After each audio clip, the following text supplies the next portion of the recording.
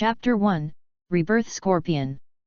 I don't know what kind of evil he committed in his previous life, and he has fallen into such a field. In a dark and damp underground cave, Li He lamented sadly in his heart. A few days ago, Li He was still a college student full of yearning for the future, but who would have thought that a strange thunder would drop Li He who was walking on the street into this parallel world. It's nothing more than being struck by lightning into another world. This is not the key to the problem. The crux of the problem is that the changes after Li Hyuk's journey have been too great. He has changed from a human to a scorpion.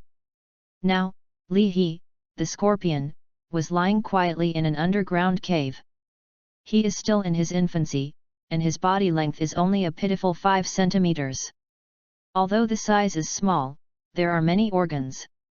When Li He was a human, he only had 2 eyes, and he was particularly envious of the Erlang Yangjian, who had 3 eyes. Now that he has become a scorpion, it has completely satisfied Li He's desire to have more eyes. He now has 8 eyes. Li He has a pair of middle eyes in the center of his back, and 3 pairs of side eyes on both sides of the front end. In addition to 8 eyes, Li Hyuk also has 6 pairs of feet.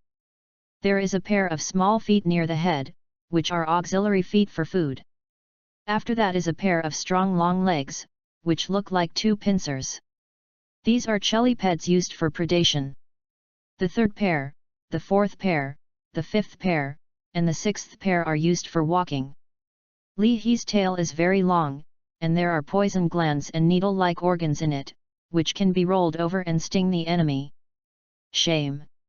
Shame! A faint movement sounded behind Li He, and Li He hurriedly turned to look around, only to see a cockroach sneaking up along the winding passage. Based on the nature of predation, Li He instinctively rushed to the cockroach. When the cockroach saw Li He's natural enemy, he immediately turned around and fled. There are countless caves in the ground. Many of these caves are connected by several passages, forming a network of twists and turns, extending in all directions. Of course, these roads can only be used by various insects and some small mammals. Li He chased the cockroach several times, and finally caught the cockroach with his chelate feet.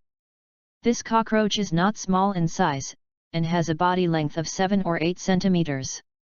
After being caught by Li He struggled desperately, and Li He was a little bit unable to hold it down. So Li Hyuk had to use the stinger on its tail to give this powerful cockroach a shot. With the injection of venom, the cockroach's resistance was significantly weakened. A minute later, the hungry Li Hyuk began to eat.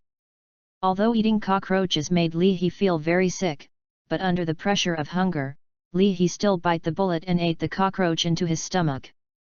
As the saying goes, an ant is still alive, let alone Li He, a scorpion. Suddenly, with a ding, a voice in Li He's mind sounded. The evolutionary system has been integrated and officially entered the working state. Before he finished speaking, a small light screen appeared in Li He's mind, and the light screen displayed. Host, Li Hyuk.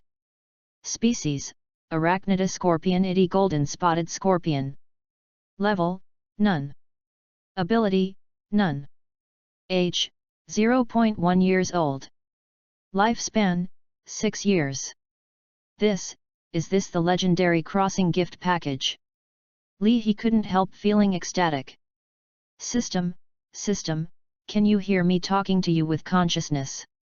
Li He tried to ask. Immediately, the evolution system replied, Master, I can hear it. Li He, just hear it. Then tell me, what exactly are you, well, what kind of existence is it? The evolution system replied, Master, you can understand me as a high-tech intelligent life. Since it is an intelligent life, you should have your own name. Li He asked again. The evolution system replied, Yes, Master. My name is Xiao Luo. Well, Xiao Luo, it's nice to meet you. Li He said, then, Xiao Luo, tell you, what is your role?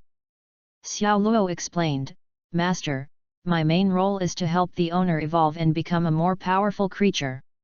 Li He, then how to evolve and become stronger?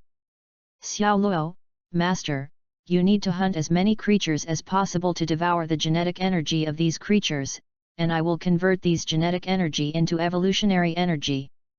For example, the cockroach that the owner ate just now, the owner you can harvest about 0.1 point of evolution energy from it. When the master gains 1 point of evolution energy, you can start the first evolution. Li He, in other words, I only need to eat 9 more cockroaches to get a chance to evolve. Xiao Luo, Master, you have to know that if you have been devouring the same creature, the further you go, the less new genes you will get from it. In short, the first time you swallow a creature like a cockroach, the master, you can get 0.1 point of evolution energy, but when the owner swallows the second one, maybe you can only get 0.09 point of evolution energy. The later, the less likely to obtain new genes, so the gene energy that can be produced is also it will be less. So, if you want to accumulate 1 point of evolution energy, Master, to start the first evolution, you need to swallow at least 20 to 30 cockroaches. Chapter 2, First Evolution. A few hours later, when Li He ate the 28th cockroach, Xiao Luo finally said, Master, the evolutionary energy accumulated in your body has reached 1 point, and you have the conditions for the first evolution. Will you start it now? Evolution. Li He was overjoyed when he heard this, and said without hesitation, turn on immediately. Xiao Luo, okay, Master. This evolution will take about 100 seconds. Immediately, Li He felt a warm energy spreading through his body, instantly spreading all over his body. As the heat dissipated, Li Hi's body grew at a speed visible to the naked eye. 5.1 centimeters. 5.2 centimeters. 5.3 centimeters. 5.4 centimeters.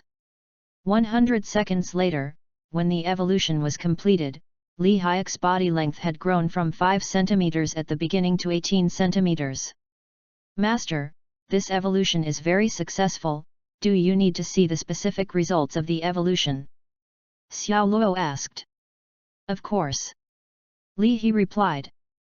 Xiao Luo, Master, your evolution is mainly reflected in 5 aspects: strength, speed, defense, toxicity, and vitality.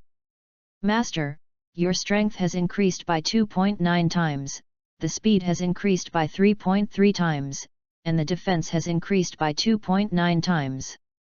2.1 times, toxicity increased by 1.7 times, vitality increased by 3 times. Li He tried to wave his chelated feet, feeling that they were full of new power. Xiao Luo said again, Master, in the process of this time, you have also gained a new ability. New ability? What is it? Li He asked. Xiao Luo said, this new ability is called Furious Strike. When the master uses this ability, the attack power of the stinger at the owner's tail can be increased by 3 times, and the attack speed can be increased by 5 times. Then how do I use this violent blow? Li He asked. As soon as Li He asked this question, on the light screen of the evolutionary system in his mind, a circular sign appeared, with the word crazy written in the center of the sign. Xiao Luo said, Master, when you need to use the Frenzy Strike ability, you just need to use your consciousness to click on the Frenzy Strike sign in the system to activate this ability. But Master, when I need to remind you, the Furious Strike ability needs a certain cooldown time after each use. Only when the cooldown time has passed, the Master can use this ability again. Li He said, how much cooling time is needed? Xiao Luo said, with the Master's current state, the cooldown time is about 2 hours each time. However, as the Master's strength increases, the cooldown time will gradually decrease. Li He checked his own attribute page in the evolution system again. Host, Li Hyuk. Species, Arachnida scorpion, itty golden spotted scorpion. Equal order, first order. Ability, Furious Strike. Age, 0.1 years old. Lifespan, 16 years. Evolved once, my lifespan has actually increased from 6 years to 16 years. Li He thought. Xiao Luo, how much evolution energy is needed for the next evolution? Li He asked Xiao Luo. Master, the next evolution requires 10 points of evolution energy. Xiao Luo replied, the third evolution requires 100 points, and the fourth 1000 points.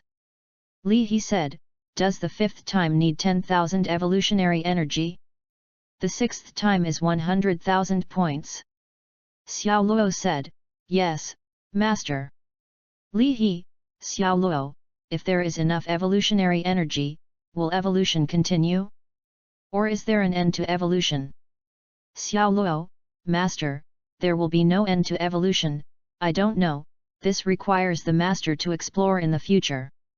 But with the help of the evolution system, if the Master can accumulate enough evolutionary energy, then the Master can evolve at least 9 times. That is to become a powerful creature of the 9th rank. A powerful creature of tier 9. Li He said, Xiao Luo, how strong will a creature of tier 9 be? Xiao Luo thought for a second, and then said, Master, different tier 9 creatures are powerful in different ways. If you need a reference, the owner can refer to Godzilla. Well, it is the strongest version. Godzilla. Li He said in shock, the strongest version of Godzilla can destroy the planet.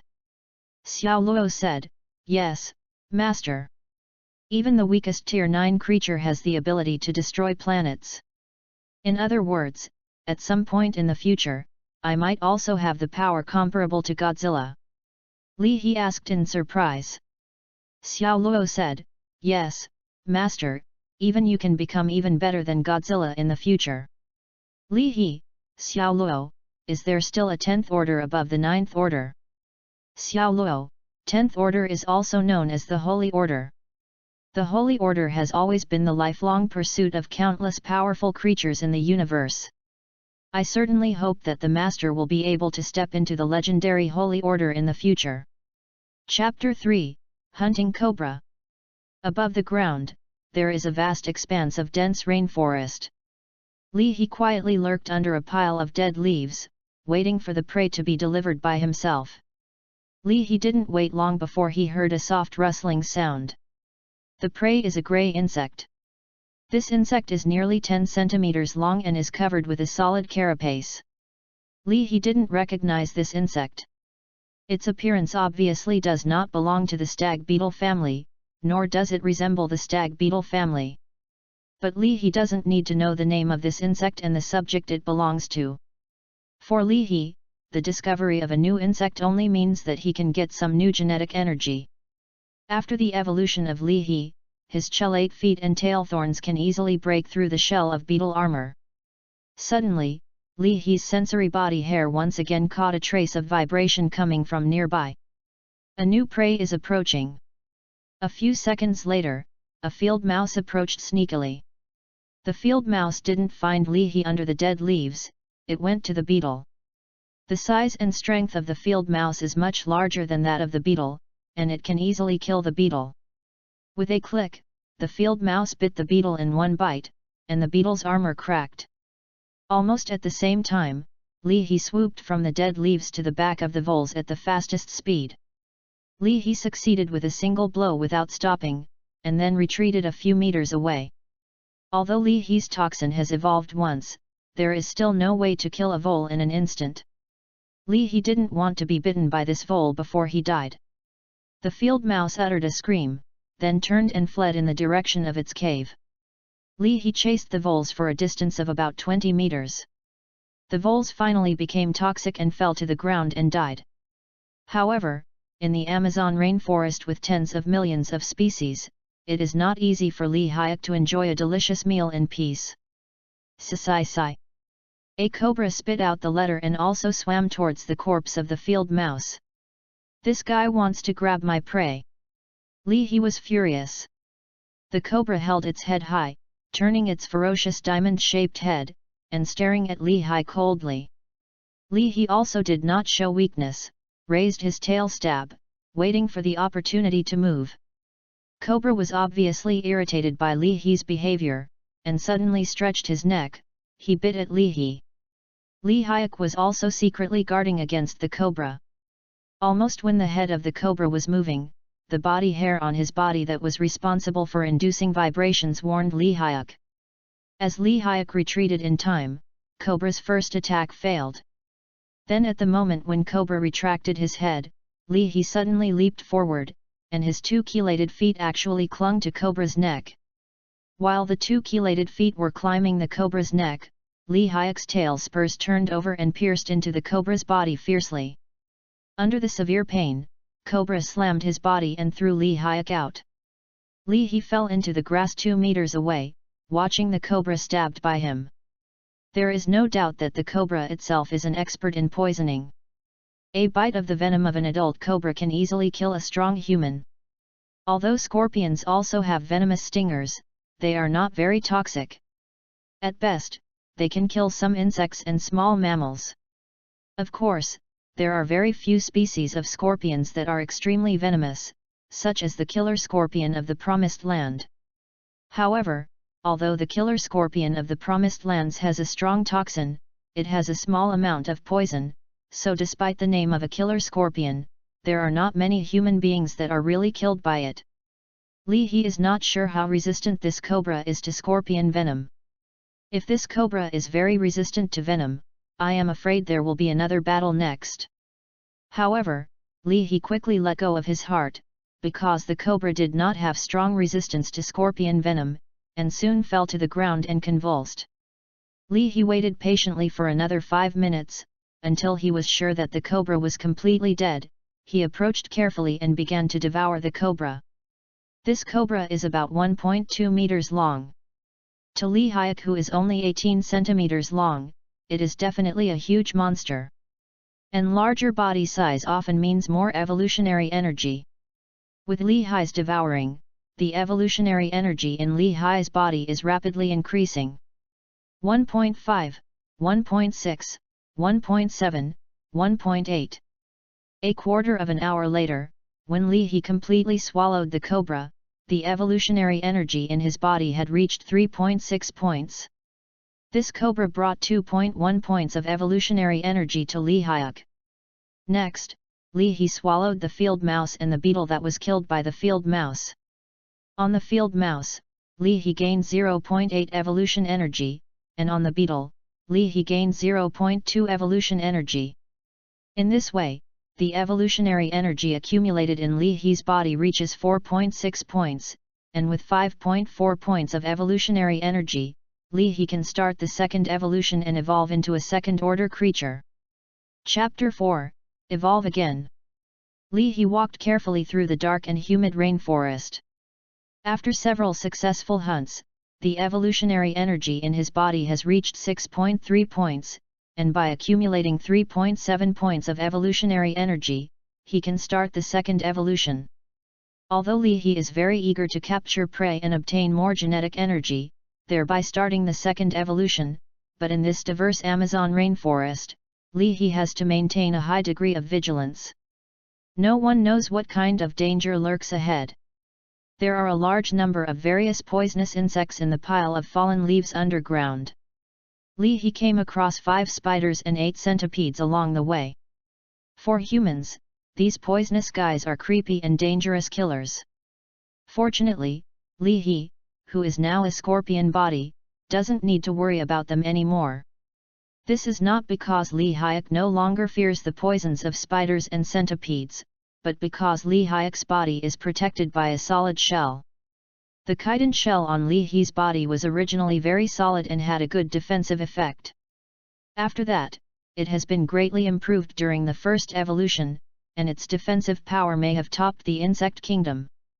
Whether it is a spider or a centipede, in the face of Li He's indestructible external armor, they can only be defeated. Although Li Hyuk is considered a very powerful character in the insect world, there are not only insects in the Amazon rainforest. The sharp teeth of small mammals and the long beaks of birds can still break the chitin shell on Li He's body, at least at this stage. I need to prey on June 8 voles or 2 to 3 cobras to get enough genetic energy to start the second evolution. Li He secretly calculated. Suddenly, Li He smelled the smell of rotten flesh in the air. With a move in his heart, he crawled over with the smell of Ruruou, and finally found the body of a deer 20 meters away. The carcass of this fawn weighs about 30 kilograms. If there is no decay, it should be the delicacy of many carnivores, but when it has been obviously decayed, most carnivores will only stay away from it. Li Heqiang endured the nausea in his heart and began to share this pile of carrion with many flies. The flies are also very ignorant. The delicious food is now, but they can't stop for a while, and they frequently buzz around Li He's body. Li He became annoyed. While eating, he used his tail stab to continuously stab the nearby flies. In the beginning, Li He's tail stabbed out, but most of it would fail. But soon, Li He's stabbing became more adept, and his hit rate increased significantly, with an average of 10 hits, at least 7 or 8 hits. Although Li He's size is small, his ability to swallow is extremely strong. 2 hours later, Li He swallowed up a lot of carrion. This pile of rotten flesh was 100 times larger than Li He in terms of volume and weight, but Li He still consumed it in 2 hours. In the process of Li He devouring this pile of carrion, Li He's tail stabbed nearly 1,000 flies to death. Although the evolutionary energy of flies is very small, the sum of thousands of flies also provides Li He with nearly 2.5 points of evolutionary energy. At least the carrion that Li He swallowed provided him with 12 points of evolutionary energy. The gene molecules of carrion had been obviously destroyed, so the evolutionary energy that could be provided could not be compared with that of fresh meat. Xiao Luo, the evolutionary energy in my body has reached 20.8 points, can I start the second evolution, right? Li He asked Xiao Luo. Yes, Master.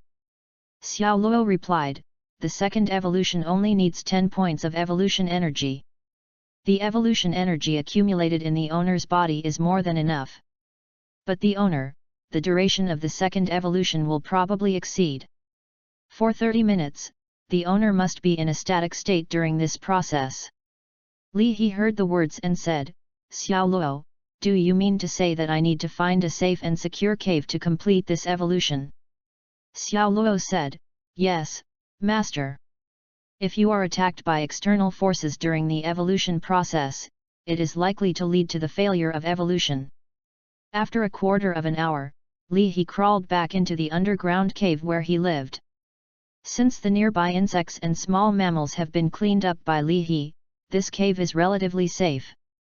Master, do you start the second evolution now? Xiao Luo asked. Yes, start now. Li He replied. Immediately, Li He felt a mysterious energy with heat began to spread in his body again. Compared with the last time, the heat and intensity of the mysterious energy have obviously increased by 1 level this time. Li He has a strong hunch that his evolution this time will be greater than the last time. Chapter 5, Amphibious. As the evolution continued, Li He's body grew at a speed visible to the naked eye. 18 centimeters. 19 centimeters. 20 centimeters. 21 centimeters. A quarter of an hour later, Li He's body length had exceeded 40 centimeters. As a golden spotted scorpion, Li He has far surpassed his peers. Under normal circumstances, the body length of most scorpions in the world will be maintained within 10 centimeters. The golden spotted scorpion is considered to be a relatively large scorpion, but the body length of an adult golden spotted scorpion is only between 15 to 20 centimeters. Even the largest emperor scorpion among the scorpions is generally only 20 to 30 centimeters in length, and only a very small number of individuals can grow to about 40 centimeters. With the rapid growth of Li He, the originally spacious cave began to appear narrow. Half an hour later, when Li He's body length reached 53 centimeters, this evolution finally ended.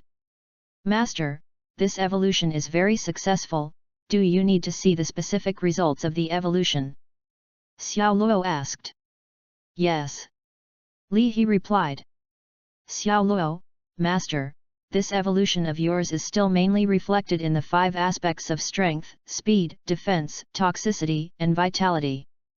The strength has increased by 5.6 times, the speed has increased by 2.9 times, and the defense has increased by 3.8 times. The toxicity has been increased by 2.1 times, and the vitality has been increased by 6.3 times. He tried to raise one of the chelated feet, and didn't use much force, and then pierced into the earth wall of the cave. I am afraid that my current strength is almost the same as that of ordinary humans, and my defense, speed, and vitality far exceed those of humans. If humans don't use weapons, I can even kill them easily. He thought to himself. But this is just thinking about it in my heart. At least until now, Hayek has never planned to include humans in his recipes. Unless humans take the initiative to harm him, otherwise, he doesn't want to hunt them even though he knows that human genetic energy should be considerable. Xiao Luo, this time I successfully evolved, what new ability did I gain? He asked Xiao Luo. Xiao Luo replied, Master, the new ability you have acquired during this evolution is Underwater Sneak. When the owner uses the Underwater Sneak ability, the owner can hide or parade underwater for 6 hours at a time. Hayek is basically satisfied with the new ability of Underwater Sneak. Before acquiring this ability, Hayek had always been as far away from various waters as possible. Because under normal circumstances, scorpions are pure terrestrial creatures.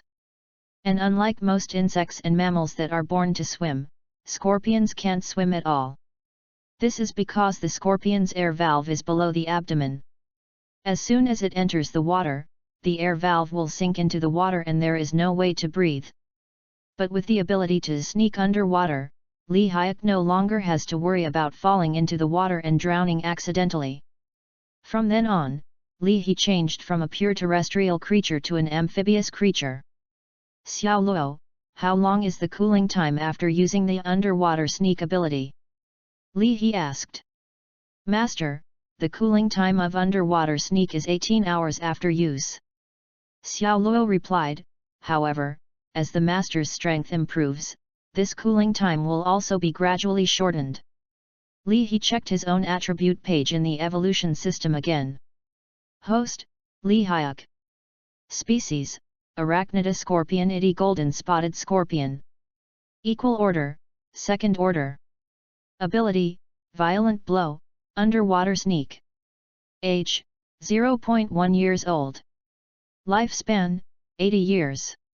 Another 64 years of lifespan has been increased, which is not bad. If you continue to evolve like this, if you evolve a few more times, I am afraid that my lifespan will be comparable to that of a 1,000-year-old demon. He thought to himself. Master, the next evolution requires 100 points of evolution energy. You now have 10.8 points of evolution energy, which is still 89.2 points. Master, you have to come on. Xiao Luo said. He said, I will work hard. I will become the most powerful creature in the Amazon rainforest in the shortest time. When I become the most powerful creature in the Amazon rainforest, I will leave the Amazon rainforest. Amazon rainforest, although it is big, I still want to see the outside world. With this belief in mind, he crawled out along the already narrow underground passage and started a new round of hunting. Chapter 6, Encounter Piranha. The Amazon River, which stretches for thousands of miles, flows turbulently on the South American continent, forming the largest tropical rainforest on the planet around the river. This tropical rainforest spans 8 countries with a total area of 7 million square kilometers. The Amazon River is 6,400 kilometers long and has more than 15,000 tributaries formed along the way. These tributaries are like a strip of blood vessels, nourishing the vast Amazon rainforest. Now, Hayek was cruising on an unknown tributary. The average width of this tributary is about 50 meters, and the river water is full of mud and sand, which looks extremely turbid. However, there are a lot of fish in the river. Hayek went into the water for less than a quarter of an hour and hunted more than 20 fishes of various sizes. The largest fish, like a catfish, is more than 1 meter long, and Li Hyuk has gained 3 points of evolutionary energy from it. It seems that the prey in the water is more abundant. Li He thought while swimming forward. Suddenly, Li He's body hair felt abnormal fluctuations. Through the fluctuations in body hair, Li He knew that a large group of fish was coming in front of him. Li He was overjoyed, and hurriedly swung his tail and rushed towards the school of fish. After half a minute, Li He really met the oncoming school of fish. The number of this group of fish is about 500 to 600, and their body size is small, all about 20 centimeters. According to Li He's experience, most fish have a slender body. This is to reduce the resistance in the water and increase the speed of action. But the group of fish in front of them is different from most fishes. Their bodies are all oval and they look fat and clumsy. But Li He is not picky. Although the fish looks a bit ugly, he doesn't dislike them at all.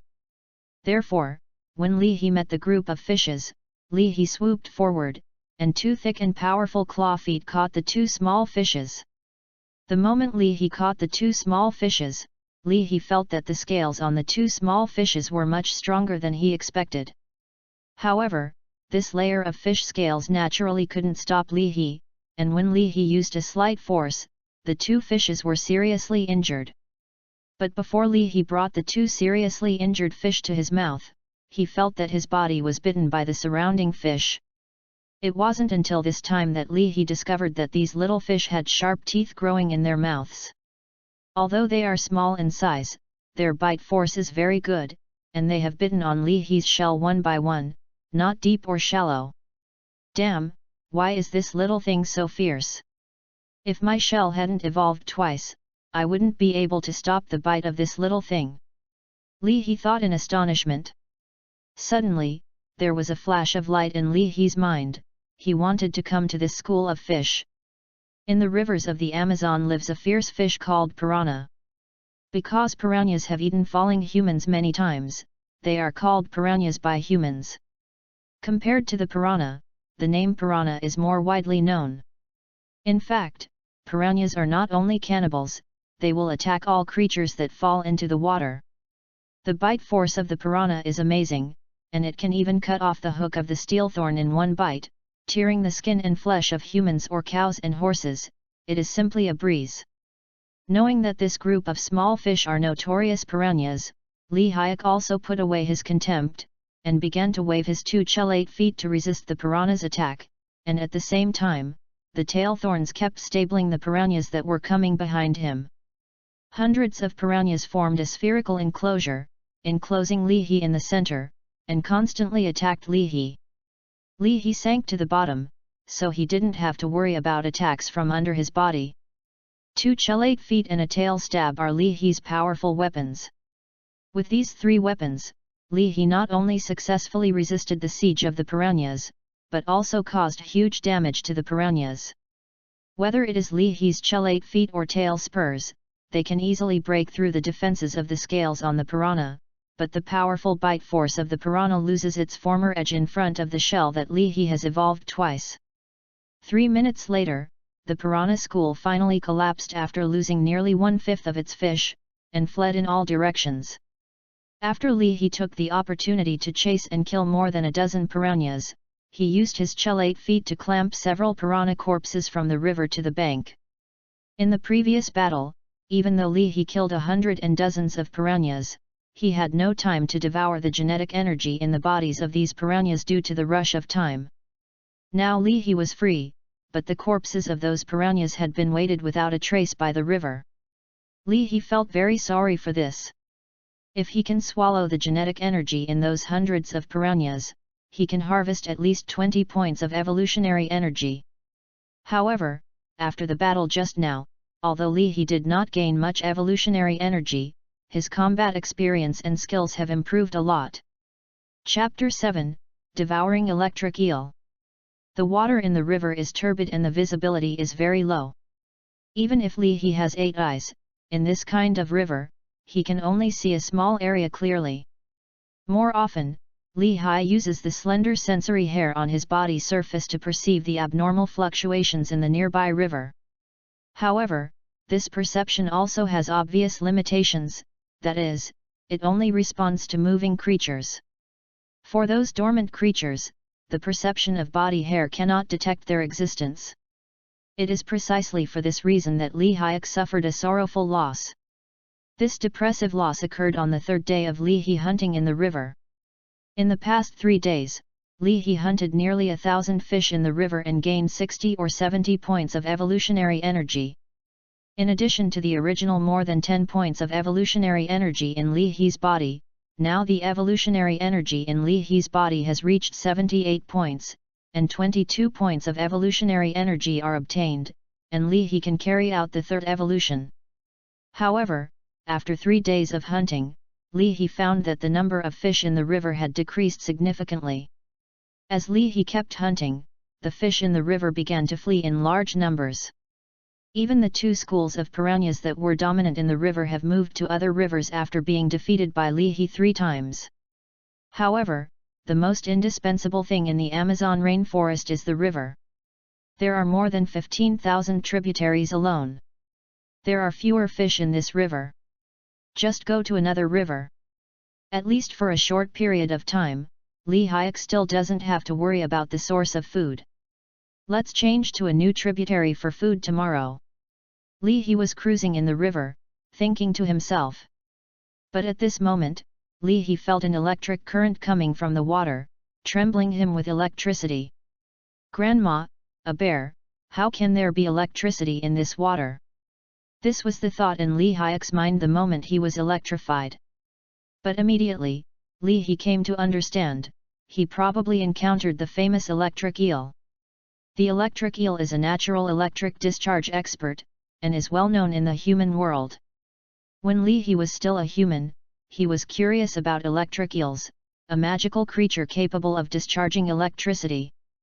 Therefore, after consulting some materials related to electric eels, he still had a certain understanding of electric eels. Adult electric eels are generally between 1 and 2 meters in length, weighing 10 to 20 kilograms, and very few of them can grow to more than 2.5 meters. The discharge voltage of electric eels is generally between 300 to 500 volts, but there are also some strong individuals that can discharge 600 volts or even 800 volts. Although Li Hyuk couldn't see where the electric eel that attacked him was hiding because of the turbid water flow, Li Hyuk knew that the electric eel was nearby.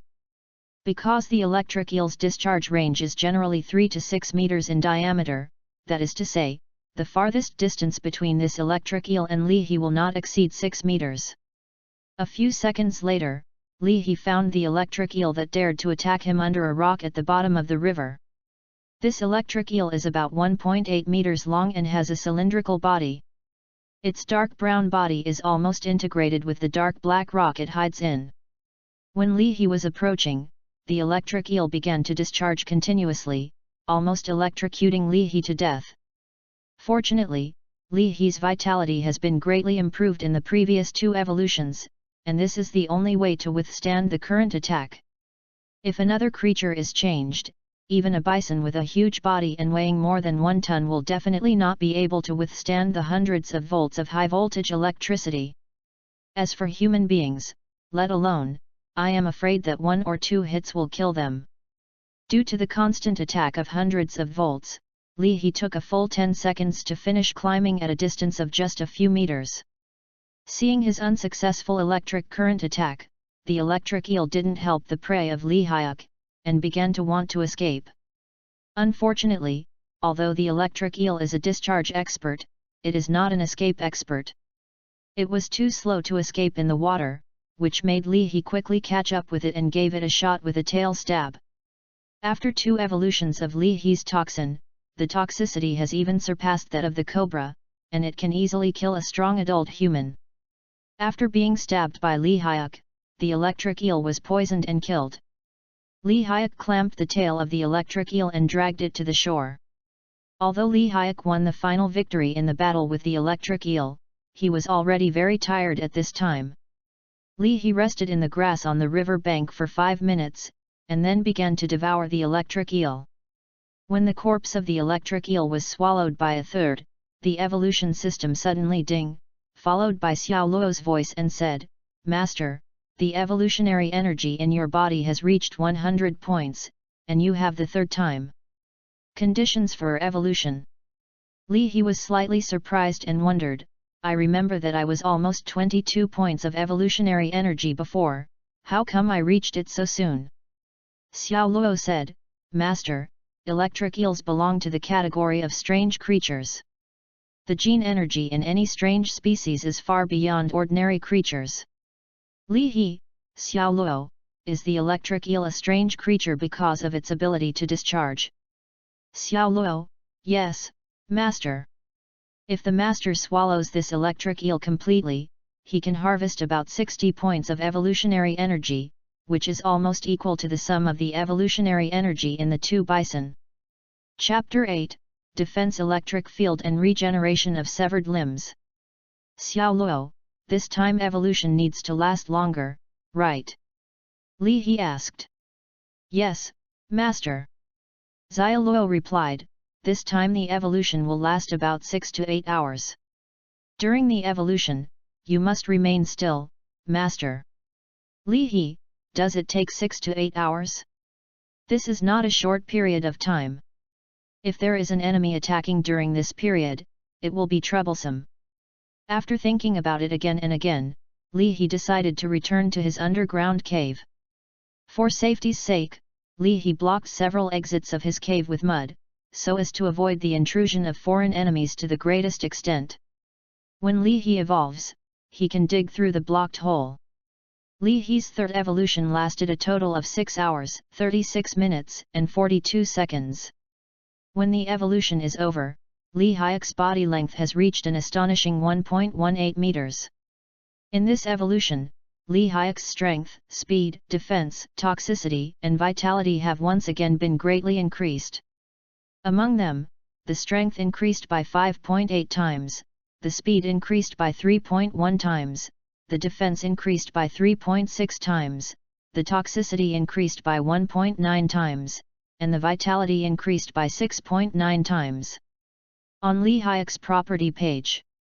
Host, Li Hyuk. Species, Arachnida scorpionidae golden spotted scorpion. Equal order, third order. Abilities, violent blow, underwater sneak, defensive electric field, severed limb regeneration. Age, 0.1 years old. Lifespan, 150 years. Li He was pleasantly surprised. "Xiao Luo, how did this evolution acquire the two new abilities of defensive electric field and severed limb regeneration?" Xiao Luo explained, "Master, regeneration of limbs is the ability of the system to evolve autonomously. This ability can make the organs of the owner's body grow again. The defense electric field is the system by breaking down the genes of the electric eel. A brand new ability created. When the host uses the defensive electric field, an electric field can be formed around the body surface.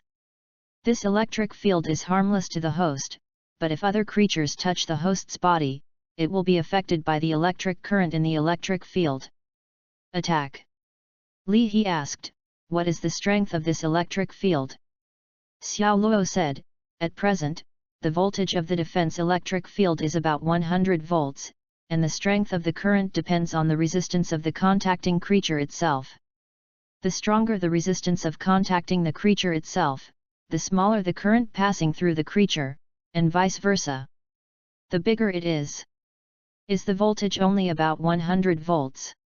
Li He was slightly disappointed. Because Li He knows that the voltage of an electric eel is much higher than 100 volts. Under normal circumstances, when an adult electric eel attacks its prey, the discharge voltage must exceed 300 volts, and some strong individuals can even discharge high voltages of more than 600 volts. So far, the maximum discharge voltage of electric eels recorded by humans is 800 volts.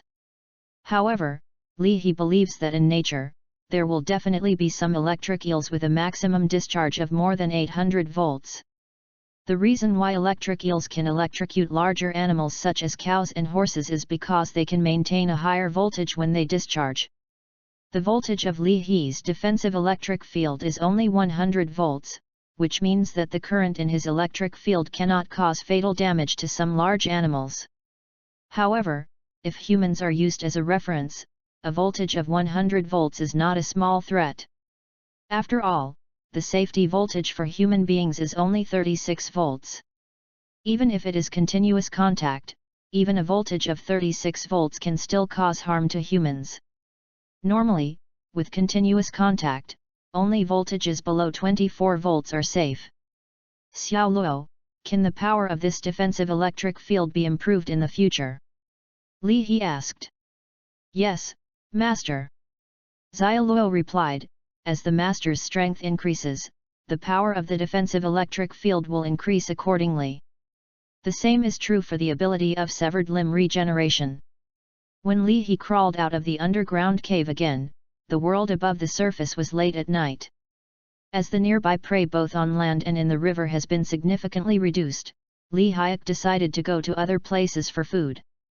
Li He chose a direction at will and crawled forward without hurries. Wherever Li He passed by, it would become unusually quiet. All the animals, no matter how big or small, are still at this moment, for fear that if they are not careful, they will attract Li He's attention and cause the disaster of killing. After an hour and a half, Li He found a new river. A new river did not cause any fluctuations in Li He's mood, but the faint light from the woods on the other side of the river attracted Li He's attention for a long time. Chapter 9, Human Expedition Team.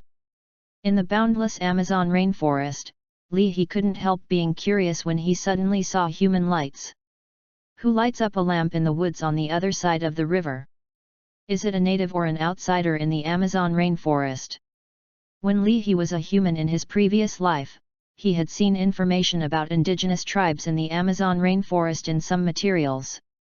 In the vast expanse of the Amazon rainforest, there are hundreds of indigenous tribes, some of which maintain contact with the outside world, while others are basically isolated from the world. These indigenous tribes have thousands of people, while the small ones have only dozens of people. In addition to the indigenous tribes in the rainforest, some modern humans occasionally break into the Amazon rainforest. These visitors come from modern society, some of them are explorers, some are poachers, and some are researchers engaged in animal and plant research. Li He quietly crossed the river more than 100 meters wide, carefully crawling towards the light. 2 tents were erected in the woods, and the light was leaking from one of the tents. 8 people, 6 men and 2 women sat in the illuminated tent. Judging from their appearance and their outfits, they are obviously from outside modern society. They are talking non-stop in English. When Li He was a human in his previous life, he had studied English by himself and his English was very good, so he could fully understand what the humans in the tent were saying. After listening quietly for a moment, from their words, Li He knew that they were an expedition team, and they entered the Amazon rainforest to find a plant called blood orchid. The mysterious gene in the blood orchid is said to greatly delay aging, so the expedition was hired by a pharmaceutical company in America to search for the flower in the Amazon rainforest. Strange, why do I have a sense of déjà vu in this situation? Li He thought for a few seconds, and then suddenly remembered this the plot of a movie he saw in his previous life. That movie has been in Li Hyuk's impression for a long time, and he saw it when he was a child. If I remember correctly, the name of the movie should be called The Anaconda. The Anaconda is a series of movies, and the plot to find the blood orchid should be the second in this series. Regarding the plot of this movie, Li He has forgotten the 7 or 88, only remember that there is a big python like a ghost, and its big mouth can easily devour humans. The reason why the boa constrictor became so powerful seems to be because it ate the blood orchid. Thinking of this, Li He's heart suddenly moved. Since the blood orchid can make the python become so powerful, it will probably help me too. In order to determine whether this expedition team was the one he had remembered, Li He listened patiently for a long time, and then he was finally able to determine, this is the expedition team in the second part of the Anaconda. There are 8 members in this expedition team. They are Dr. Jack Byron, White Medicine Expert, White Beauty Shane Rogers, Gordon Mitchell, Gail Stern, Cole Burris, White Captain Bill Johnson, Yellow Race Guide Boat N. Ban Doug. In addition to these 8 humans, there is also a monkey named Xiaokong. The monkey was raised by the White Captain Bill and has been squatting on Bill's shoulders. The group of them had come by Captain Bill's ship, but the ship was damaged in the middle, so they had to abandon the old broken ship. As there is no transportation, the current situation and atmosphere of this expedition team are a bit bad. Regarding what to do next, the members of the expedition team are also divided into 3 factions. The first faction was headed by Dr. Jack, who advocated continuing the search for blood orchids. Although they don't have a boat, they still have feet and can walk along the river bank. The brawny black man Gordon and the white team Dr. Doug support Dr. Jack. The second faction is headed by the Black Beauty Gale, who proposed to end the expedition. Cole, a young black man, agreed with Gale's proposal. The White Beauty Shan, the White Captain Bill and the Yellow Guide Chuanan remained neutral for the time being. Dr. Jack argued with the Black Beauty Gal, and in the end it was Dr. Jack who won. Because as Dr. Jack said, they have gone deep into the rainforest. They have no means of transportation. Even if the expedition is ended immediately, their return journey will be full of difficulties and dangers.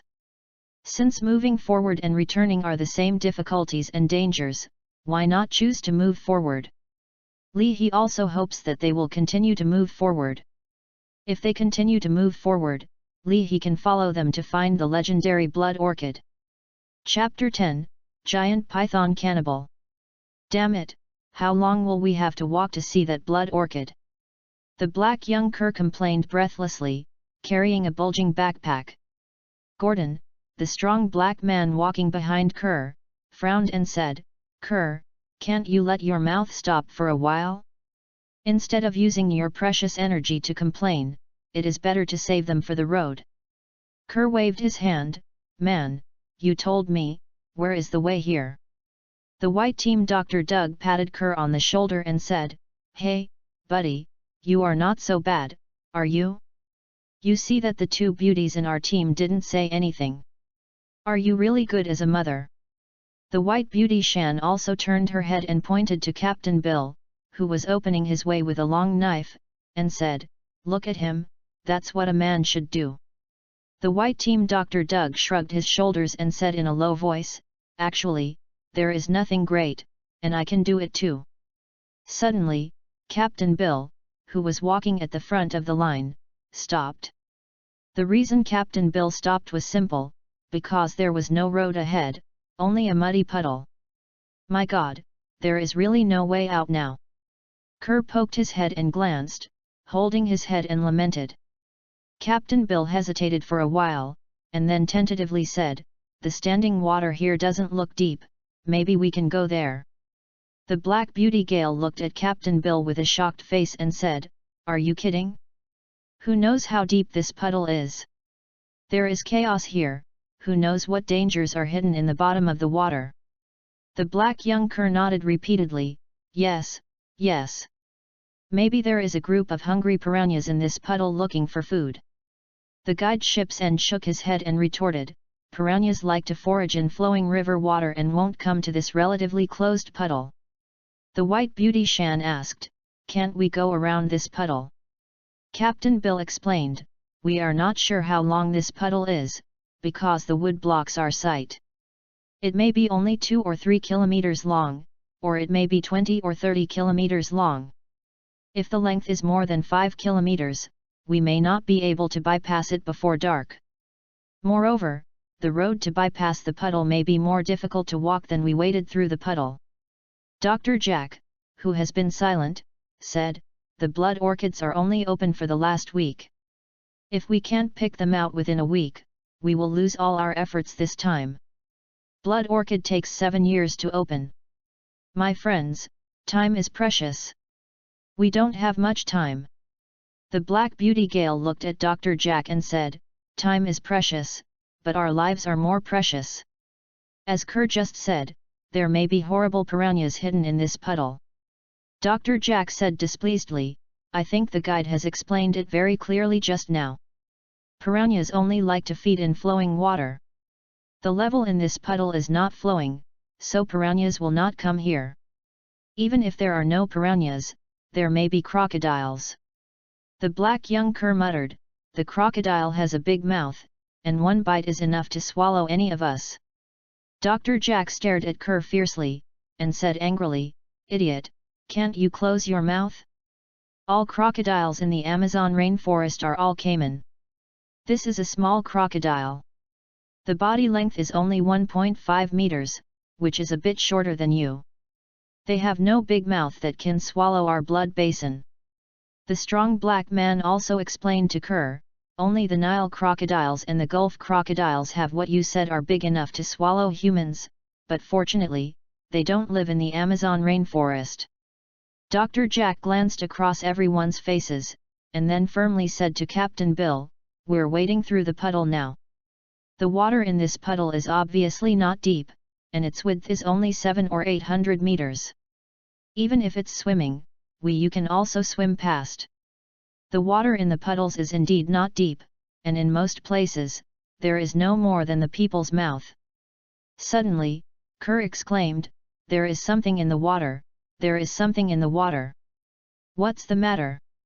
The Black Beauty Gale turned around nervously, looking at Cur and asked. Cur replied in a panic, I don't know what it is. But something did slip past my feet just now. It might be a fish, Captain Bill said. Cur shook his head and said, It's not like a fish, it seems very big. Dr. Jack exclaimed, Thousands of freshwater fishes live in the Amazon rainforest. Some of them can grow much larger than humans. So, encountering a big fish is not something to make a fuss about. Doug, the white team doctor walking behind Cur, said in a slightly mocking tone, Hey, buddy, I have never discovered that you are so courageous. I think you need to be more courageous, and then you will say something about it. I'm afraid you're going to pee your pants in fright.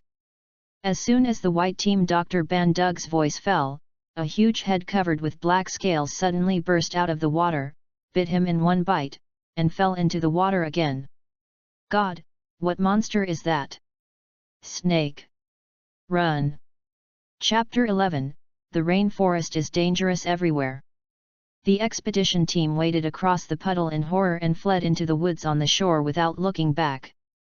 God, poor Ben Doug. The Black Beauty Gale cried and prayed. The black youth Cur's face muscles were still trembling, and he said in a shocked voice, That strange snake, it's terrible. Captain Bill was relatively calm and said, This is the Amazon rainforest anaconda. The strong black man Gordon said, I know the anaconda. It is the largest existing snake on our planet, but it is not the longest. The longest snake we know is the reticulated python. If my memory is correct, under normal circumstances, the body length of an adult anaconda will be between 4 and 5 meters. The White Beauty Shan said, but the one just now obviously exceeds the length range of 4 to 5 meters. Gordon nodded, yes, it's far beyond. The length of the one just now may have exceeded 10 meters, and before that, the longest anaconda found by humans with definite evidence was only 8.9 meters. Dr. Jack calmly asked Captain Bill, what do you think? Captain Bill said, obviously, it is a mutated forest anaconda. In the past years, I have seen many forest anacondas, but I have never seen such a big one. The young black cur asked, will that guy still hunt us down? Captain Bill shook his head and said, it has swallowed Bandog just now, it is enough for it to live for several months. Before it feels hungry, it shouldn't hunt prey anymore. Cur drew a cross in front of his seong and murmured, thank God, thank God. The White Beauty Shan asked, then what should we do now? Dr. Jack glanced at her and said, go on. Go on. The Black Beauty Gale raised the noise. We have already died. If we move on, who can guarantee that no one will continue to die? Dr. Jack fought and said, if you retreat, can you guarantee everyone's safety? If nothing else, who dares to wade through this puddle again now? The Black Beauty Gale hesitated for a second, and said, "We can take a detour." "Make a detour?" Dr. Jack sneered. "Is it safe to make a detour?" "Miss, you must know that we are now in the depths of the Amazon rainforest. Whether you move forward or backward, the risk factor is the same." When Dr. Jack said this, he took a deep breath and said, "Since the road ahead and the road behind are the same danger, why don't we take a gamble? If we win the gamble and find the blood orchid, then I can guarantee that everyone here will become a billionaire. The rest of our lives will have money that we can't spend." More than 10 kilometers away, Li He had no idea about the dangers encountered by the expedition team. Although Li He secretly decided to follow the expedition team to find the legendary blood orchid, but this does not mean that Li He will always chase behind the expedition team. For Li Hyuk, the speed of the expedition team was too slow. The expedition team walked all day, and Li Hyuk only needed an hour to catch up. Therefore, Li He always let the expedition team go a certain distance first, and he will catch up after a few hours. Then they will stop and hunt for a few hours, and then follow the smell and traces left by the expedition to catch up. When the expedition team was attacked by the mutant anaconda, Li He was hunting the caiman in a river. The first caiman that Li He prey brought him 40 points of evolutionary energy, but the second caiman only had 35 points of evolutionary energy, and then they decreased in turn. When Li He swallowed the sixth caiman, at that time, the evolutionary energy he harvested had dropped to 16 points. "Xiao Luo, how much evolutionary energy is accumulated in my body now?" Li He asked. "Master, after hunting last night and today, you have accumulated a total of 162 points of evolutionary energy in your body, which is 838 points of evolutionary energy before the next evolution." Xiao Luo replied. "Li He, is there still more than 800 points of evolutionary energy? The evolutionary energy that the caiman can provide is getting less and less. It seems that it is time to choose other predators." Xiao Luo hesitated for a while and said, "Master, there are actually a group of great predators in front of you right now." "What is an excellent predator?" Li He asked rhetorically. Immediately, Li He realized a little bit, and said, "Xiao Luo, the superb predator you mentioned refers to the human expedition team, right?" Chapter 12, Hunting the Man-Eater Python. "Yes, Master." Xiao Luo said, "Humans have extremely developed brains and are the smartest species on the planet. This means that humans have excellent genes. Master, if you swallow this human expedition team, if it is, at least 800 points of evolution energy can be harvested." Li He was silent for a while and said, "Xiao Luo, I am afraid I cannot accept your proposal for the time being. At least for now, I don't want to list humans as my devouring target. Unless humans take the initiative to provoke me, otherwise I hope to keep well with humans. The water does not violate the state of the river." Xiao Luo said, "Master, if you want to live peacefully with humans, then you may not be able to do so. As the master grows, conflicts with humans will be inevitable. Am I going to be an enemy of humans in the future?" Li He asked. "Yes, Master." Xiao Luo replied affirmatively, "Master, you have to know that human beings, as the rulers of this planet, will definitely not allow aliens like the Master to become stronger and stronger, so as to get out of their control, even threatening their rule." Li He thought for a while, and said, "Xiao Luo, if that happens, what do you think I should do?" Xiao Luo said, "If the owner doesn't want to be wiped out by humans, then we can only wipe out humans." Li He pondered, "Will the billions of humans on this planet be wiped out? This is not a solution." Xiao Luo, "Master, is there a better way besides this?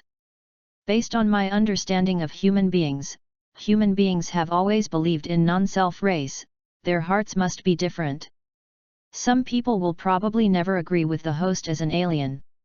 Li He said, "In fact, I don't need the approval of most people, I only need to get the approval of a very small part of them. If one day, I am really strong enough to rule this planet, then I can completely learn from human beings. Pick a power organization as the agent, and I can act as the big boss behind the scenes. Xiao Luo thought for a while and said, "Okay, Master, I admit that your plan to support agents among humans is more clever and practical than my plan to kill all humans. I look forward to that day." A quarter of an hour later, Li He arrived at the puddle where the human expedition team waited not long ago. "I seem to smell a faint smell." Li He thought to himself in his heart, while swimming along the smell. There seemed to be a big guy hunting in this puddle not long ago, but now he has left. Li He felt disappointed in his heart. A big guy often means considerable evolutionary energy. If he came for a while earlier, he might be able to see the big guy who left. Hey, there are traces of newly crushed by this puddle. Could it be that the big guy left? That big guy didn't leave by water, but left by land? Look at this trace, it should be a large snake stayed. The traces of the large snakes are the most obvious. After Li He followed the traces for 700 to 800 meters, he saw a giant python that was more than 10 meters long in the chaotic grass. There is a section in the middle of the giant python's body that is obviously thicker. It should have just swallowed the prey, and the prey has not been digested in his body. This python grows so huge, could it be because it swallowed the blood orchid? The giant python held his head high and screamed "Sisi" at Li He, obviously warning Li He. Suddenly, Li He slammed forward, and two sharp and strong claw feet slashed across the python's body, breaking open the scales on the python's body, leaving two scars 20 to 30 centimeters long. The giant python opened his blood basin angrily and bit at Li He. But Li He's two chelated feet pressed on the ground, and his body leaped back, easily avoiding the big mouth of the giant python's blood basin. Although this python is huge in size, its speed is not fast. Its scales can't prevent my attack. It is a heavy target when it fights with me. When Li He thought this way, he leaped forward again, and once again left two wounds on the python's body with his feet. Blood gushed from the giant python's wound, immediately staining the scales of the snake. This snake is nothing special except for its huge size. Well, let me see how your antitoxicity is. Now that he had to test the antitoxicity of the giant python, Li He didn't use chelate feet for the third attack, but stabbed the giant python with its tail stab. The giant python was rolling on the ground, unexpectedly vomiting out the food in the abdomen. Although the food that was vomited had been made a little unrecognizable by the python's stomach acid, Li He could still tell that the thing was a human corpse. Chapter 13, Devouring Human Genes. Snakes all over the world, no matter how big or small, have one characteristic: although they have sharp teeth, they cannot tear up their prey bit by bit like cats and canines. They have always swallowed the entire prey, and then use the acid in the stomach to melt and decompose the prey. It is precisely because of this characteristic of snakes that it is only when the snake is half-starved that it is the most ferocious and the most powerful. Once the snake has swallowed its prey, and the prey's carcass has not been completely digested, due to the burden of prey corpses, the combat effectiveness of snakes will plummet. In order to cope with such a situation, snakes will spit out the food in their abdomen once they are attacked fiercely, thereby enhancing their combat effectiveness. Now this giant python is no exception. After realizing that it is in a dangerous situation, it also vomited the corpse of the prey it had swallowed not long ago. Unfortunately, even though it vomited the prey in its abdomen, it was still to no avail. Li He's toxin spread rapidly in the python, making the python deeply feel the shadow of death. Under the threat of the shadow of death, the python lost its fighting spirit, just twisted its body and crawled forward desperately. 10 seconds later, the python's crawling speed slowed down significantly. 20 seconds later, the python was already a little unable to crawl. 30 seconds later, the python was dying. After another 10 seconds, the python died. In less than 50 seconds, he poisoned a giant python that was more than 10 meters in length and weighed more than 300 kilograms. He was quite satisfied with the result. With Li Hai's toxicity at this time, if it were applied to humans, it would basically be able to achieve the effect of instant killing. There is no doubt that this giant python is the biggest prey that Li Hai has hunted since his rebirth. It took Li Hai 3.5 hours to swallow the body of the giant python. From this giant python, Li Hai harvested 80 points of evolution energy. 80 points of evolutionary energy also set the record of evolutionary energy obtained by Li Hai swallowing a single prey. Prior to this, Li Hai got the most evolutionary energy when he swallowed the electric eel, and that electric eel provided Li Hai with 60 points of evolutionary energy. The electric eel's weight is only a few tenths of this giant python, but because it is a strange species, the evolutionary energy in its body is not much less than that of the giant python. After devouring the giant python, the evolutionary energy accumulated in Li Hai's body has reached 242 points, which is 758 points short of the fourth evolution. But next, a question posed in front of Li Hai, that is, how should he deal with that unrecognizable human corpse? Although this human has been made ugly by the giant python's stomach acid, there is no doubt that it still contains a considerable amount of evolutionary energy. Do you want to swallow it? Regarding this question, Li Hai considered for a minute, and then made a choice. The choice Li Hai made was, of course he would devour this human corpse. Instead of letting this corpse rot into a pile of foul-smelling fertilizer, let it provide some help for its evolutionary path. However, Li Hai also secretly warned himself in his heart that it is one thing to swallow human corpses, and it is another thing to swallow living people. The two should not be confused. If mankind does not take the initiative to attack Li Hai still hopes to live in peace with mankind. However, Li Hai also knows deep down in his heart that as he continues to grow, the contradiction between him and humans is probably inevitable. If humans want to deal with him, Li Hai, of course, Li Hai will no longer be merciful to humans. Sacrificing one's life to feed the tiger is what the Buddha did, and Li Hai did not have such great compassion. Li Hai was just a small person in his previous life, and in this life he has become a scorpion. He can think of being a human in his previous life, and he has a bottom line and a conscience if he doesn't take the initiative to hunt humans. Let him sacrifice himself to perfect others, no matter whether it is in the past or in this life, he can't do it. As Xiaoluo said, there are excellent genes in the human body, which also makes the evolutionary energy in the human body obviously surpass other creatures of the same size. The weight of this human corpse is only about 1/5 of the giant python, but in it, Li Hai has collected more evolutionary energy than the giant python. 96 points of evolutionary energy. This human corpse provides Li Hai with 96 points of evolutionary energy. The evolutionary energy record of a single creature just created has been refreshed again. Chapter 14, Stone Spider. When Li Hai swallowed the python, the human expedition team was moving forward at a speed of 2.5 km per hour. Oh my god, how far is it? I've had enough.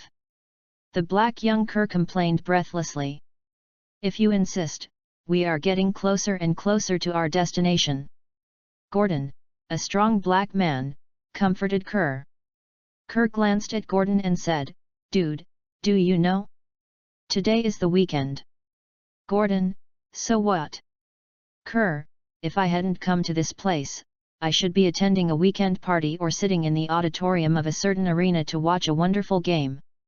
Dr. Jack, who was walking in the front, turned around and said, "Cal, if you always go to weekend parties or sit in the arena's auditorium to watch games, then you will never have the chance to become a billionaire." "Damn billionaire!" Cur said, "I just want to know, how far are we from our destination?" Dr. Jack shrugged his shoulders, "It's not far. If it's somewhere else, we can get there before dark even if we lean on 2 legs. But in this rainforest, we probably need tomorrow or the day after tomorrow. Reach there."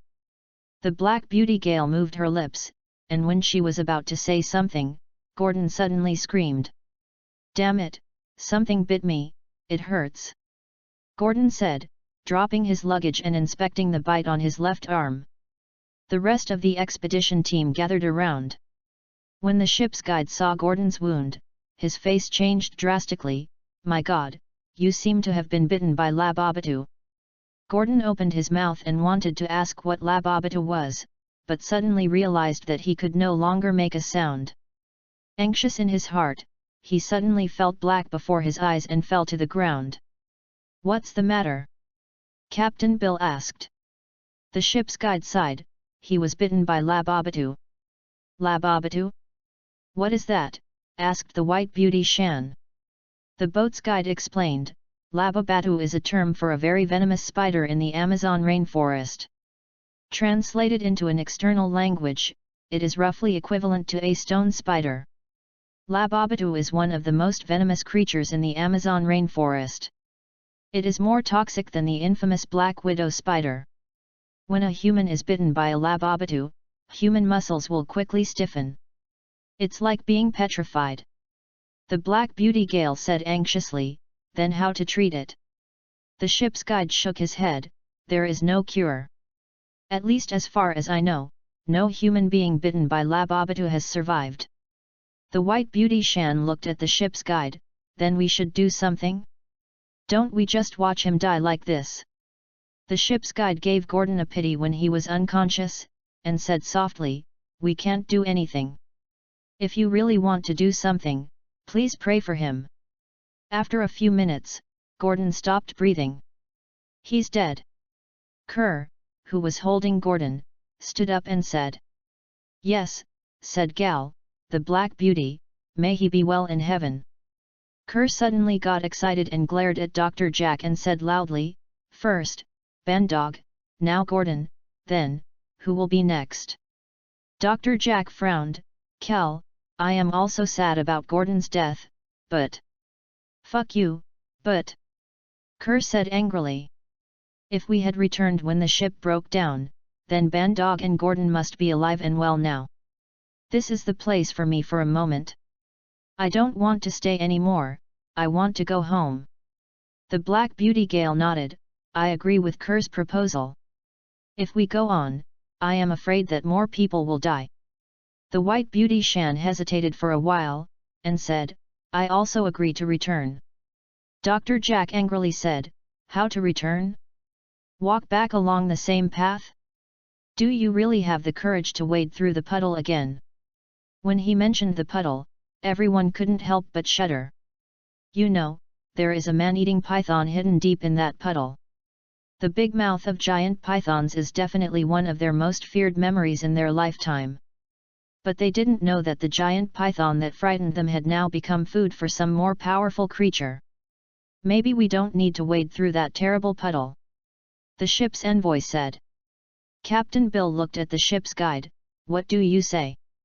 The ship's guide said, "Only by land, we need to wade or bypass that puddle. If we go by water, we don't have to go through that puddle at all. Take the waterway." Dr. Jack's face was somewhat puzzled. "But we don't have a boat now."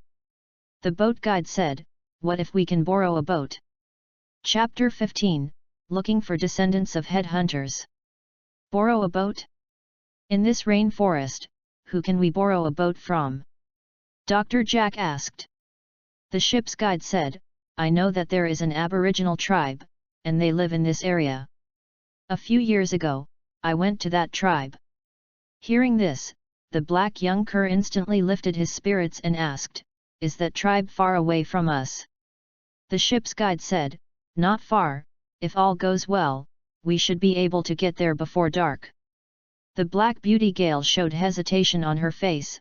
"How would that tribe think of us outsiders?" "Yes, what do they think of us?"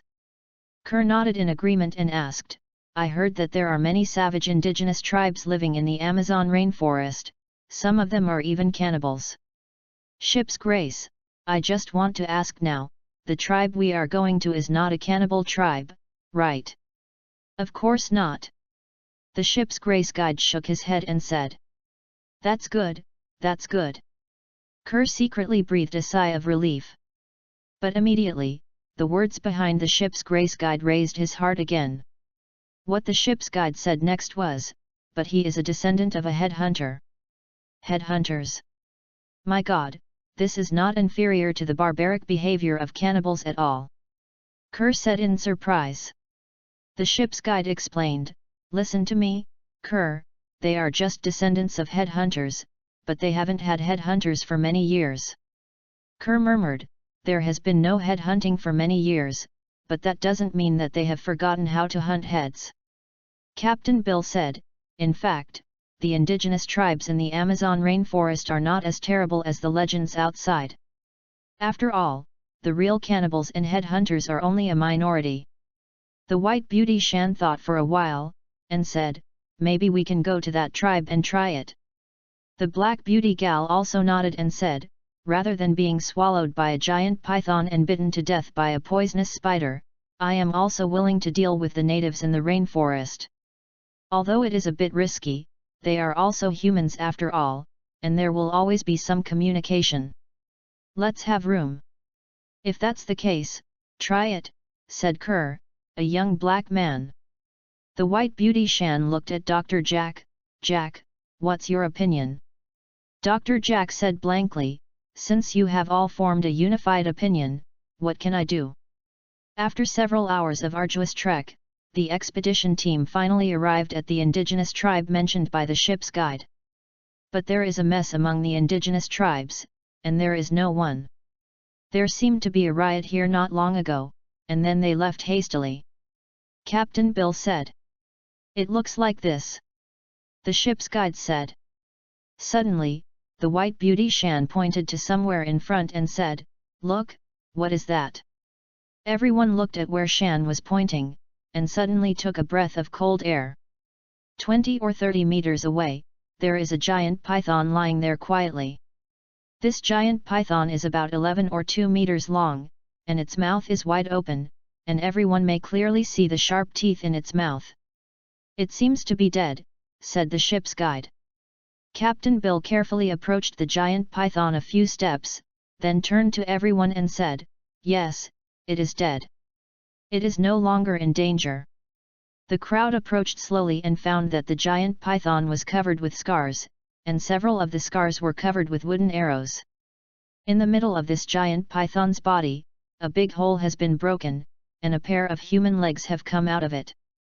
Judging from the skin color of the exposed human legs, the owner of these legs is probably an aboriginal in the rainforest. This should be the situation. This giant python swallowed the members of this tribe, and then was killed by other members of the tribe. Captain Bill inferred.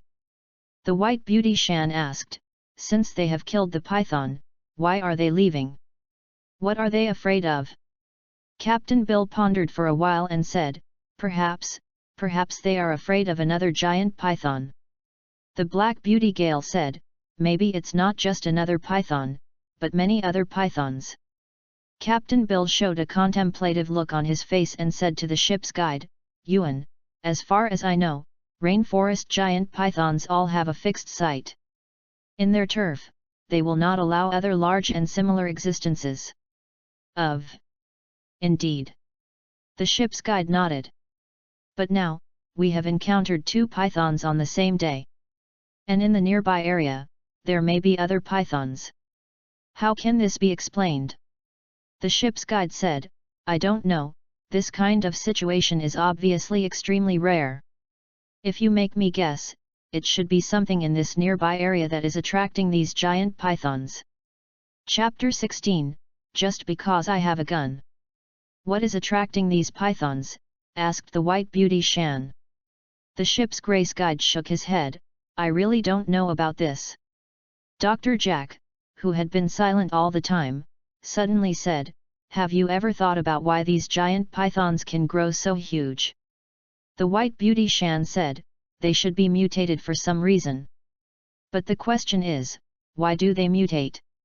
Dr. Jack asked, if only one python mutates, it may also be due to some accidental factor, but there are multiple pythons mutated in the nearby area, then it will cause all this. There will definitely be an inevitable factor. Speaking of this, Dr. Jack paused for a while, and then continued, although I am not an expert in snakes, I also know that most rainforest pythons will continue to grow throughout their lives, and the growth will continue until their lives. The end. In other words, what really restricts the size of the rainforest pythons is their lifespan. If their lifespans have been greatly increased for some reason, then there is no doubt that they will grow into behemoths. The White Beauty Shan looked at Dr. Jack. Are you suspecting that these pythons have grown so huge because they swallowed blood orchids, which led to a longer lifespan? Dr. Jack resolutely said, I don't doubt, I'm sure, they grew into giants because they ate blood orchids. He suddenly became excited. In other words, the blood orchid is really in this area, and it has a certain magical effect. Kerr, a black young man, said in a mocking tone, even if the blood orchid really has some magical effect, I think it will definitely not be able to bring people back to life. If we die, the blood orchid will. What's the point of us? The Black Beauty also said, yes, I don't care about the magical effect of the blood orchid at all, I only care about how we can leave this ghost place. Captain Bill scanned the low wood and thatch houses and said, although we can't borrow boats, we can tear down these houses and build our own boat. Good idea. Kerr said, so, what are we waiting for? As night fell, the expedition team lit a few torches in the indigenous camp. In the light of the beating torch, they began to demolish houses and build wooden boats. In the darkness where the fire could not reach, Li He quietly appeared beside the giant python, clamped the giant python's tail with 2 chelate feet, and slowly dragged it into the water. The corpse of a giant python can provide Li He with a lot of evolutionary energy. Of course, Li He will not be indifferent to it. Besides, there is a human corpse in the abdomen of this giant python. It took Li He nearly 2 hours to complete this kind of devouring. In the corpse of the giant python, Li He gained 72 points of evolution energy, and in the human body, Li He gained 89 points of evolution energy. As a result, the evolutionary energy accumulated in Li He's body has reached 499 points, which is 501 points away from the next evolution. After a night of hard work, a simple wooden boat was finally completed. Actually, it was just a small raft.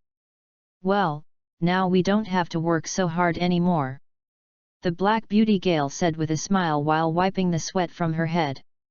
Yes, I can't wait to leave here, said the young black man. Captain Bill nodded, then what are we waiting for? Get on the boat.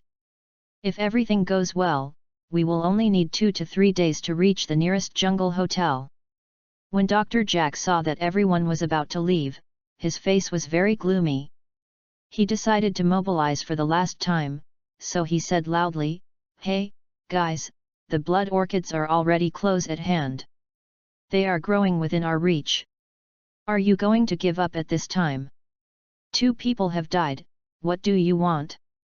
The Black Beauty Gale looked at Dr. Jack dissatisfiedly. Dr. Jack nodded, yes, 2 people have died. I am as sad as you are about the deaths of Bandog and Gordon. But if we give up now, wouldn't their deaths be meaningless? Now that we have a boat, we can search for blood orchids by water, which is convenient and safe. Blood orchids may grow 10 kilometers or even 5 kilometers away from here. Now that we have a boat, we just need you can arrive in just half a day. The black young cur waved his hand and said to Dr. Jack, Jack, forget it, put away your set. We won't listen to you what we say this time. We don't want blood orchids, we will return now. Dr. Jack's face sank, and he said coldly, you must listen to me this time. Why? Kerr glared at Dr. Jack. Dr. Jack suddenly took out a black pistol from his luggage and pointed it at Kerr, and said viciously, I have a gun. Chapter 17, Sinister. Jack, what are you doing? Are you crazy? The White Beauty Shan said in surprise. The Black Beauty Gal also said, Jack, do you know what you are doing? Dr. Jack gritted his teeth and said, of course I know what I am doing. I have worked the Blood Orchid project for 7 years, 7 full years. But when you see success, you have to give up. How can I? Willing. Captain Bill said, "If you are not reconciled, you can come by yourself next time." Dr. Jack sneered, "Next time? When will the next blood orchid bloom?" "It is 7 years later." "I have been waiting for 7 years. Do you want me to wait for another 7 years? In the life of a person, there will be how many 7 years can we wait?" At this moment, Dr. Jack noticed that Captain Bill's right hand was touching the short knife around his waist, and his right hand holding the gun immediately pulled the trigger. Boom! A bullet fired from the barrel of the pistol and accurately hit the right arm of Captain Bill, touching the knife. Captain Bill fell down, and the others exclaimed in unison. Dr. Jack's eyes were fierce. "This is just a small warning. If anyone dares to act rashly, I will definitely blow his head with one shot. Before coming here, I even trained in marksmanship for half a year, so please believe that my marksmanship is accurate." "Well, Jack, what do you want?" the White Beauty Shan asked helplessly. Dr. Jack said, "Since you don't want to find the blood orchid, I won't force you. But, I want this boat." The young black cur yelled, "Jack, if you take this boat, what shall we do?" Dr. Jack said, "You can build another boat slowly." "Black young cur, now that the houses have been demolished, how can we build another boat?" "Dr. Jack, that's not my problem. In addition to the boat, I need water and food." The Black Beauty Gale said angrily, "Jack, don't go too far. If we people don't have water and food, we won't be able to leave this rainforest alive." Dr. Jack said coldly, "I repeat, I want water and food." While speaking, he slowly pointed his gun at the young black cur. The young black cur hesitated for a second, then threw the bag of water and food beside him at Dr. Jack. "And you?" Dr. Jack pointed his gun at the ship's guide. "I still need a guide, I need your experience. People are sinister." Lee He lurked in the water, sighing inwardly. Only in some difficult situations, the human nature of goodness or evil will be uncovered. Before Dr. Jack took out his pistol, who would have thought that this well-known doctor who graduated from a prestigious American university would have such a sinister heart? "Well, this Dr. Jack is really disgusting to me. I decided to make an exception and add him to my recipe." Lee He secretly murdered Dr. Jack in his heart. Right now, Lee He's lurking distance is about 20 meters away from Drive Jack. For a distance of 20 meters, for Lee He, who has evolved 3 times, only 2 swoops or 1 second crawl is enough. I don't know if the strength of my shell can withstand the close-range shooting of a pistol bullet. But even if my shell can't completely withstand the close-range shooting of a pistol bullet, at my current speed, I can completely prevent Dr. Jack from shooting in me.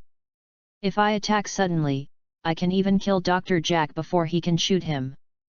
But until Dr. Jack forced the ship's guide to leave on a raft, Lee Hyuk did not launch an attack. This is of course not because Lee He suddenly gave birth to a compassionate heart, but Lee He wants Dr. Jack to find the blood orchid for him. Dr. Jack still has some effects now. When the blood orchid is found, Lee He can eat. For the insidious and selfish scum like Dr. Jack, Lee Hyuk will definitely not have the slightest psychological burden to eat. The raft drove smoothly on the river, dragging a long ripple. The black young cur watched the raft leave with a look of despair, and muttered, "This time it's really dead. No boat, no water, no food, we're done." The White Beauty Shan sighed secretly and knelt down to bandage the wound for Captain Bill. Suddenly, the Black Beauty Gale exclaimed, "Oh my God, the big snake yesterday is gone." When the black youth heard the word big snake, he jumped in shock. "Where is the big snake?" The Black Beauty Gale pointed her hand. "I remember yesterday evening, when we first came here, there was a big snake's body there, but now, it's gone." Chapter 18, Snake Cave Blood Orchid. "It's gone." The black young cur stared at him. "Strange, it's really gone." The White Beauty Shan also helped Captain Bill and walked over. The White Beauty Shan was puzzled. How can such a big snake disappear silently? Captain Bill pointed to the traces on the ground. There are obvious traces of crushing here, and they have been stretched towards the river. It is obvious that the body of the giant python has entered the river. Has it come back from the dead? The black young man Kerr said in surprise. Captain Bill said, resurrected from the dead? It's obviously impossible. Something should have dragged it into the river. The White Beauty Shan thought, the weight of that python may weigh 300 to 400 kilograms, and the human corpse inside it will naturally become even heavier. No matter what drags the python's corpse into the river, there is no doubt that that thing is definitely a big guy. The Black Beauty Gale tentatively said, could it be a crocodile? Captain Bill shook his head and said, all crocodiles in the Amazon rainforest are caimans. Caimans are small and medium-sized crocodiles. I don't think caimans can silently drag giant pythons into the water without being noticed by us. Everyone looked at each other and thought of a possibility in their hearts. That was when they were demolishing houses and building ships last night. A creature more mysterious and powerful than a giant python came here and dragged the body of the giant python into the river to eat it. NS. What will this mysterious and powerful creature be? Is it still hidden nearby? Mr. Jack, with all due respect, I think your behavior this time is very irrational. The ship's guide said to Dr. Jack while paddling the wooden oar. Really? Dr. Jack sat on the other end of the raft. The ship's guide said, if your previous speculation is correct, the reason why these giant pythons grow so large is because they eat blood orchids, then we may encounter more giant pythons next. Dr. Jack, go on. The ship's guide looked at Dr. Jack and said, how many giant pythons do you think you can deal with a pistol? To be honest, I don't know how many pythons my gun can deal with. Dr. Jack said, but no matter how many it can deal with, I have to take the risk. I have worked hard to prepare for 7 years, and I will definitely not allow yourself to give up halfway. 2 hours later, Dr. Jack and the ship's guide tied the raft to a tree by the river and set foot on land again. It should be here, said Dr. Jack holding the map.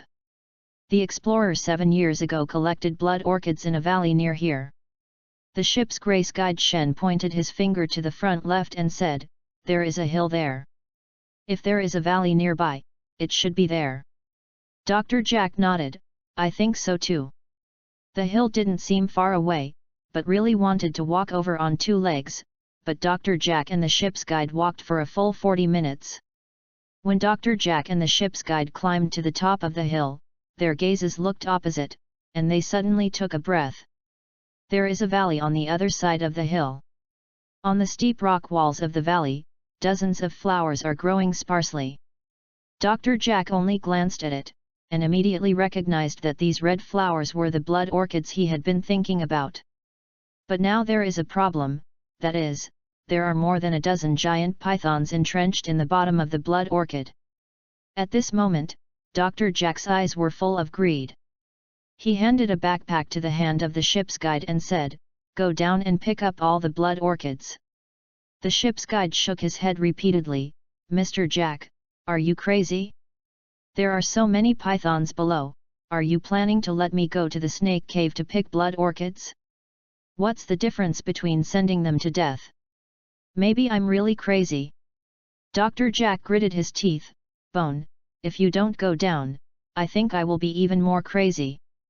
Dr. Jack put his gun on the back of the ship's guide and said in a cold voice, Yang, I will count to 3. If you can't go down, I will shoot. 1. 2. The ship's guide gritted his teeth and said, if I have to choose between being killed by a bullet or being swallowed by a giant python, I would rather be killed by a bullet. Dr. Jack looked savage, if this is the case, then I will fulfill you. After that, when Dr. Jack was about to shoot, he felt a sharp pain in his left foot. Before Dr. Jack could figure out why his left foot was sore, a powerful force had dragged Dr. Jack into the dense thick grass behind him. Chapter 19, Rolling Pythons. Help! Dr. Jack screamed.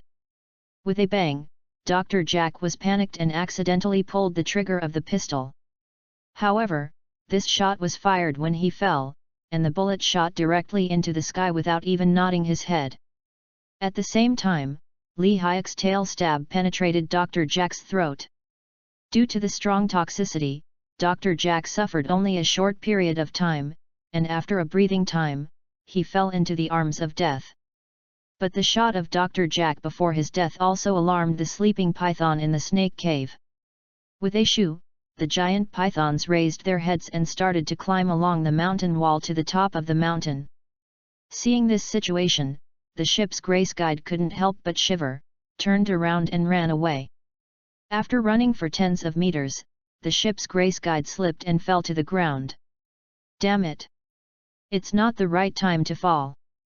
A fishy wind hit the rear, and the big mouth of a giant python appeared in the head of the ship's enlightenment guide. After all, I still haven't escaped the fate of being swallowed by the giant python.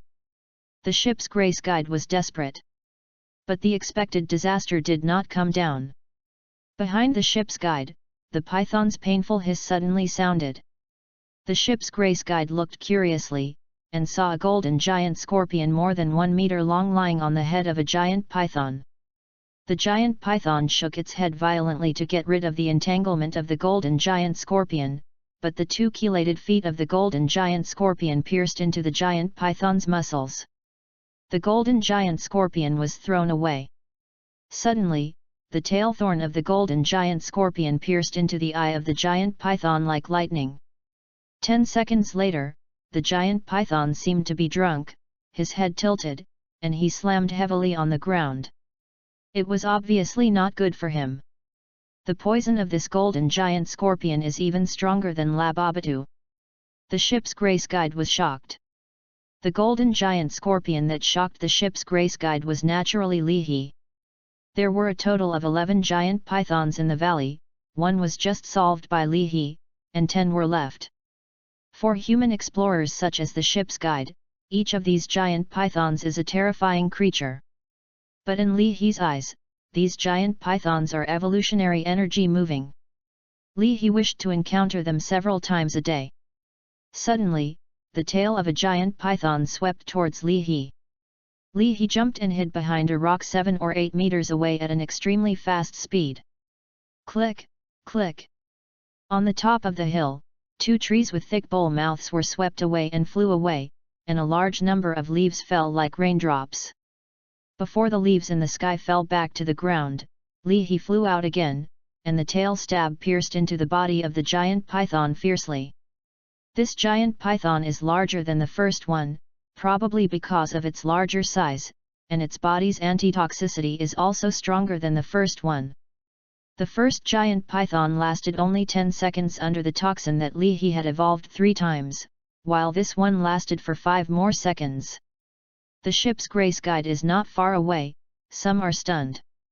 What was happening before him made him a little unacceptable. The mutant giant python with a length of more than 10 meters would be so vulnerable in the battle with the golden giant scorpion. This is really unscientific. It wasn't until Leahy got rid of the third python, and the dying python rolled over to the guide of the ship's grace, the guide of the ship's grace woke up like a dream, and climbed down the mountain to escape. After the ship's guide escaped, the battle lasted only a quarter of an hour before it was over. In this battle between Leahy and the giant python group, Leahy won a complete victory, the giant python group was completely defeated, and the whole army was wiped out. It is easy for Lee Hyuk to kill the pythons, but it is not easy to swallow them all. Leahy estimated that it would take him 2 days and nights to swallow the corpses of 11 giant pythons. In addition to 11 giant pythons, there are more than 50 blood orchids and a human corpse waiting for Leahy to devour them. The flowering period of more than 50 blood orchids is about to pass. Before they wither and wither, Leahy must swallow them all. Human corpses decompose extremely fast in the extremely humid air of the rainforest. Once the corpse rots, the evolutionary energy contained in it will be greatly reduced. In the next few days, I'm afraid I will be tired as a dog. Maybe the food is too abundant, and it's not all good. Leahy sighed secretly in his heart. Chapter 20, Native Gods. A raft descends on a tributary of the Amazon River. On the raft, the 5 survivors of the human expedition were still in shock. While shaking his oars, the black young cur asked Chuanan's guide, Chenan, is there really a giant scorpion in this world that feeds on giant pythons of more than 10 meters? The ship's grace guide nodded without hesitation, I've seen it with my own eyes, isn't it true enough? The Black Beauty Gale said, a golden giant scorpion, as fast as a cheetah, more toxic than a stone spider, and a pair of indestructible tongs, which can easily kill a mutated python that is more than 10 meters long. God! Ah, what kind of monster is this? Captain Bill thought, this should also be a mutant species.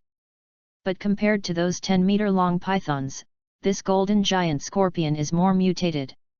The White Beauty Shan said, is the giant python corpse that disappeared last night related to this golden giant scorpion? Captain Bill said, it's very possible. God!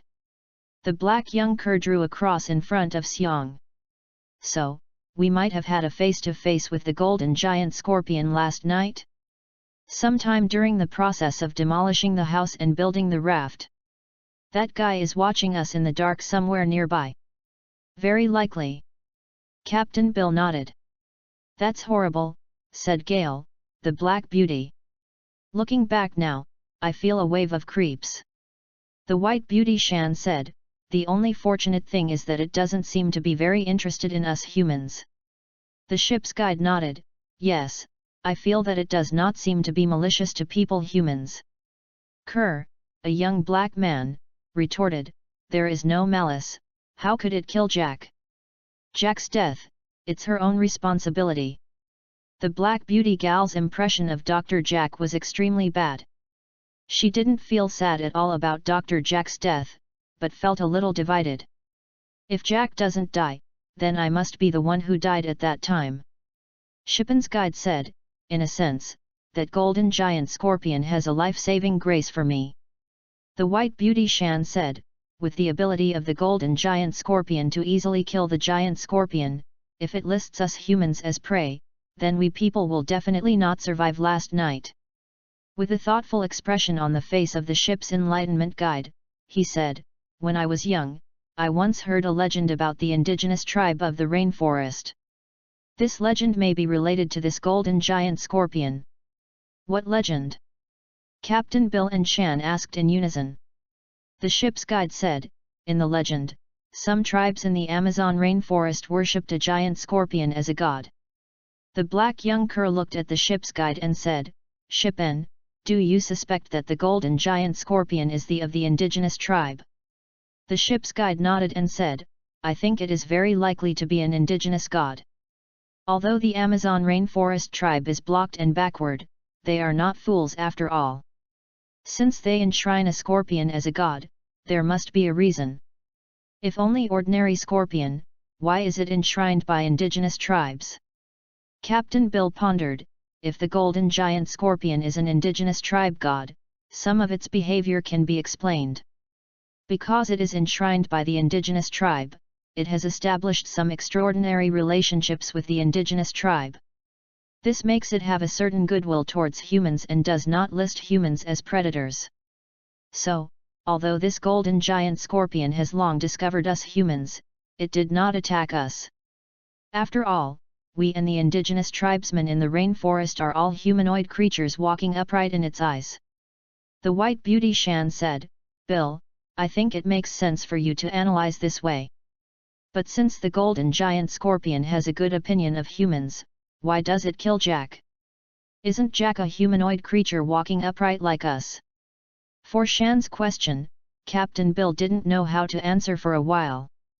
Perhaps that golden giant scorpion has the magical ability to recognize good people and bad people, said the Black Beauty gal. It knew that Jack was a bad person, so it killed him. In the valley, He was devouring the bad guy Dr. Jack. Although Dr. Jack is a bad guy, the genes in his body are excellent. He gained 79 evolutionary energy from it. In this way, the evolutionary energy accumulated in He's body reached 578 points, which is only 422 points away from the next evolution. Then, Li He began to devour the blood orchids in the valley. Chapter 21, Devouring Blood Orchid. Master, before you swallow the blood orchid, do you need to test its composition? Xiao Luo in the evolution system suddenly asked. Li He, of course it needs. A minute later, Xiao Luo said, Master, the blood orchid component contains a strange hormone. This hormone can promote the acceleration of animal cells to grow and divide and regenerate. Li He said, in other words, these boa constrictors can grow into giant pythons that are more than 10 meters long, mainly because the blood orchid contains this strange hormone. Yes, Master. Xiao Luo replied. Li He said again, then, can this strange hormone really increase human lifespan? I heard that Dr. Jack said that the blood orchid has another name called the flower of immortality. Xiao Luo said, Master, theoretically, it is indeed possible. The main reason for human aging is that the speed of dying cells exceeds the speed of regenerating cells, and the exotic hormones in the blood orchids, theoretically, happen to promote the ability of cells to divide and regenerate. Is it just theoretically possible? Li He asked. Yes, Master, at least at the current level of human medicine, it can only be theoretical. Xiao Luo said, because this strange hormone itself is a kind of mutant hormone, with the current human scientific and technological capabilities, it is difficult to precisely control its trajectory. Li He asked, if this strange hormone is injected into the human body, what will happen?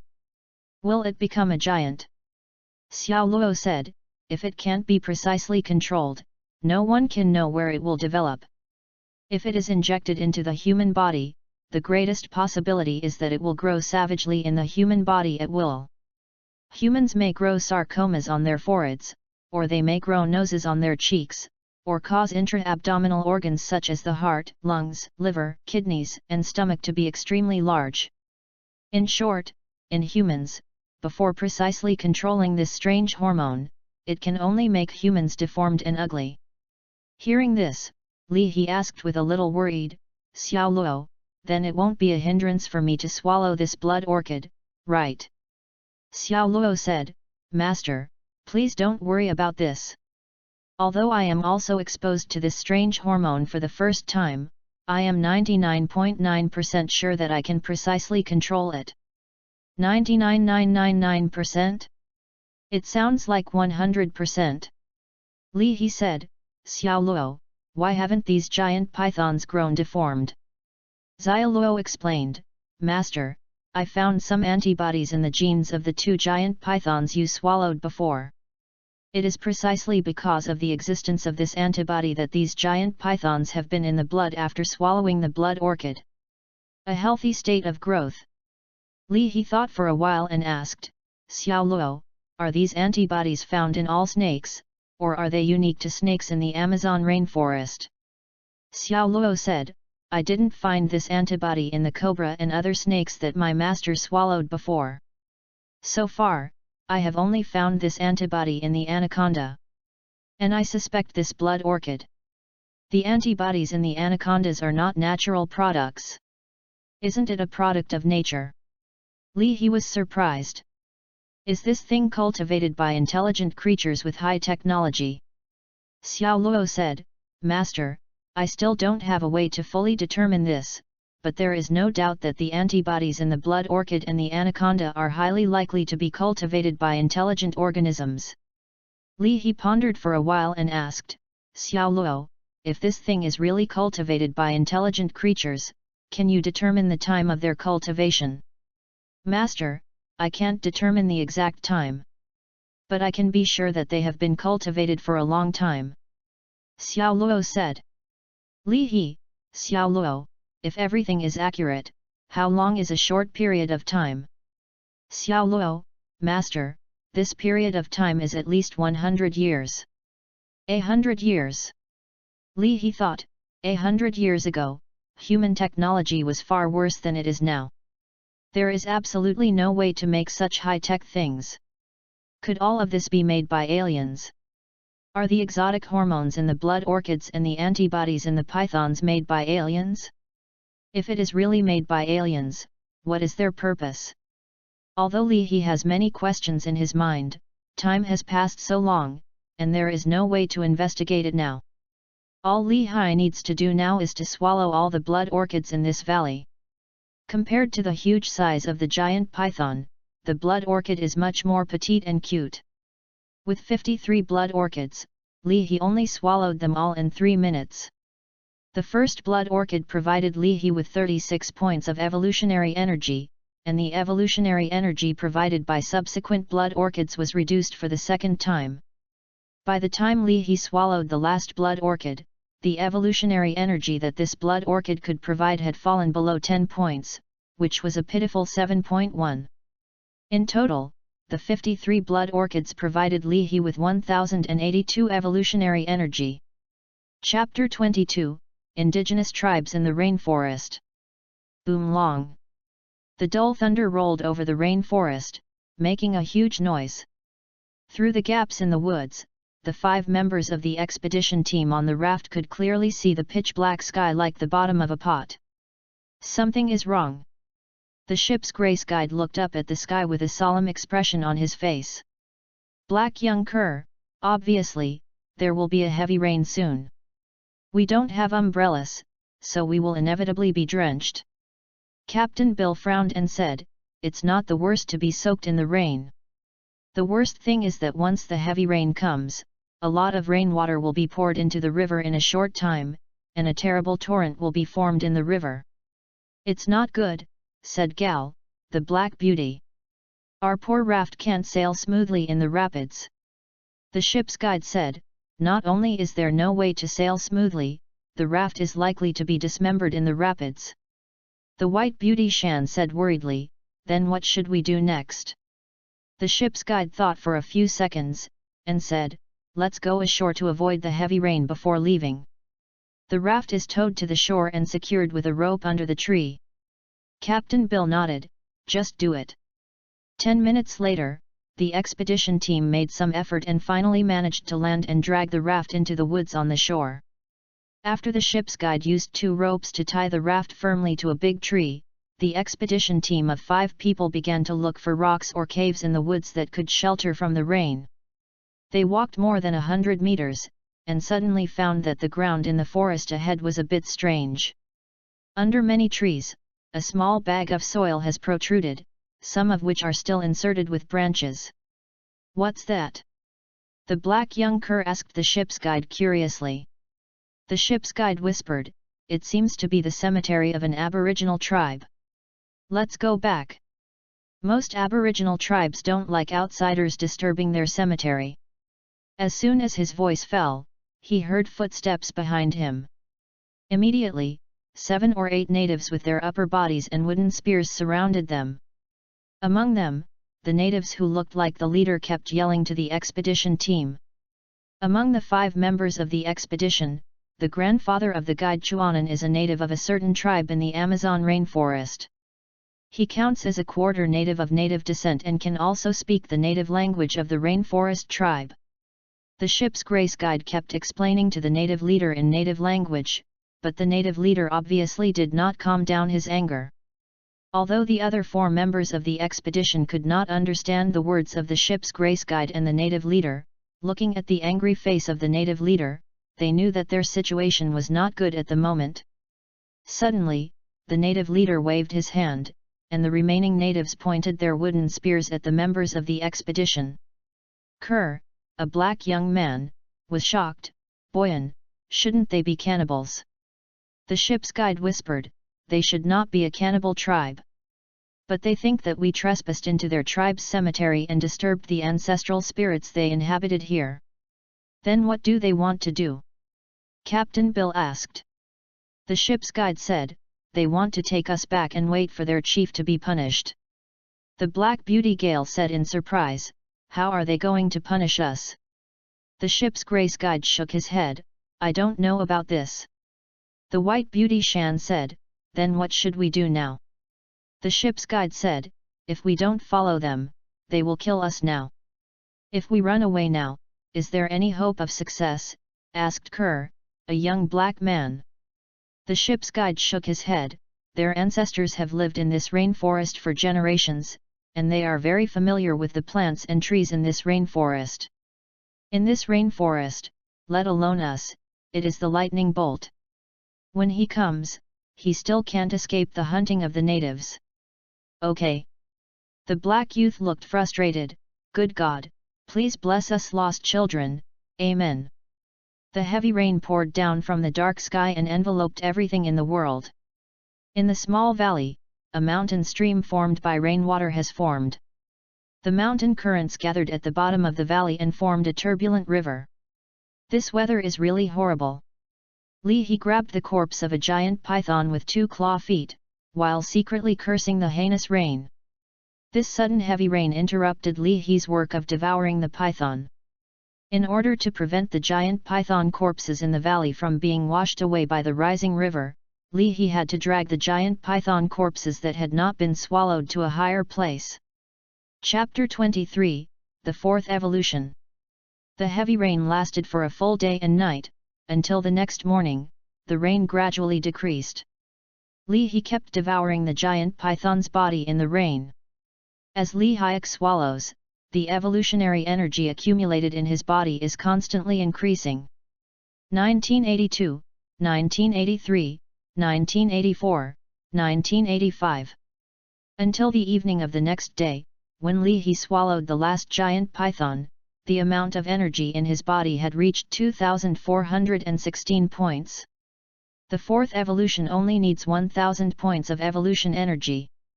Now the evolution energy in He's body far exceeds this number. He has a feeling of wealth. Xiao Luo, how long will it take to evolve this time? He asked. Master, this time evolution takes about 48 hours. As with the previous evolutionary rules, the master must remain stationary during the evolution process. Xiao Luo replied. He thought in his heart, as each subsequent evolutionary process lasts longer and longer, the possibility of accidents during my evolution will be greater. After this evolution is successful, I'd better go find some subordinates. So that during my evolution, it will be much safer to have a younger brother guarding myself. In the valley, there are many caves inhabited by giant pythons. He chose one of the caves. As usual, Hayek collapsed the entrance of the cave for a while, so as to avoid being disturbed by the creatures outside to the greatest extent. Xiao Luo, start the fourth evolution. Time passed by minute. 1 hour. 2 hours. 3 hours. 36 hours. 37 hours. 38 hours. Finally, when the time passed 47 hours, 38 minutes, and 56, Hayek was freed from the state of evolution. Master, this time the evolution is still very successful. Xiao Luo said. He moved around and grew a lot of body, and said, show the evolutionary results. As soon as his voice fell, the evolutionary system in his mind jumped out of a colorful page. Strength, 6.4 times. Speed, 3.8 times. Defense, 3.9 times. Toxicity, 2.1 times. Vitality, 7.2 times. On He's property page, it was displayed. Host, Hayek. Species, Arachnida scorpionidae golden spotted scorpion. Equal order, 4th order. Ability, violent blow, underwater sneak, defensive electric field, regeneration of severed limbs, poisonous fog of death. Age, 0.1 years old. Lifespan, 300 years. Death poison fog. This is the new ability that he gained during this evolution. When he uses this force, he can eject about 10 liters of mist from his mouth parts or tail stabs at one time. This misty gas evolved from the venom gland in He's tail, and it was surprisingly toxic. It only needs 1 ml of gas to poison an adult man. In addition to being highly toxic, it is also extremely corrosive. Steel, rock, plastic, wood, and other metal products are all within its corrosive range. In the cave, He tried to spray out a spit of about 5 milliliters of poisonous mist. After the poisonous mist flew 7 or 8 meters in the air, it hit a rock on the wall of the cave. Immediately, a sizzling sound began to be heard on the hard rock, and wisps of black smoke came out. When the black smoke disappeared, a pit of 7 or 8 centimeters deep was corroded on the rock. "It's really sharp," he complimented himself in his heart. If you spit out a large mouthful of death fog, you can completely corrode the tank's armor. The only flaw is that the farthest spray distance of death fog at this stage is only 20 meters away, more than 20 meters, the poisonous fog is about to disperse. A few minutes later, he dug through the collapsed cave and appeared in the valley. At this time, the rain has become choppy. With a light leap, he jumped to the top of the mountain from a cave halfway up the mountain. My jumping ability is probably comparable to the martial arts masters in previous movies and TV series. He was a little proud in his heart. He lay on the top of the mountain and looked at the surrounding scenery. Suddenly, his 4 pairs of steps worked hard together, and his body rose into the sky and fell into the valley below the mountain. At this time, there was still a small amount of rainwater flowing down from the heights in the valley. As soon as Hayek fell to the bottom of the valley, he took 4 pairs of steps and ran out of the valley in the blink of an eye at a speed of more than 100 km per hour. Into a river downstream of the valley. Chapter 24, Rescue the Little Jaguar. He went down the river, his slender tail swung lightly, and he could swim hundreds of meters in the river. Hayek was quite satisfied with his speed.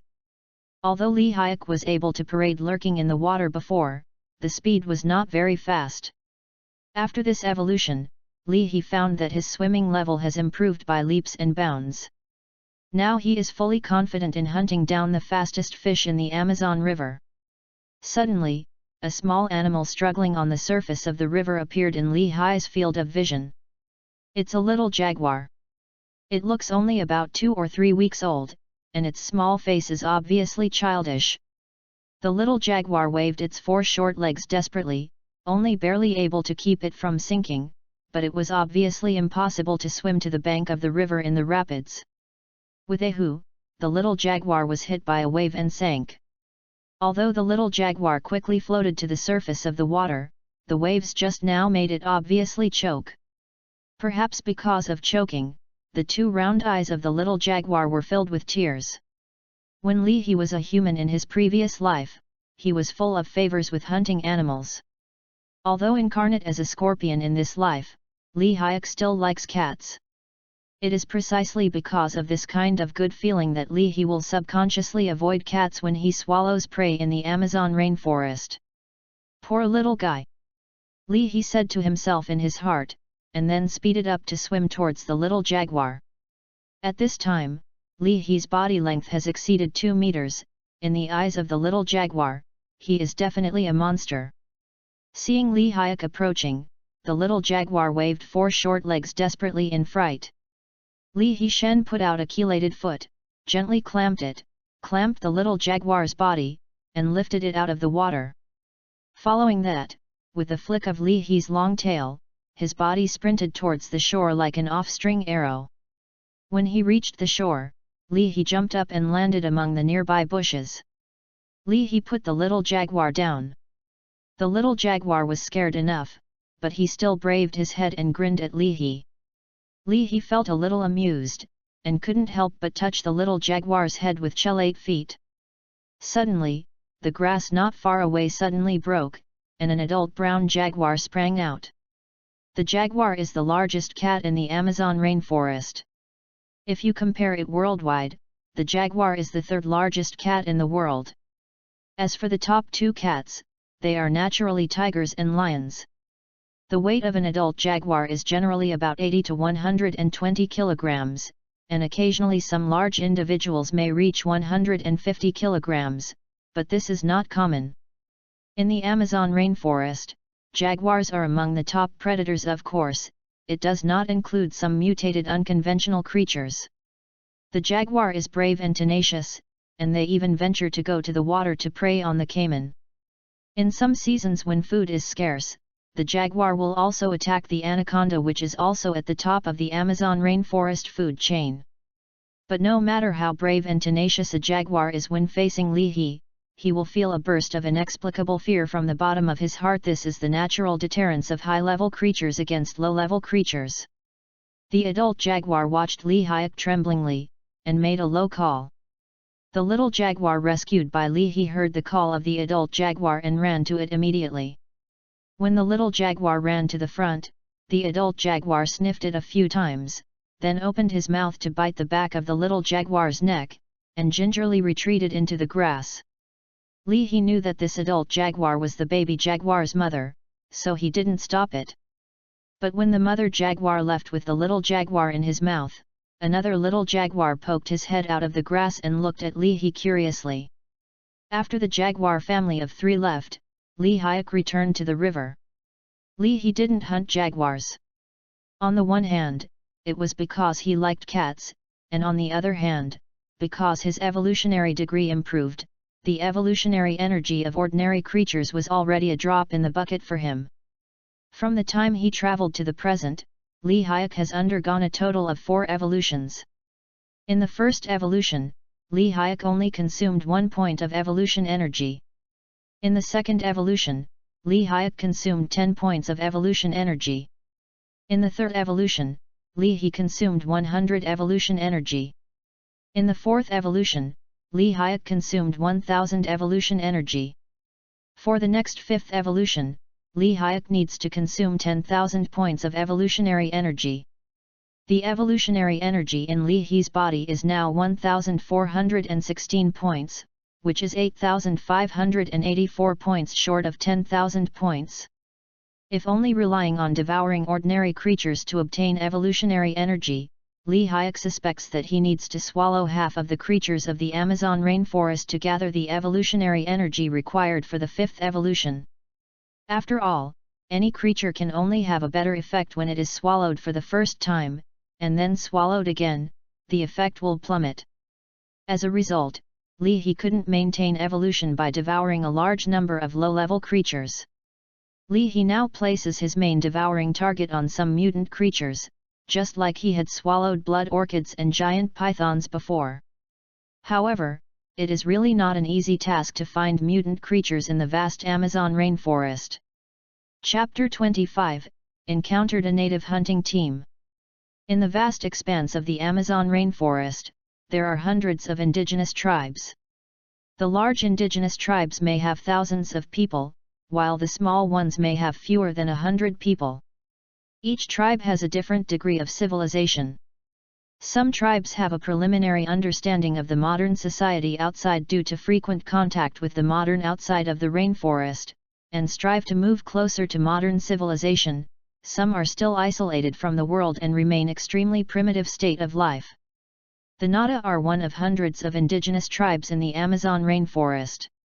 Like the primitive aboriginal tribes in the Amazon rainforests in large numbers, the Nadas survive by hunting animals and picking plants. On this day, a hunting team of more than a dozen members of the Nada nationality carried spears along the trees along the river bank to search for prey.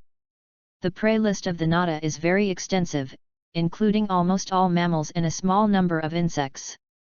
Whether it is the overlord forest anaconda in the water or the king jaguar on the land, once the hunting team of the Nada tribe is more fortunate. The spears and blowing arrows of the Nada are definitely the nightmare of most creatures in the Amazon rainforest. Suddenly, the leader of the hunting team made a strange gesture to the hunter behind. This strange gesture indicated that there might be some large creature nearby. Please be careful and quiet. Duma squatted down and carefully inspected the clues on the ground, and there was even a look of doubt on his face. "Uncle, what is it?" a 15 or 6-year-old boy whispered beside Duma.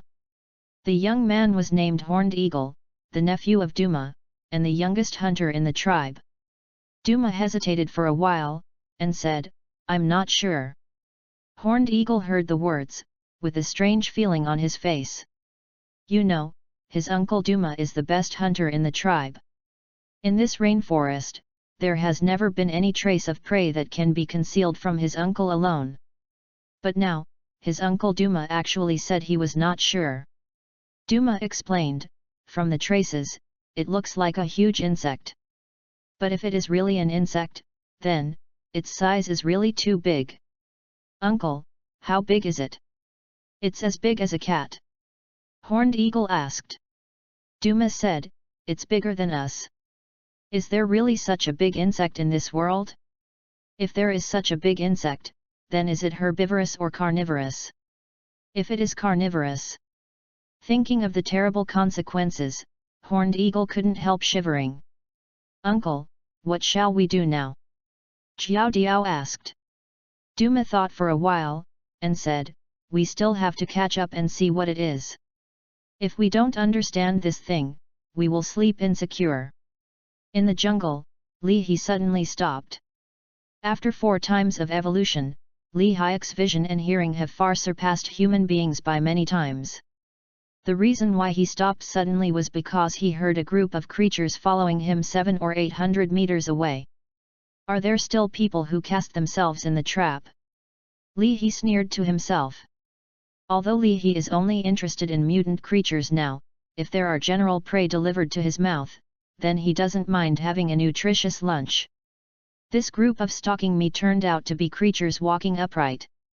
Could it be that humans are stalking me? Li He slowly turned around, quietly waiting for the stalker behind. Although Li doesn't want to provoke humans, if humans dare to disadvantage him, then don't blame Li He for killing humans. About 5 minutes later, a group of natives with their upper bodies and wooden spears appeared in Li He's field of vision. Li He stared at this team of natives coldly, waiting for them to act first. If this team of natives dared to act rashly, then Li He had 100% confidence to end the battle within 1 minute. The evolutionary energy in the human body is still considerable, more than a dozen humans are enough for Li He to eat. At the first sight of Li He, Duma was frightened, the Horned Eagle was frightened, and the rest of the natives were also frightened. Suddenly, without knowing who took the lead, all the natives screamed and turned around and fled. Li He watched this group of natives leave, a little disappointed deep in his heart. It seems that there is no human feast to eat today. Li He thought to himself. But after a while, that team of natives went and returned. Li Hejin was surprised when this group of natives suddenly knelt on the ground, yelling and knocked their heads to Li He. Chapter 26, Indigenous Priest. What kind of situation is this? Li He was a little confused. One of the middle-aged natives kowtowed his head while telling Li He loudly about something, but it was a pity that Li He couldn't understand a word. Xiao Luo, do you understand what these natives are saying? Li He tried to ask Xiao Luo. I can understand, Master. Xiao Luo replied, in fact, I can understand all the languages on this planet. Li He was a little envious. Xiao Luo, you are simply a language genius. You know, there are thousands of languages on this planet. Xiao Luo said, Master, this is actually nothing remarkable. I only need to analyze a dozen of the representative languages, and the others can be easily mastered. After a pause, Xiao Luo said again, as the master grows, the master will also be able to evolve this multilingual ability in the future. Li He, well, I just hope that I can evolve this extraordinary language ability earlier. But no matter how long it will take me to evolve this kind of language ability, now I don't have this ability after all. So, Xiao Luo, please trouble you to translate it for me. I need to figure out, what are these natives doing? Xiao Luo said, Master, they are praising you and calling you the envoy of the true God. Li He, a messenger of the true God. Xiao Luo, yes, Master, they always call you that way. In addition, they also expressed their longing and admiration to you. I'm not some kind of envoy of the true God. Li He said, obviously, they made a mistake.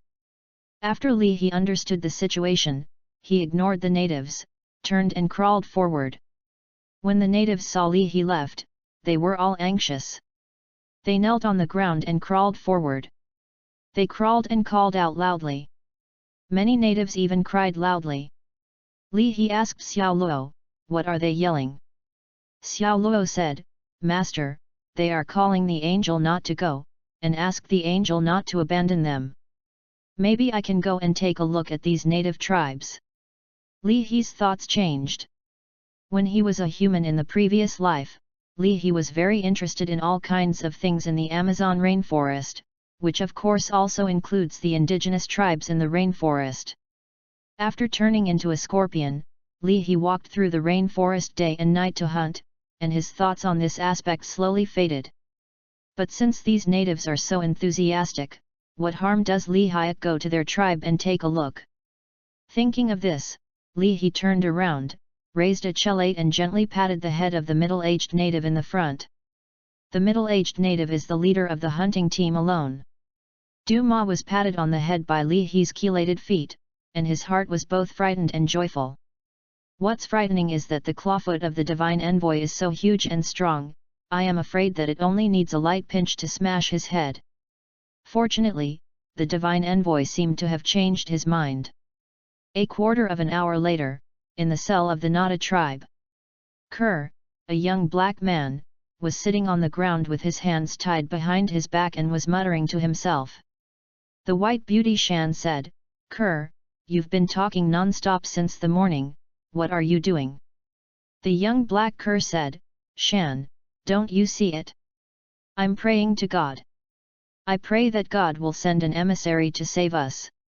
The black beauty Gale said anxiously, "Boyan, what do these natives want to do with us?" The ship's guide shook his head, "I don't know, but I can basically be sure that this tribe is not a cannibal or a headhunter." That's good," said Kerr, a young black man, "at least we don't have to worry about being thrown into an iron pan or having our heads hung on the wall." Captain Bill did not speak. The gunshot wound on his arm had not been properly treated, and now the wound was somewhat infected and inflamed. He is quite weak now. Suddenly, a loud shout came into the cell. The black young man Kerr said, "Does God really hear my prayer and send an envoy to save us?" The faces of the white beauty Shan and the black beauty Gale also showed hope. But soon, they were disappointed. The shouts of the natives outside seemed to be celebrating something, not a riot caused by the invasion of foreign enemies. Captain Bill closed his eyes and asked feebly, "Boy, I heard the natives shouting, what are they shouting?" The ship's grace guide listened attentively for a while, and said, "They seem to be shouting that the envoy is coming." As soon as he said this, the other 4 people in the cell were shocked.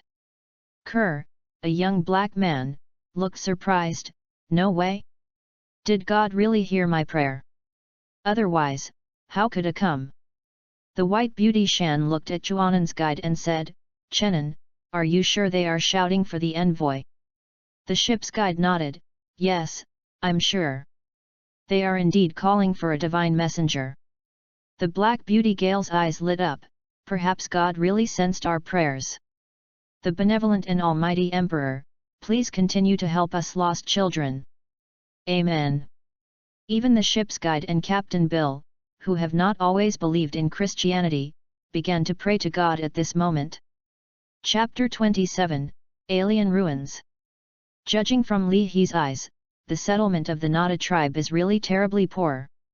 Even the residents of the most backward slums in human society are a lot richer than the residents of the Nada tribe.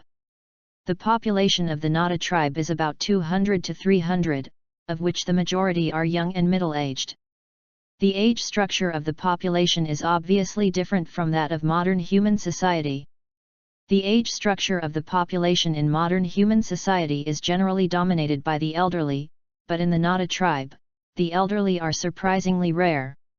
Among the tribe, the proportion of young adults is extremely high, accounting for almost 2/3 of the total population. After thinking about it, Li Heli understood the reason why the age structure of the population of the Nada tribe is so different from that of modern society. Due to the abundant food and good medical standards in modern society, human life expectancy in modern society is getting longer and longer, which results in more and more elderly people. But in the Nada tribe, due to their poor living environment, it is fortunate to be able to maintain food and clothing. As for the medical level, it is basically in a vacuum. Once they get sick, it is extremely easy to cause death. Living in the perilous rainforest, besides death from illness, there are also accidents such as being bitten to death by wild beasts and poisoned by snakes and insects. This means that many members of the rainforest tribe died for various reasons before they got old.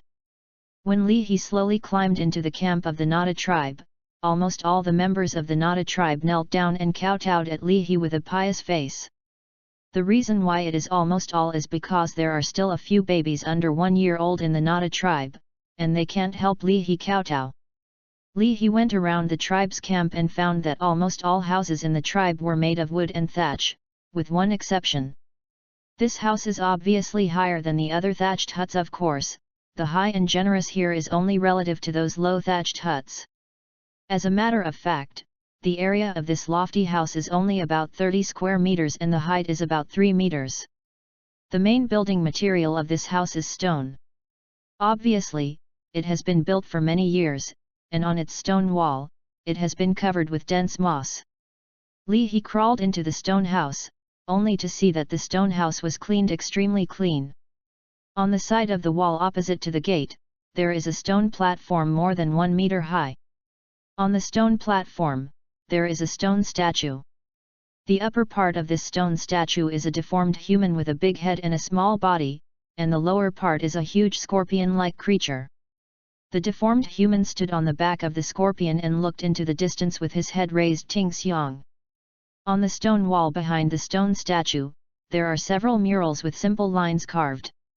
On the first mural, there is a group of indigenous people standing and working in the rainforest. Above the rainforest, there is a saucer-shaped flying device. On the second mural, there is a group of indigenous people kneeling in front of a deformed human. The deformed human's right hand is slightly raised, seeming to be preaching to this group of indigenous people. Not far away, a huge scorpion was raising its tail high. On the third mural, there is a group of indigenous people looking up to the sky. Above the sky, the saucer-shaped aircraft seems to be going away. It looks like this deformed human with a big head and a small body is the true among these natives. If the situation painted by the 3 murals in this stone wall is true, most of this deformed human being is not a human being from the Earth, but an alien. An alien came to this planet on a flying saucer. For some reason, he landed in the Amazon rainforest. A giant scorpion came with him. Then, the indigenous tribes in this rainforest were used by aliens. The means were conquered. The aliens were worshipped as true gods by many natives, and the giant scorpions that came with the aliens were worshipped as messengers of the true gods. It is precisely because of this that the natives of the Nada tribe regard me as the messenger of the true when they see me. Li thought about this in his heart, and suddenly thought of the blood orchids and pythons in the valley. Are the exotic hormones in those blood orchids and the antibodies in the pythons related to the aliens in this mural? But whether they are related to this alien or not, it was a long time ago. Outside the stone house, the wolf chief of the Nada tribe was getting together with Duma, discussing something in a low voice. The divine envoy suddenly appeared in the territory of our tribe. Although it is the glory of our tribe is so poor and can't come up with any good things to entertain the divine envoy. Duma, what do you think about this?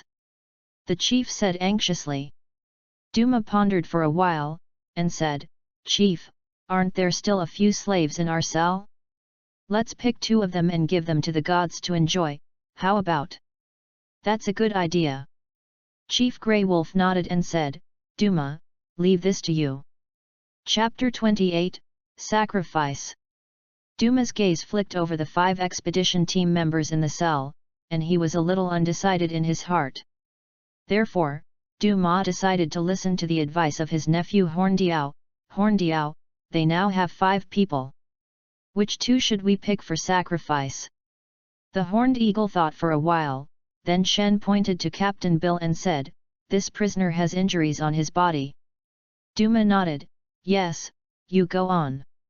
The Horned Eagle then pointed his hand to Chuanan's guide, this captive can speak our words, and it is more convenient to keep his orders to summon, so don't sacrifice to him this time." Duma asked again, "What about the remaining 3 people?" The horned carving pondered, "Uncle, do you say that the envoy likes to eat men or women?" Duma shook his head and said, "Where do I know this?" "Uncle, how about it?" said Jiao Diao. "We choose a man and a woman. In this way, whether the divine envoy likes to eat men or women, there will be one that can satisfy him." Duma smiled slightly when he heard the words, "Jiao Diao, your kid's mind is really flexible. Just do what you said. The man is the black man." Duma pointed at the black young cur, "But there are 2 women, one with black skin and one with white skin. Which one should I choose? I don't know whether the gods like to eat black people with skin or people who like to eat white skin." The horned eagle said, "Uncle, since this man is dark-skinned, then women, let's choose the white-skinned one. In this way, no matter whether the divine envoy loves black skin or white skin, there will be at least one can satisfy it." Duma nodded repeatedly, "Yes, yes. In this way, we will be foolproof." In the cell, the black young cur asked Chuanan's guide in a low voice, "Chenan, these 2 natives are pointing at us. What are they talking about?" Chuanan's guide paled, and said in a trembled voice, "They seem to be discussing cannibalism." The black youth was shocked, "Don't you say that they are not cannibals?" The ship's enlightenment guide smiled bitterly, "Even if it's not cannibals, they sometimes eat people. This time they will pick 2 out of the 5 of us to eat." As soon as this word came out, the other 4 members of the expedition team in the cell suddenly fought a cold war. The Black Beauty Gale asked in a frightened voice, "Bone, then which 2 of the 5 of us will they eat first?" The ship's entourage glanced at the black young cur and the white beauty Shan, and whispered, "They seem to have chosen Cur and Shan." The black youth cur suddenly screamed, "No, no, I don't want to be eaten.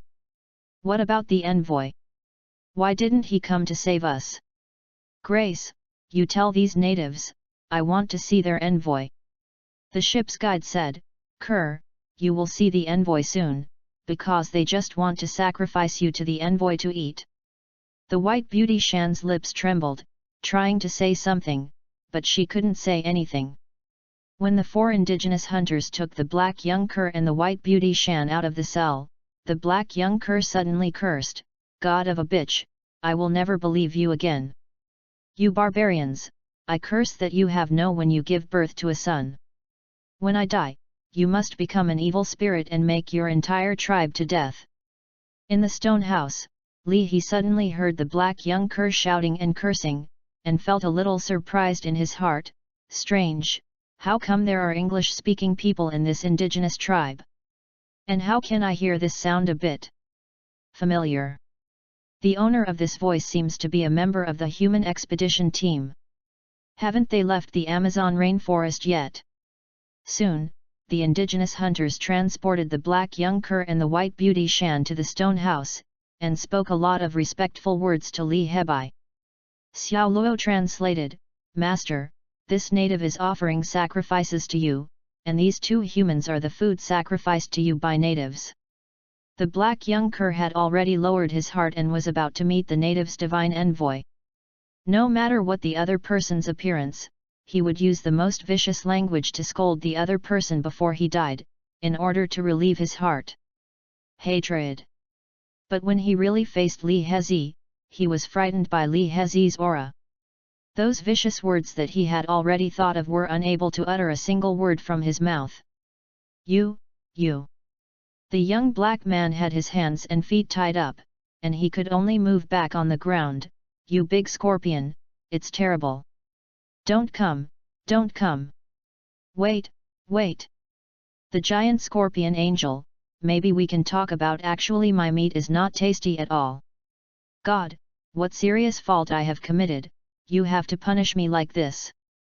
Seeing Li He slowly crawling towards him, he was obviously incoherent in fright.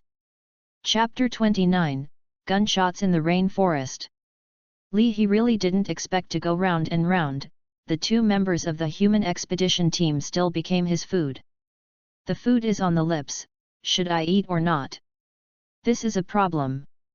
To say that the food is close at hand, Lee Hyuk is not tempted at all, it is absolutely false. There was a faint voice in his heart telling him, eat, eat, you are no longer human, they are no longer yours. You didn't take the initiative to hunt them before, you are already doing your best. Now they are here again, what are you still hesitating about? When Li He slowly crawled towards the black young cur, he was fighting fiercely in his heart. Finally, Li He Shen got out one of his huge chelate feet. The young black cur yelled desperately and began to cry. With such a huge chelated foot, the black young cur absolutely believes that it can pinch his neck easily. The white beauty Shan's heart is also desperate. This giant scorpion is about to eat cur. What happens after you eat cur? There is no doubt that it will be her turn. But what happened next was not as bad as they expected. Li He's chelated feet did not clamp the black young cur's body, but with a light stroke on the ropes of cur's hands and feet, the ropes that bound cur were cut. After that, Li He cut the rope on the white beauty Shan again. The black young cur and the white beauty Shan looked at each other, wondering what this situation means. Doesn't this giant scorpion want to eat them? Or, it wants to play with them before eating them? Just like after a cat catches a mouse, unless it is extremely hungry, the cat will let go of the mouse first, and when the mouse escapes, it will catch the mouse back again, and play with it repeatedly. Li He certainly didn't intend to play with them. To be honest, Li Hyuk's mood is not very calm right now. When Li He slowly climbed out of the stone house, he still asked himself in his heart, is the so-called bottom line that he sticks to a bit hypocritical and untimely? Although Li He didn't open his mouth to humans this time and insisted on holding his bottom line, he knew that with the passage of time, he would break through his bottom line sooner or later. Li He slowly crawled into the rainforest during the pilgrimage of the natives of the Nada tribe.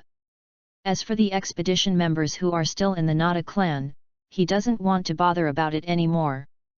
Not only did Li He not eat them, but he also opened the ropes for them.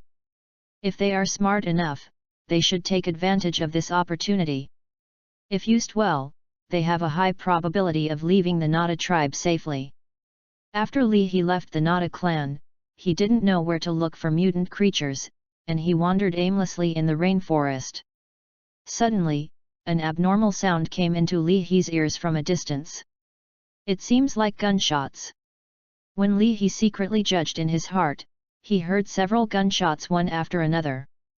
Anyway, there is nothing important at the moment, and Li Hyuk is determined to go to the place where the gunshots sounded to see what happened. A few kilometers away, 4 strong humans were chasing a wounded jaguar in the rainforest with guns. If Li He was on the scene at the moment, he would find that this jaguar was the female jaguar with 2 cubs he had seen not long ago. The female jaguar has been injured in one leg, but in the rainforest full of trees, vines, and long weeds, it still moves far faster than humans. It's a pity that no matter how fast it runs, it can't get past the bullets fired from the human muzzle. There were 4 humans hunting the female jaguar, 3 whites and 1 black. Except for one of the white men who was holding a net shooting gun, the other 3 were holding the famous AK-47 assault rifle. This leopard, when I grab it, I must blow its head, a strong black man with a wound on his face gritted his teeth and yelled. The main reason why he gnashes his teeth like this is mainly because the wound on his face was scratched by the female jaguar in front. These 4 humans are all members of a famous poaching group, and their purpose of entering the Amazon rainforest this time is to attack the jaguar. The jaguar, a beast with a fur resembling a leopard and a tiger-like body, is very popular in the international market, whether it is a living jaguar or a dead jaguar. But in general, a living jaguar is far more valuable than a dead jaguar. The more valuable is the cub of the jaguar. Selling a jaguar cub to rich people who like beasts can at least reap tens of thousands of foreign currencies. If you are lucky, it is possible to sell a high price of hundreds of thousands of foreign currencies or even hundreds of thousands of foreign currencies. Suddenly, a bullet flew over the female jaguar's back. The female jaguar screamed and her body rolled over involuntarily. At this moment, the white man among the 4 poachers shot a net from the net shooting gun in the hands of the 4 poachers, trapping the female jaguar. Chapter 30, Poachers Seeking a Dead End. The female jaguar struggled desperately in the net, but this net was obviously specially made. In a short time, it could not break free from the shackles of this net. 4 poachers stepped forward, and the strong black man with the wound on his face lifted his leg and kicked the female jaguar severely. "You beast, can't you run very well? Why don't you run away now?" While speaking, he stepped on the injured leg of the female jaguar again. The female jaguar hissed angrily, trying to turn her head to bite the strong man, but she was entangled in the net. "Okay, Marcus, it's almost done. Do you want to kill it?" the white man said to the black man.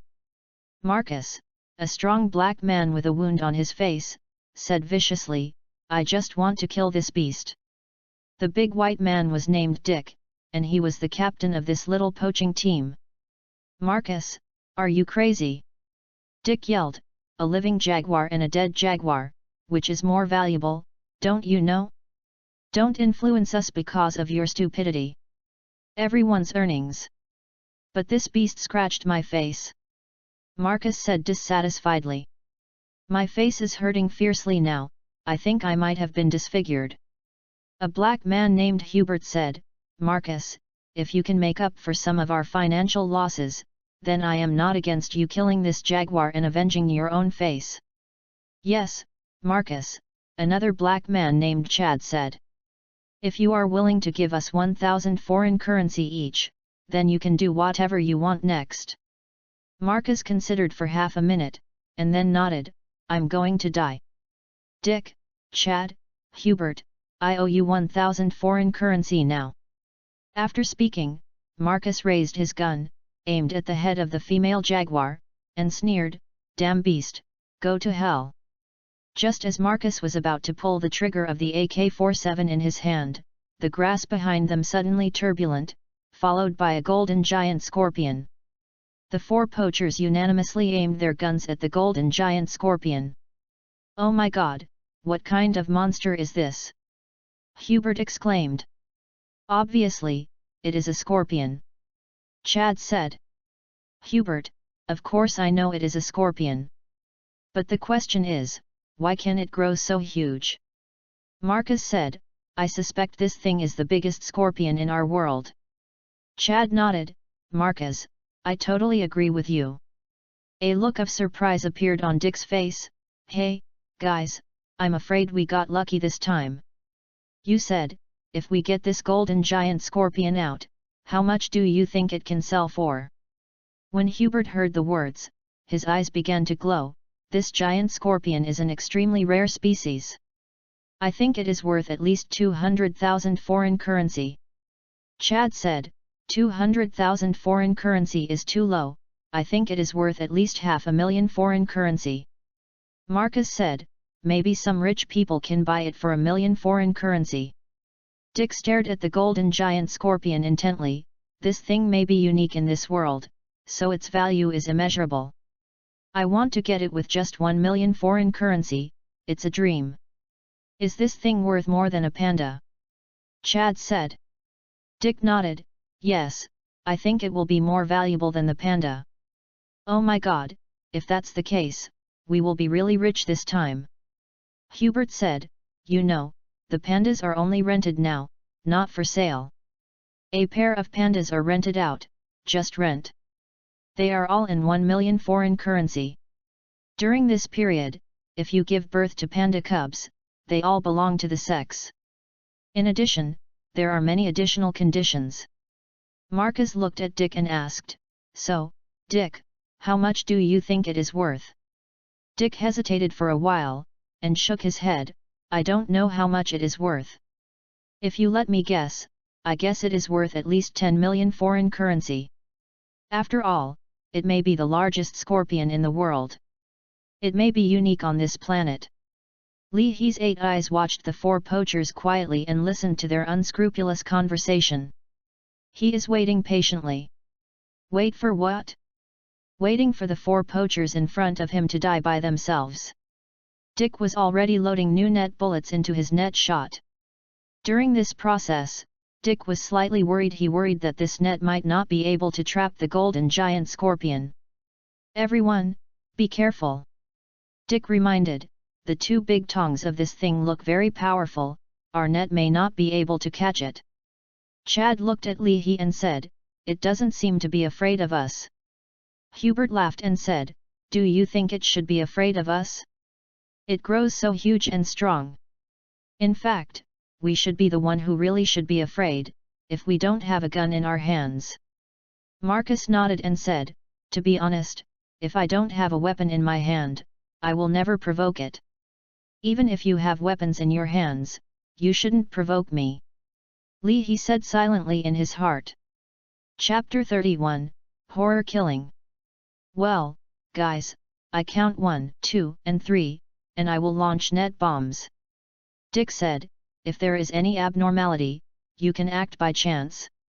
Marcus asked, if the net we launch can't trap this huge scorpion, what should we do? Do we need to fire it to smash it?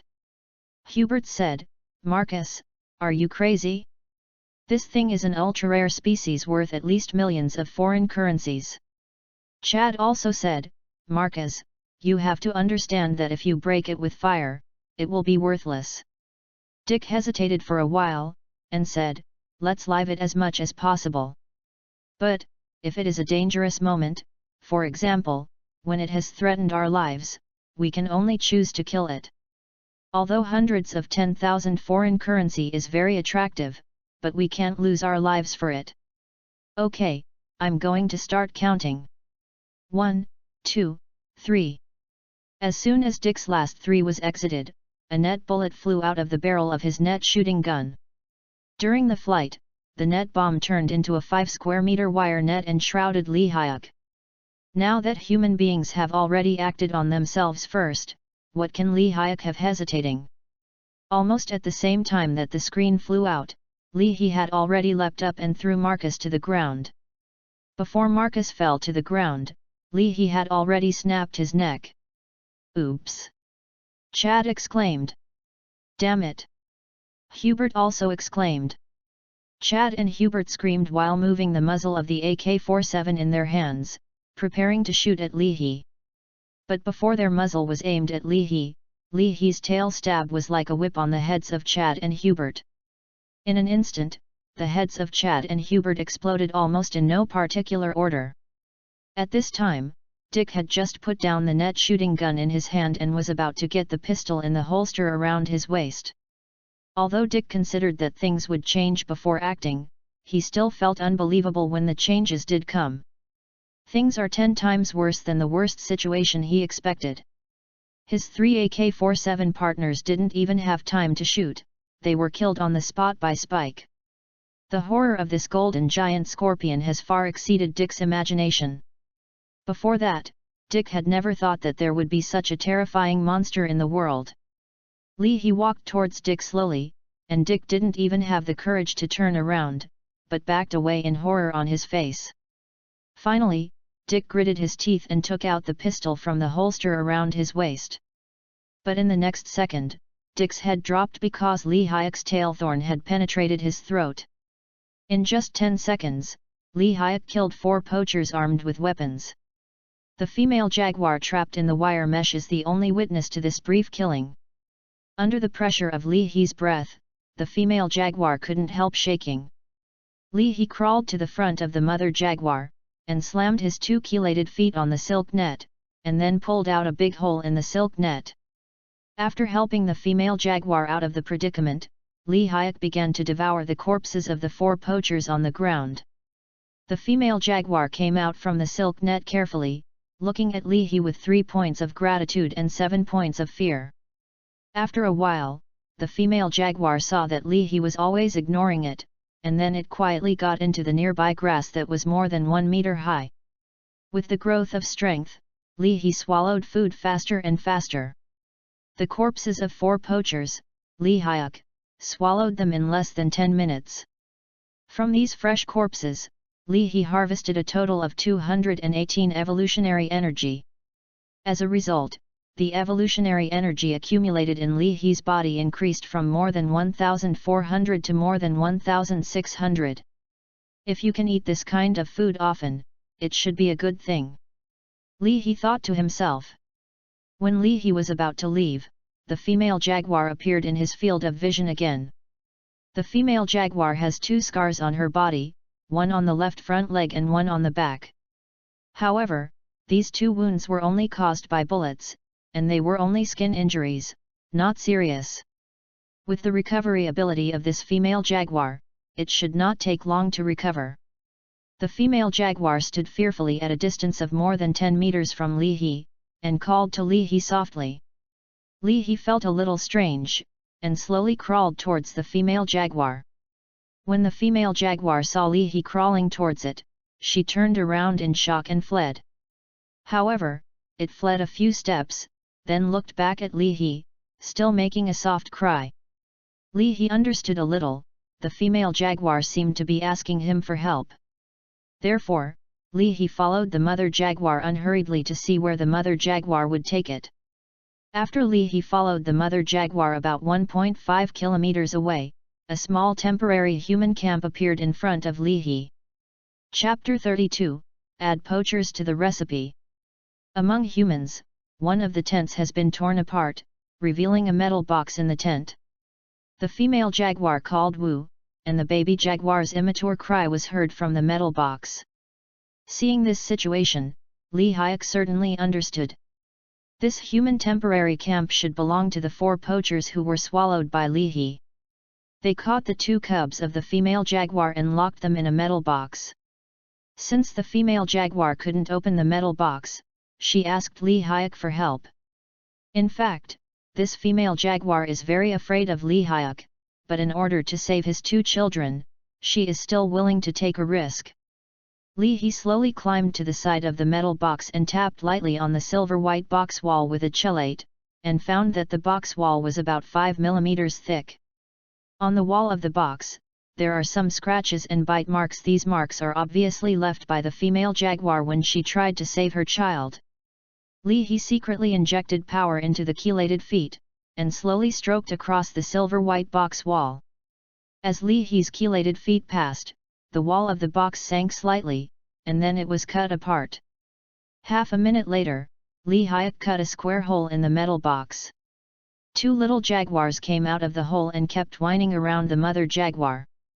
The little jaguar that was rescued by Li He from the river was still a little afraid of Li He, but the other little jaguar was so courageous that he actually got to Li He's side and used his nose to smell here and there.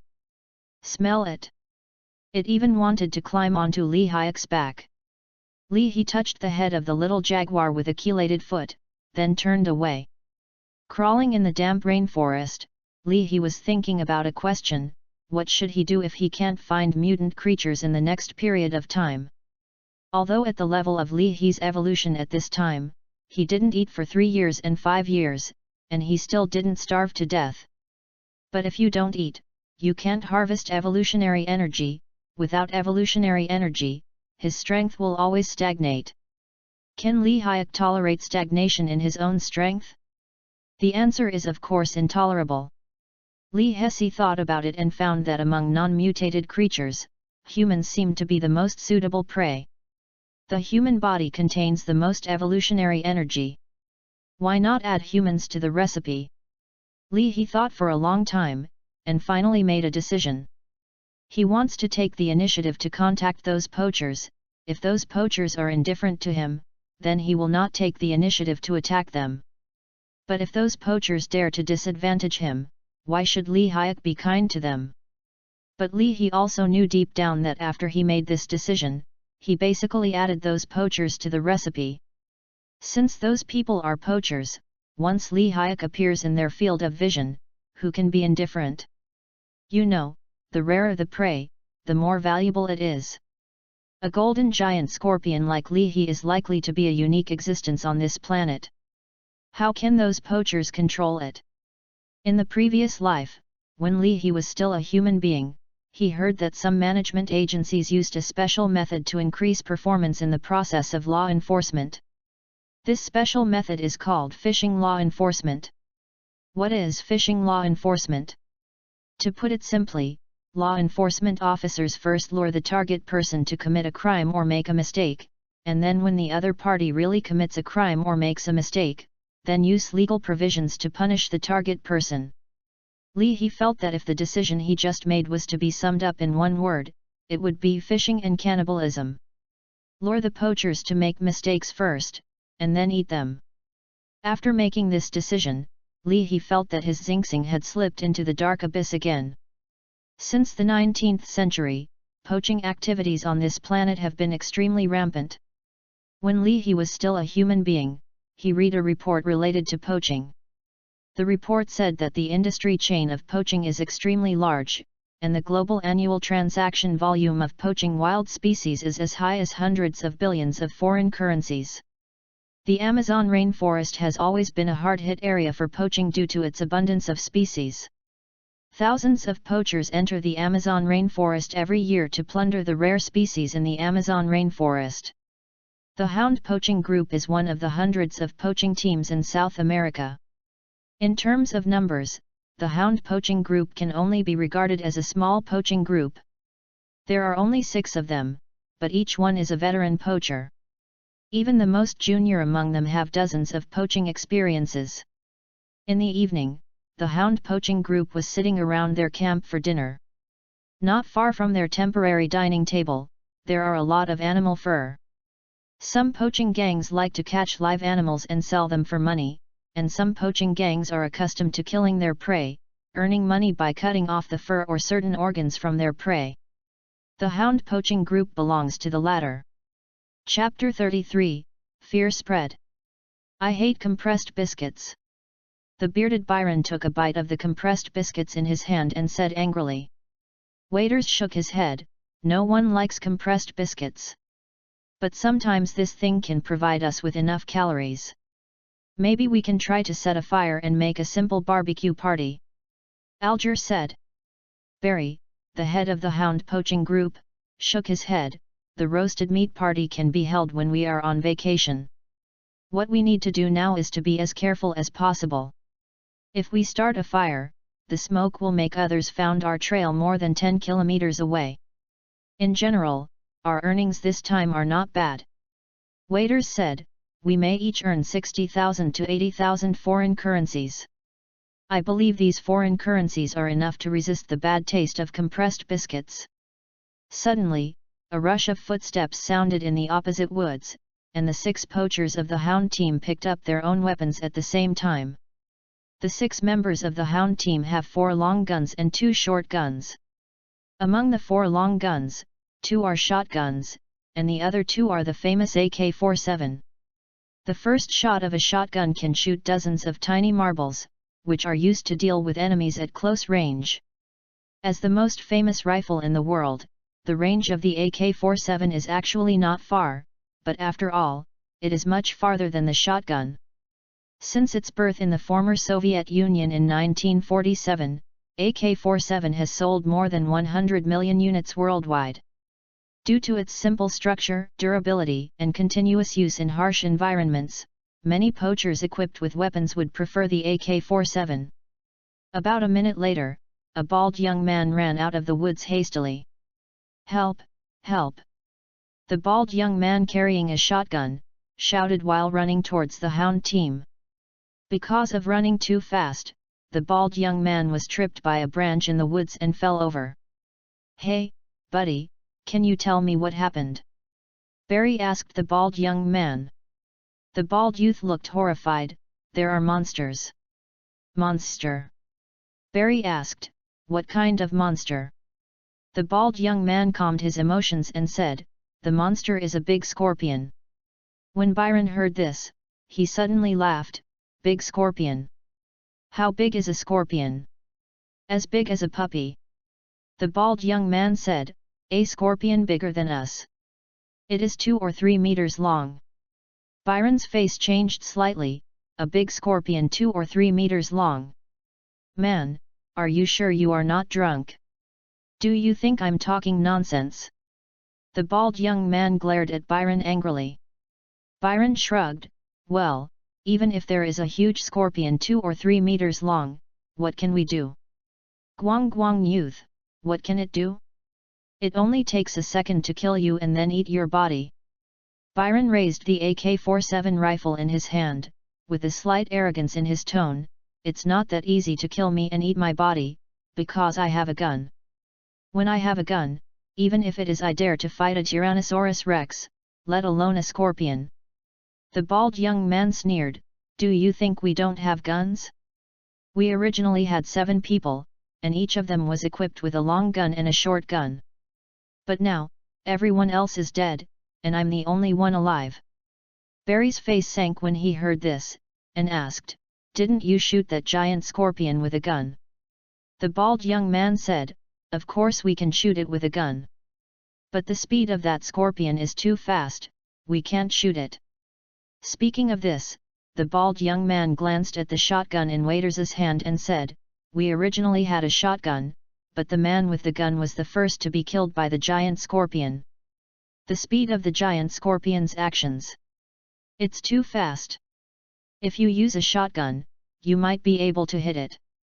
As soon as the bald youth's voice fell, a golden giant scorpion suddenly crawled out of the woods.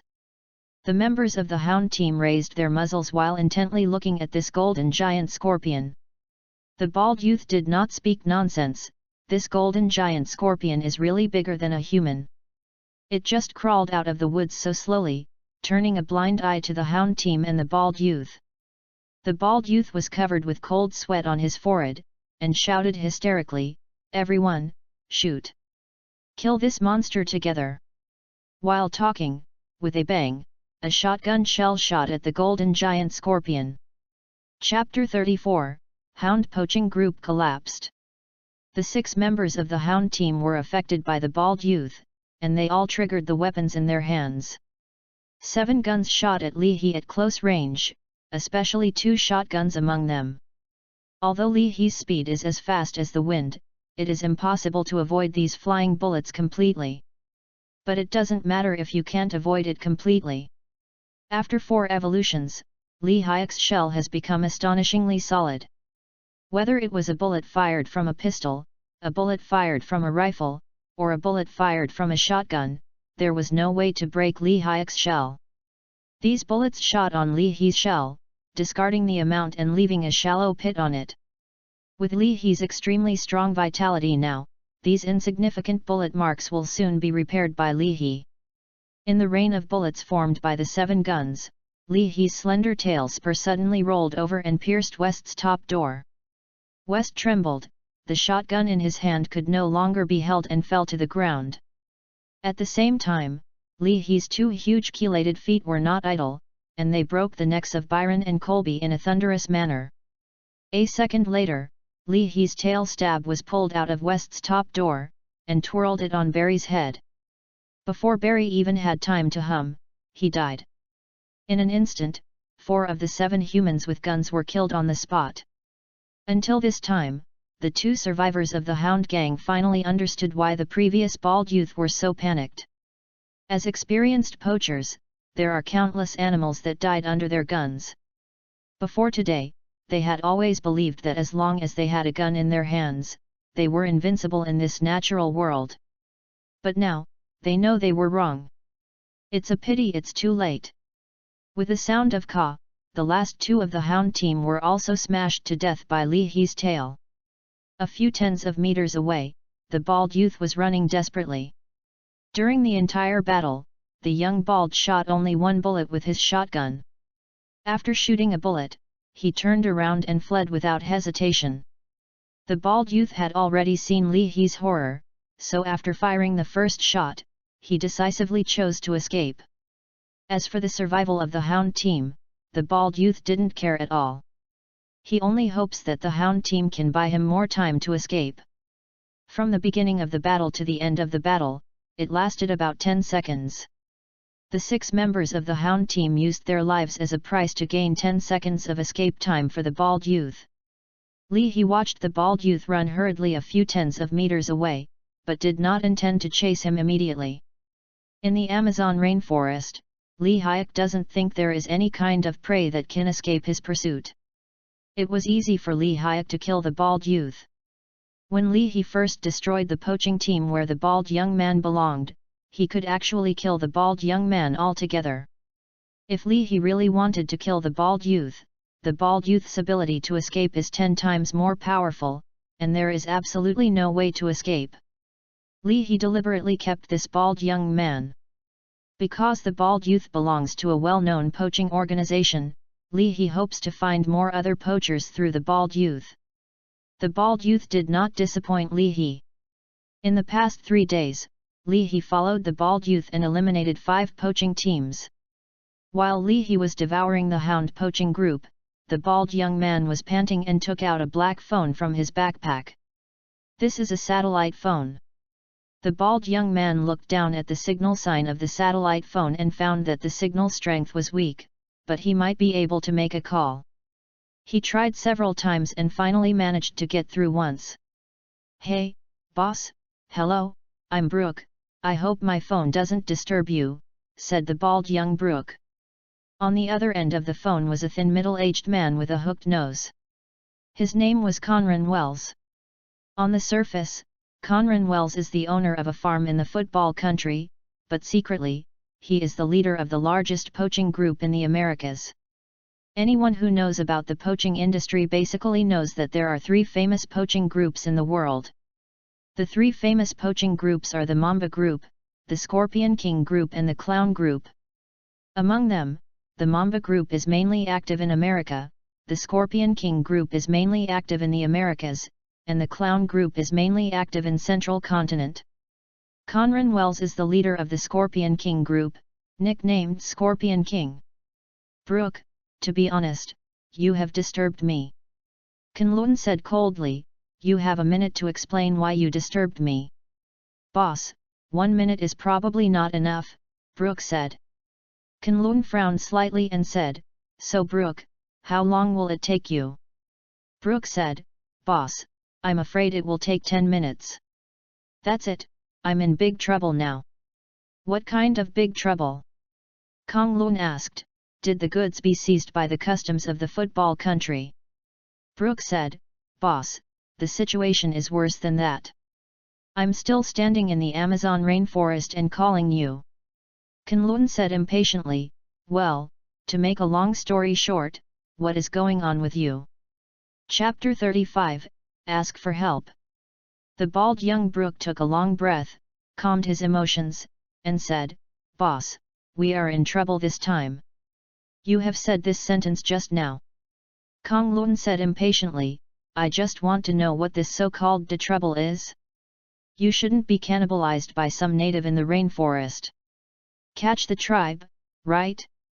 If this is the case, I can only say that you deserve it. You hold the AK-47, if you can't handle the wooden spear of the indigenous tribe, then you are dead in the rainforest, and there will be no one. Sympathy for you." The bald young Brooke said, "Boss, we did not clash with the rainforest natives, but we encountered a terrifying man-eater." "A terrible cannibal? What is that?" Conran asked.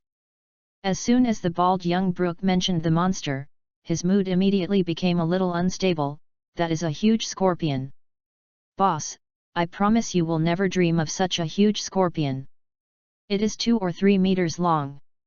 Long, as fast as the wind, and not afraid of the bullets we shoot. Its big mouth can easily bite off human necks. 2 huge pliers have smashed the heads of many people. Its tail can be beaten like a steel whip, and even strong people can hardly bear its whip. Boss, Zalek, you have seen him, he is as strong as a bear. But it is Zalek, after being hit by a giant scorpion, his spine was severed, and his death was terrible. There are still stings, yes, there are stings. How can scorpions have no stings? Boss, do you know what kind of creatures are the most poisonous on the planet we live? It's not a king cobra, or a black mamba, or a poisonous dart frog, or some snakes in the deep sea. It's a scorpion. If the sting of a scorpion stabs a human, it only takes a second for a human will die.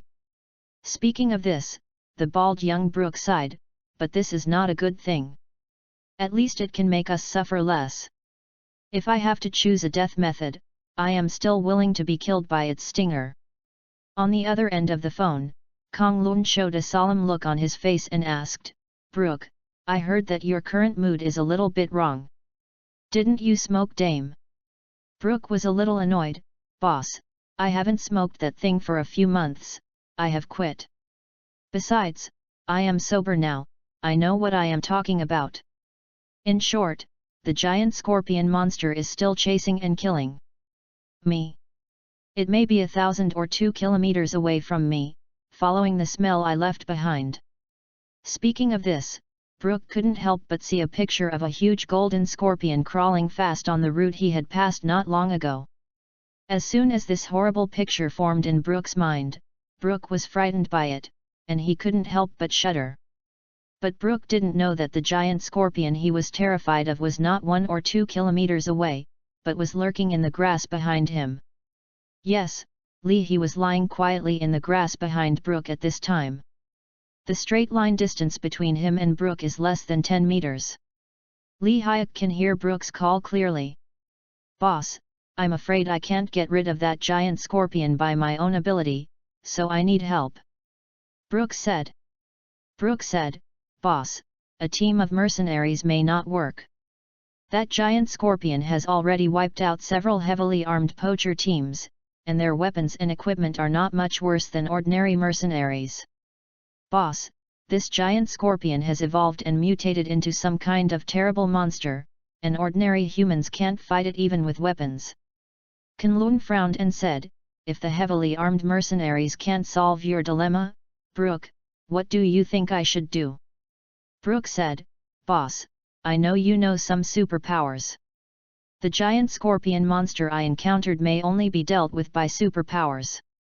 Kong Lun said angrily, Brooke, I do know superpowers, and there are more than one. But do you know how much I need to pay for asking a superpower to do it? When Brooke listened to Kunlun's words, it seemed that he didn't want to spend money to ask a superpower to rescue him. He was anxious. Boss, you don't want to see you but don't save, do you? Boss, I have followed you since I was 15. It's been a full 10 years now. I have made a lot of money for you over the past 10 years. Speaking of this, Brooke stopped, and then continued, Boss, I have known some secret things in the past 10 years. If I die in this rainforest, Boss, I assure you, those secret things will be made public. Chapter 36, Superpower. Kong Lun's face was cold, and he sternly said, Brooke, what do you mean? Are you threatening me? Brooke gritted his teeth, Boss, how dare I threaten you? I'm just begging you to send a superpower to save my life. I'm still young, only 25 years old, and I don't want to die here. In the rainforest.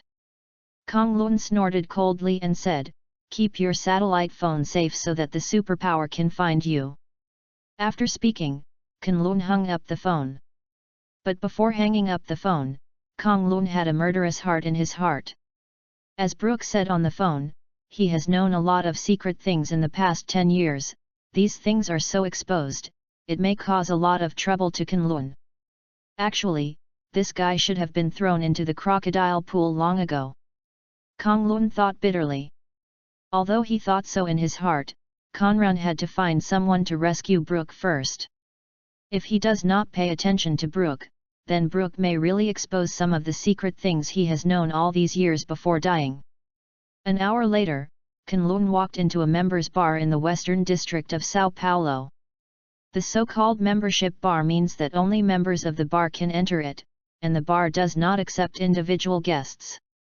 However, the membership bar that Kong Lun walked into was just a disguise. It was actually a small club for superpowered people. Superpowers are also called superpowers or superpowers. In essence, superpowers are actually mutants among human beings. They have evolved some kind of magical ability because of some unknown mutations in the genes in their bodies. Kunlun has read the investigation report of a certain investigative agency. The report said that every ordinary human being has a probability of 1 in 100,000 to evolve into a superpower. There were only 7 or 8 guests and 2 or 3 bartenders in the bar, which seemed a little deserted. Kunlund, carrying a black suitcase, went straight to sit down opposite a red-haired man. The red-haired man named Harden Otter was the subject of Conlun's meeting. "You're late," Harden said, looking at Conran. "Yes, I was about 3 minutes late." Conran said, "The traffic condition in Sao Paulo is getting worse and worse, and there is a traffic jam all the time." Harden said, "Therefore, more and more wealthy people are buying helicopters." "Kunlun, you are also a rich man, why don't you buy one?" Kunlun smiled and said, "Harden, didn't I tell you, am I afraid of heights? Okay, let's get back to business, I am looking for you this time to ask you for a favor." Harden took a sip from the glass on the table and said, "Of course there is no problem in helping, but as you know, I never help others in vain, I will charge for it." "Of course, I have already brought the expenses." As Kunlun spoke, Shen pointed at the black suitcase at his feet. "Go ahead, what's the matter?" Harden asked. Kunlun said, "To put it simply, I invite you to rescue someone in the Amazon rainforest." Harden's eyebrows raised slightly, "I thought you were looking for me to kill someone. If you save someone, it's a little troublesome. But I have a tight hand recently, so I might as well pick up 1 or 2 troublesome things. Let's say, who do you want me to save? Could it be that yours was caught by the natives of the rainforest? In addition, the Amazon rainforest is several million square kilometers, and I need an accurate location." Kunlun nodded. "His name is Brook, a male, 25 years old. He now has a satellite phone in his hand, and you can find him through the satellite positioning function. According to Brook, there were 7 of them, and the other 6 died. The murderer was a giant scorpion 2 to 3 meters long. Now, that giant scorpion is chasing Brook." With a look of surprise on Harden's face, he said, "A giant scorpion 2 to 3 meters long is really rare." Conlon added, "Not only is it rare, but it may be unique. If what Brook said is true, then I hope you can also catch the giant scorpion. If you can't get it back alive, the corpse will do. At least, I can make it into a specimen." Harden blinked. "Conran, your request really embarrassed me. You know, my superpower is flame control. My flame can easily turn enemies into coke, but I want to catch them alive. This is not what I am good at." Kunlun put the suitcase at his feet in front of Harden and said, "Here is 500,000 foreign currency, which is the deposit for saving me this time. After the remaining 500,000 foreign currency is completed, I will support it. You. In addition, if you can catch the giant scorpion back alive, I will pay you an extra 1 million foreign currency. If it is a corpse, I will pay you 200,000 foreign currency." Harden took a cigar out of his pocket and snapped a finger with his right hand. A flame burst out from the tip of his right index finger and lit the cigar. "Deal," Harden whispered, letting out a puff of smoke. Chapter 37, Devour Superpowers. "Damn, I hate the swamp. I hate the mud. I hate the wet air." Somewhere in the Amazon rainforest, Harden in a hunter costume cursed while walking. After finally getting out of the swamp, Harden stomped the mud on his feet, then took out the satellite phone in his backpack and looked at it. On the display screen of the satellite phone, 2 tiny light spots have almost overlapped. Of these 2 small dots, one represents the satellite phone in Harden's hands, and the other small dot represents the satellite phone of Brook. Now the 2 small light spots have almost overlapped, indicating that Brook's satellite phone is in the nearby area. "I hope that idiot has not been eaten by that scorpion." Suddenly, Harden felt something peeping behind him. Although he didn't know what was peeping behind him, Harden had a faintly creepy feeling. He turned around abruptly and waved a fist-sized fireball flying out. The fireball drew a beautiful arc in the air and landed in the grass that was more than 2 meters high. Boom! The fireball suddenly expanded, covering several squares of surrounding area. Under the burning flames, a blank area appeared in the dense grass 10 seconds later. Am I feeling wrong? Hardin was a little puzzled. He looked around vigilantly, hoping to find some unusual clues. About being disturbed by the flames just now, a big bird hidden in the nearby grass suddenly flapped its wings. With a flick of Hardin's right hand, another fireball shot out, accurately hitting the bird. In the scream of the big bird, it instantly turned into a firebird and fell from the air. Sorry. I am not in a beautiful mood right now, so I want to vent. Hardin explained to the charred corpse of the bird. In the grass, He quietly lurked, thinking to himself, this human is obviously the superpowered soldier Brooke invited by using a satellite phone. It seems that his physical fitness is not very good, at best slightly better than normal people. But his feeling is very keen. I just exposed a slight aura, he felt it. His superpower should be flame. The temperature of the flame is higher than ordinary flames, and the burning power can be in a short period of time. Kill most non-mutated creatures, but it should not do much harm to me. The reaction speed of his body and the speed of his shot were not fast just now. If I attacked sneakily, I would be able to kill him before he fired the ball. If all human superpowers are of this kind of strength, it is basically not a threat to me. Or, this guy is just a rookie among human superpowers. Hardin felt a little uneasy. He glanced around again vigilantly, and then began to dial Brooke's number. But at the moment Hardin lowered his head, he flew up from the grass, and his slender tail stab pierced Hardin's throat like lightning. As soon as Hardin showed a look of horror on his face, he was poisoned to death. Fortunately, I followed this guy all the way and observed it for a long time. I didn't expect it to be such a dish. Even with 10 more such goods, I can kill them head-on within a minute. He thought to himself.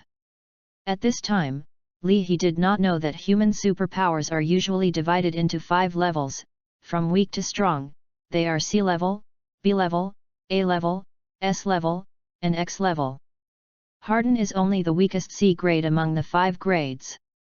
But even the weakest C level, the evolutionary energy contained in Hardin's body far exceeds that of normal humans. He just swallowed Hardin's thigh, but was pleasantly surprised to find that he had gained more than 100 points of evolutionary energy. If ordinary human beings are made by ordinary farmers, then the superpowered person is the full feast of the Han dynasty carefully cooked by the Star Hotel. After he swallowed Hardin, the evolutionary energy in his body suddenly increased by 516 points. You know, he slaughtered several poacher gangs in the previous period of time, swallowed more than 30 poachers, and gained 603 evolutionary energy. Xiao Luo, you said that if I swallowed this flame-controlling superpower, will I also evolve the flame ability in the next evolution? He asked Xiao Luo in the evolution system. Master, if you want to evolve the ability to control flames, relying on this fire superpower alone is far from enough. Xiao Luo replied. Chapter 38, Barbarian Pine. He wondered, but I only swallowed an electric eel back then, didn't I also evolve the ability to defend against electric fields? Xiao Luo explained, Master, this is because the discharge gene in the electric eel is already very good and perfect. This discharge gene is formed by the electric eel through hundreds of thousands of years of long evolution, and the masters swallowed it. This human being, how long has the fire control genes in his body evolved? No more than 3 years at most. The electric eel's discharge gene can be passed on to the next generation. Any newborn electric eel in the world will acquire this gene to form the ability to discharge. But this human being has no way to guarantee that his next generation will inherit his fire control gene, become a fire superpower. He said, Xiao Luo, that is to say, if I want to gain the ability to control fire, I must swallow more fire superpowers, gain more fire control genes, and evolve the ability to control fire, right? Yes, master. Xiao Luo said. Suddenly, the satellite phone dropped on the edge of the swamp rang. Li He glanced at the constantly ringing satellite phone, turned around and crossed the swamp, disappearing into the woods on the opposite side.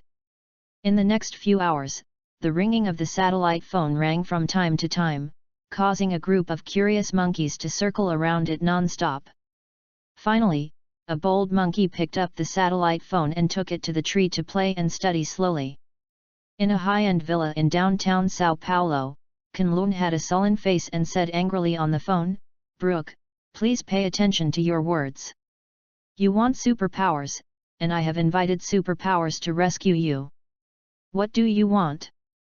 Brooke leaned against a tree in embarrassment, "Boss, but the problem now is that I haven't seen anyone, let alone get any help."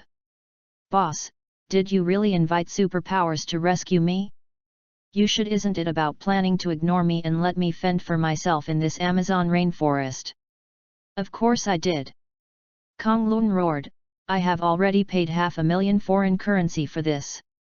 And this is only an advance payment, so he rescued you, and I have to pay him another 500,000. Foreign currency?"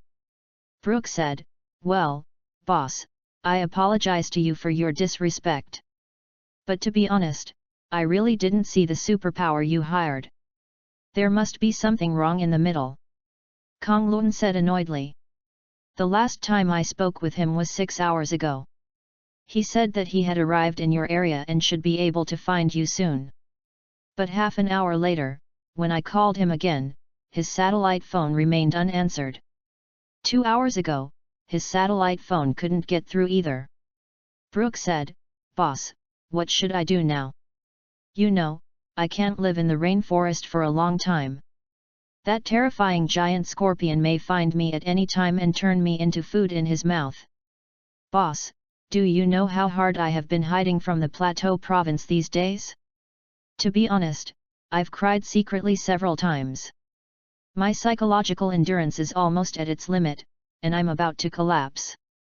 Kong Lun took a deep breath and tried to calm down his tone as much as possible. "Brooke, I understand your situation. Don't worry, we don't have to worry about the lost superpower. I will spend the money again and ask for another one. Of a superpower. Boss, please." Brooke said, "Boss, you are my savior now. I have no one else to count on, only you." Kong Lun showed a vicious smile on his face and said, "Don't worry, I will definitely save you." When he said this, there was another sentence in his heart that he didn't say, "Brooke, you bastard, when I rescue you, I will definitely want you to die. Throw you directly into the hungry crocodile pool. It's cheaper for you." 40 minutes later, Conran once again walked into the Superpower Club in the west side of Sao Paulo. "Hello, my name is Pine Siddink." A muscular man with a height of nearly 2 meters sat down opposite Kunlun and made a brief introduction of himself. Conran nodded to Pine. "Good afternoon, Mr. Pine." He was thinking, he weighs at least 300 pounds.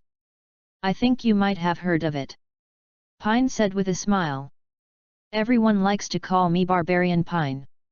In fact, I'm just stouter in appearance, and I'm not actually barbaric, of course, angry. Except when." Kunlun said, "Pine, I've heard of you. I've heard of some of your deeds. For example, you once punched through a reinforced concrete wall, and you also put a heavy head on a bullfight festival. A ton of bulls were picked up and thrown into the lake." Pine smiled and said, "I need to fix it a little. The bull is not weighing a ton, but a ton and a half. Of course, these are just tricks, not worth mentioning." Speaking of this, Pine said sternly, "Mr. Conran, I have been observing you just now. You seem to be facing some extraordinary difficulties. You are here to seek help, right?" Kunlun nodded, "Yes, I need to find a superpower with outstanding ability to help me save someone in the Amazon rainforest." Chapter 39, Big Guys Have Great Wisdom. "Well, Mr. Conran, please go on, I'm listening," Pine said. Kong Lun sighed, let's make a long story short. One of my subordinates is being chased by a huge scorpion in the Amazon rainforest. He can't leave the rainforest with his own power, so I need to send someone to rescue him. Pine blinked, being chased by a giant scorpion? This sounds a bit weird. Mr. Conran, I would like to ask, how big is that giant scorpion? Didn't your hand carry it in the rainforest? Weapons. Of course he has a weapon. Kong Lun said, I can assure that they have carried enough weapons, but everyone else is dead, and only he is still alive. The scorpion is said to be 2 or 3 meters long and will treat humans as its food. Pine thought for a while, and then asked, Mr. Conran, as far as I know, you came here the day before yesterday. Was it also for this matter? Kunlun nodded, yes, it was also for this matter the day before yesterday. I was looking for Hardin the day before yesterday. Pine said, yes, I know this. Someone saw you sitting here with him. So, what has happened to this thing now? Conlon said, after I found Hardin went to the rainforest, and then about 6 hours, well, it's almost 7 hours now. About 7 hours ago, I had a last call with Hardin. And then his satellite phone remained unanswered. 3 hours ago, the satellite telegram could not be reached. It sounds like something troublesome. Pine said, I'm afraid Hardin has failed. But I'm still willing to give it a try. Now, let's talk about the price of this thing. Kong Lun said, how about 1 million foreign currency? First pay 500,000 foreign currency, and then pay another 500,000 foreign currency after it's done. Pine frowned. Is this the price you negotiated with Hardin? Kunlun nodded, yes. Pine said, Mr. Conran, I'm afraid this price is unacceptable. Maybe you don't know, in the circle of superpowers, my price is much higher than Hardin. A slightly puzzled expression appeared on Kong Lun's face. Upon seeing this, Pine explained, Mr. Conran, perhaps in the eyes of you outsiders, Hardin's fire superpower is very cool, but cool and powerful are not the same thing. Tell you so, if I fight with Hardin, I can definitely beat him to the ground within a minute. Although Hardin's fire superpower is very cool, but his own strength is too weak, and his reaction is too weak. Too slow. All in all, Hardin's superpowers are flashy in the eyes of true insiders. Kunlun thought for a while and asked, so, Pine, how much do you want? Pine Shen pointed out 2 fingers, 2 million foreign currency, I promise to rescue that person from the rainforest. Is the price a bit too high? Kunlun said, looking at Pine. Pine shrugged his shoulders, Mr. Conran, value is always linked to strength. If you want to hire powerful people to handle some tricky things, you have to pay a high price. Of course, you can also choose cheaper ones. Superpowers, but there is a saying. Well, cheap is not good. If you are greedy for a while, you will often lose more in the end. Kunlun asked, are you sure you can complete the task? Pine nodded, I'm pretty sure. Kunlun gritted his teeth, very well, then I'll wait for your good news.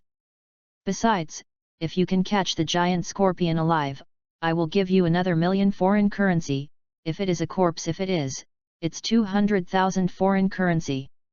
2 days later, the burly, muscular Pine appeared in the rainforest. Although Pine weighs as much as 140 kilograms, he showed no signs of clumsiness when he moved. Even compared to Hardin, who entered the rainforest a few days ago, Pine was obviously much more flexible. I'm a big guy, I have great wisdom. Pine hummed briskly as he walked. He followed him 20 or 30 far behind Pine, watching him patiently. Another superpower. It seems that he should be a power superpower. He thought to himself. On the surface, this muscular guy seems to be a brash man with well-developed limbs and a simple head, but judging from the signs he shows when he walks, his head is not simple at all. After observing for a while, he concluded, this big guy is obviously better than the superpower I ate last time, but this can't be a reason for me not to eat him. Now that he had decided to do it, he didn't hesitate anymore. When the 4 pairs of steps were used at the same time, his body flew towards Pine like an arrow from the string. Chapter 40, Wit. Pine was humming a song, seemingly relaxed and loose, but deep in his heart he was extremely vigilant. He almost couldn't help turning his head several times, but he gritted his teeth and persevered. Of course Pine knew that he had been targeted by some fierce predator, and that creepy feeling reminded him all the time how terrible the predators following him were. You know, there are not many creatures that can make Pine feel creepy, at least on this planet. What is this terrible predator? Is it that huge scorpion? Or some other unknown creature? Pine felt a little regretful in his heart, maybe he shouldn't take over this trouble. But that's the end of the matter, and Pine can only bite the bullet and go on. Moreover, he still has a backhand. Suddenly, a strong wind suddenly rose behind him. Pine's heartstrings suddenly tensed, and all the muscles in his body began to work in an instant. Boom! Boom! Boom! Boom! Boom! Boom! Pine was holding a large pistol in each hand, and while retreating quickly, he shot at the same time. I have to say that Pine's shooting level is very good, even if he is backing fast, his hands holding the gun are not affected at all. In the first few seconds of the battle, both sides were surprised. To Leahy's surprise, this big guy was already prepared. Moreover, the power of the 2 pistols in the hands of the big man was surprisingly powerful. 2 of the bullets hit Leahy's shell, causing Leahy to feel a little bit painful. Pine was even more surprised. My God, didn't you say that the shell of a scorpion is made of protein? But why is it so indestructible?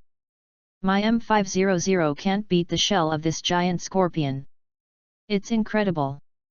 M500 is the model of the large pistol in the hands of Pine. Its full name is the Smith & Wesson M500 revolver. In the history of human firearms, M500 is known as the king of short guns. The caliber of the M500 revolver is 12.7 mm, and the length of the gun is 457 mm. The caliber of the famous Promised Land Desert Eagle is 11.43 mm and the length of the gun is only 267 mm. In terms of ammunition, the M500 revolver uses Magnum high-power pistol bullets. The kinetic energy generated by the bullet is as high as 4,000 joules, which is almost twice that of the Desert Eagle. Due to the powerful power of the M500 revolver, many people even call it a hand cannon. While breathing, Pine emptied the bullets in the 2 M500 revolvers. Of course, Leahy would not give Pine a chance to reload the bullets. He didn't stop at the slightest, and flew towards Pine. But at this moment, Leahy suddenly felt a horror in his heart, and a dangerous feeling flowed through his heart. With a bang, a bullet hit Leahy's back armor. The power of this bullet is even several times stronger than the power fired from the M500 revolver. This is a heavy sniper bullet. Leahy tumbled in the air and fell back to the ground, his heart suddenly rising with anger. There are even human snipers nearby. Although Leahy was angry, he would not lose his reason. His body sprinted forward, and his 2 huge chelated feet clamped towards Pine. Although Pine has developed muscles, Leahy believes that his chelated feet can still easily clamp him in 2. Pine did not dare to learn about Leahy's giant claws. Seeing Leahy's 2 giant claws attacked, he hurriedly smashed his luggage at Leahy. A bag of more than 20 kilograms was thrown out by a strangely powerful Pine, and it was absolutely capable of knocking down a strong bull. However, Leahy only slid his cheek feet to split the luggage bag and its contents into 2. At the same time, Leahy's slender tail drew towards Pine's head with lightning speed. Pine was shocked, and in desperation, he moved his arms up to protect his head. Immediately, Pine felt only a sharp pain in both arms, and both arms were fractured at the same time. Suddenly, Leahy backed away abruptly. Almost at the same time as Li He retreated, a bullet hit the place where Li He was originally, leaving an extremely deep crater on the ground. Then, a dull and heavy gunshot came over. Since the rate of fire of the sniper rifle has exceeded the speed of the sound in the air, the sound of the sniper rifle will lag behind the flying bullet every time. Therefore, in the face of a sniper, if you want to avoid shooting through gunfire, it is simply impossible. Because when you hear the sound of a sniper rifle, the bullet must have shot into your body first. The reason why Li He could avoid the sniper's second shot was based on his intuition before the danger came. The more powerful the species, the sharper and more reliable the intuition will be, and it will often feel the moment before the danger comes. That sniper nearby is really disgusting. Isn't he addicted to shooting me with a black gun? Since you are so eager to find death, I will fulfill you. In Li He's thoughts, he suddenly turned and ran towards the sniper hiding place. Chapter 41, Chase Superpowers. Crow, be careful, the monster has passed over to you. Pine forced the pain in his arms and used the communicator to remind his partner loudly. Pine's partner is named Crow. Crow is also a superpower, and his superpower is a hidden disguise. Latent camouflage is a relatively rare superpower. It is precisely because the Crow has this superpower that he can trail behind Li Hyuk without being discovered by Li Hyuk. Of course, this is very similar to Li Hyuk's putting most of his attention on Pine's body. Big relationship. When Li He followed Pine, he did not expect that Pine would still have an accomplice following him. Both Pine and Crow are the best among the sea-level superpowers. Together, they can even exert the strength comparable to the B-level superpowers. In fact, in the winter of last year, two sea-level superpowers, Pine and Crow, were in the light and the other was in the dark, and they once defeated a B-level superpower. In the woods 200 meters away, the white man named Crow looked horrified. He threw his sniper rifle abruptly and turned to escape into the depths of the woods. Pine, the mission failed, we retreat separately. The Crow said to his partner through the communicator while running away. I totally agree. Pine's voice came from the communicator. The sound behind him became clearer and clearer, and the Crow knew that the giant scorpion had caught up. At this moment, the Crow only hates himself for not being a real crow. If he is really a crow, then he can now easily fly into the sky and escape the giant scorpion behind him. Suddenly, a big tree in front fell to the ground, blocking the path of the Crow. Damn it! The Crow said silently in his heart, and with a sudden kick under his feet, his body rose into the air and flew over the tree. At the same time, Li He also flew forward, and a giant claw was closed one by one, which clamped one of the Crow's legs and dragged the Crow down from the air. The Crow's heart is desperate. Li He flicked his giant claw and flew the Crow away. The 70-kilogram body of the Crow slammed into a big tree, and the bones were broken. Pine's voice came from the communicator, Man, are you okay? The Crow coughed and spit out a few mouthfuls of blood, and said weakly, It's so bad. Good luck, buddy. As soon as the voice fell, Li He's tail stab had already pierced the Crow's neck. Then, Li He began to devour the body of the Crow. Li He is not worried about Pine's escape. In this Amazon rainforest, no one can escape his pursuit.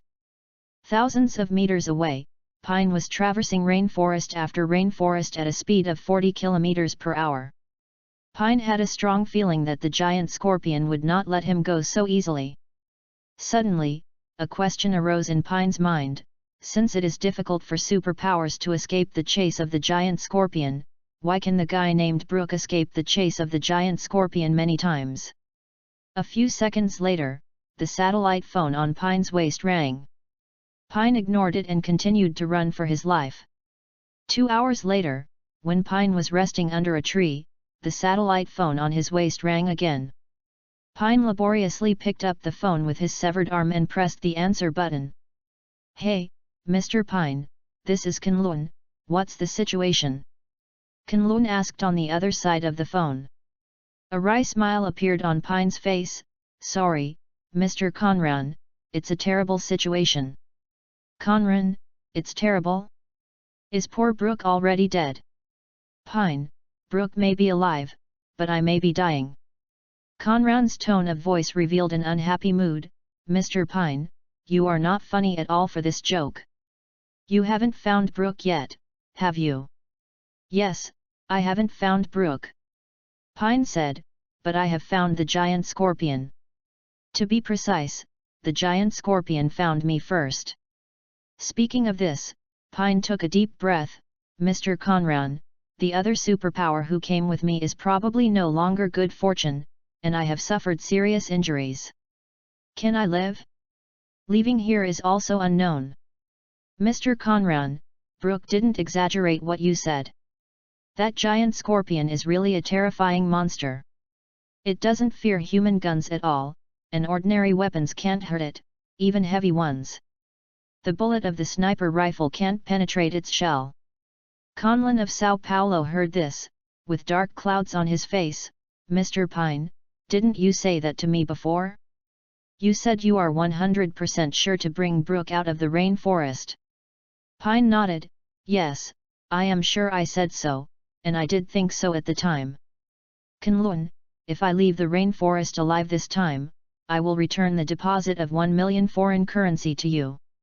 If I do not return it to you, it means that I have died in the rainforest. Also, Mr. Conran, I kindly remind you in the end, you don't have to spend money to invite other superpowers in Sao Paulo. No one of them can handle this giant scorpion.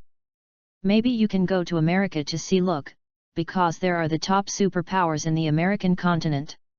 After speaking, Pine hung up the phone and set off on the road of escape again. Chapter 42, Leaving the Amazon Rainforest. Suddenly, Pine stopped. I knew the situation was terrible this time. Pine looked at the golden giant scorpion blocking his path forward and said with some frustration.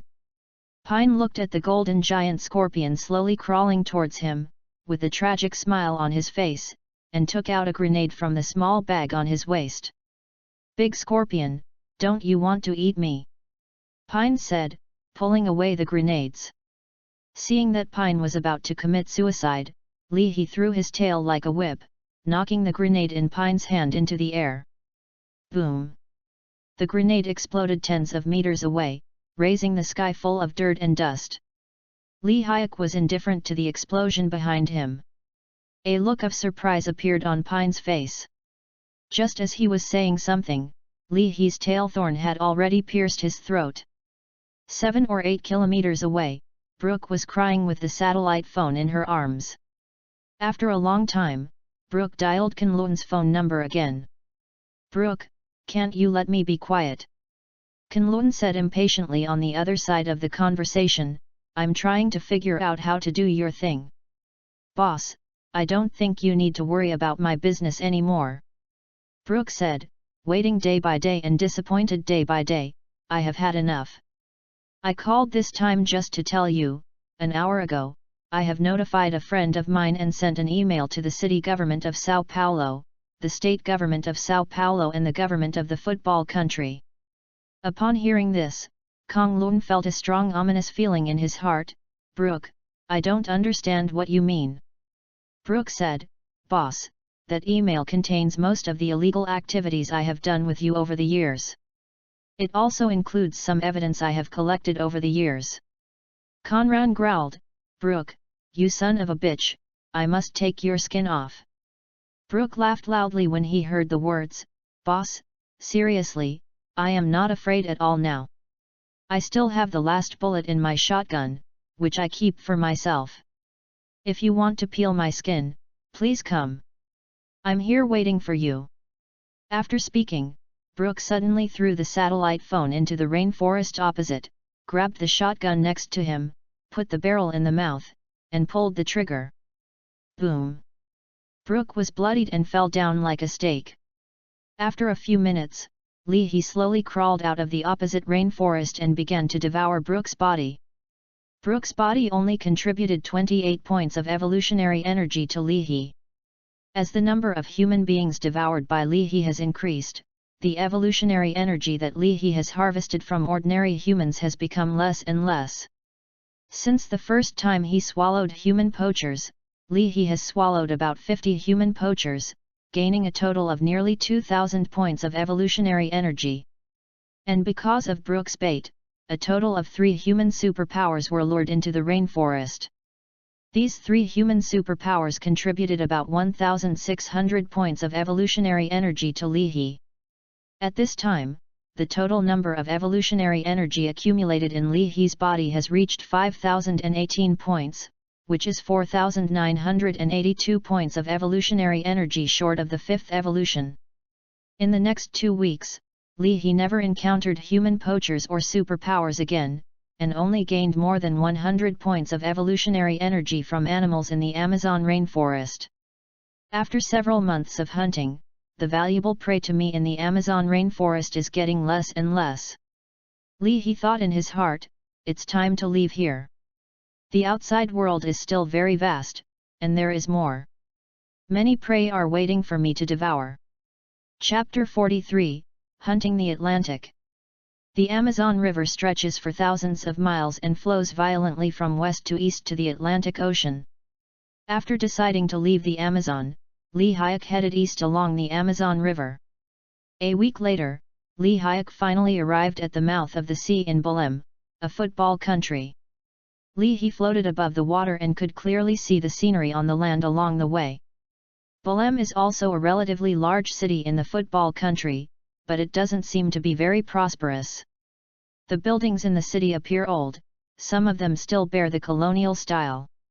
Above the river at the mouth of the sea, large and small cargo ships come and go, creating a busy scene.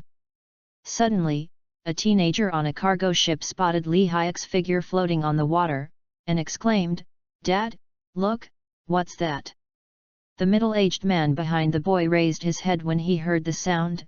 "Where?" "It's right there." Young Shen pointed his finger to the front left, but now it's sinking in the water. The middle-aged man searched the surface of the water for a while, but found nothing, and said, "What made you all the fuss about?" "I saw a big fish." The boy shook his head and said, "It's not a big fish, it's a big scorpion." "Big scorpion?" The middle-aged man's face was surprised. "How big is a scorpion?" The boy said, "It's very big. It may be 3 meters long." "A big scorpion 3 meters long?" The middle-aged man shook his head. "Benny, this is obviously impossible. No scorpion in this world can grow to 3 meters long." "Benny, do you know what kind of the biggest scorpion in our world is?" "It is a king scorpion in the jungle of America." "But even if it is a king scorpion in the jungle of America, its body length is only 30 centimeters. The boy named Benny insisted, "But I saw clearly just now that there really is a scorpion 2 to 3 meters long floating on the surface of the water. Its appearance is golden." The middle-aged man smiled and said, "Benny, did you know that scorpions, no matter how big or small, are born to be incapable of swimming? Because the breathing organs of scorpions are under its body, if they enter the water, even if they are floating on the surface of the water, on top, its breathing organs will also be blocked by water, making them unable to breathe. So, you must have made a mistake just now. Maybe it's a big fish or a caiman." Caiman is generally 2 or 3 meters long, and its body shape is similar to that of a scorpion. You are likely to float one. The caiman on the water becomes a giant scorpion. "But Dad, don't the caiman only live in fresh water?" Benny asked rhetorically. The middle-aged explained, "Caiman can indeed only live in fresh water, but here is the mouth of the sea, the salt in the water is very low, so many freshwater creatures can also survive here. If you go further 100 or 200 kilometers, the situation it will be completely different." Benny frowned. He was pretty sure what he saw was not a caiman, but he couldn't convince his father. Li He was swimming swiftly a dozen meters below the surface of the water. In the second evolution, Li Hayek gained the ability to sneak underwater, which gave Li Hayek the ability to move in the water. When he first acquired this ability, Li He's ability could only last for a maximum of 6 hours at a time, and then a cooling period of 18 hours was required before he could use it again. However, with the rapid growth of Li He's strength, Li He's underwater sneak time has been extended to 72 hours, and the cooling time has been reduced to 30 minutes. Li He swims deep into the Atlantic Ocean at a speed of 100 km per hour. 15 minutes later, Li He met his first prey. The prey is an adult swordfish over 3 meters in length. Swordfish is one of the fastest fish in the sea. It has a spear-like upper jaw. When it advances at high speed, it can use the impact force generated by the advancement of the body to pierce the upper jaw into the body of the prey. The swordfish had a ferocious and aggressive temperament. After it discovered Li He, it didn't even run away, but instead swam towards Li He. This fish actually regarded me as a prey. Li He felt a little funny in his heart. Suddenly, the speed of the swordfish parade suddenly increased and rushed towards Li He. After the swordfish accelerated, its speed suddenly increased from 60 km per hour to 120 km per hour. Li He quietly waited for the swordfish. Until the spear-like upper jaw of the swordfish was less than 10 meters away from him, Li He suddenly used the defensive electric field. The defensive electric field ability was evolved after Li He swallowed the electric eel gene. When it first evolved, the voltage was only 100 volts. However, with the rapid advancement of Li He's strength, the voltage of the defensive electric field has now increased to 360 volts. At the moment when the defensive electric field was activated, the swordfish sprinting out was electrocuted and shivered. Li He bit the swordfish and began to enjoy the food delivered to his mouth. Chapter 44, Devouring Tiger Shark. It only took less than 10 minutes for Li He to swallow the swordfish that had taken the initiative to his mouth. This swordfish, which is more than 3 meters in length and weighs about 200 kilograms, provided Li He with 36 points of evolutionary energy.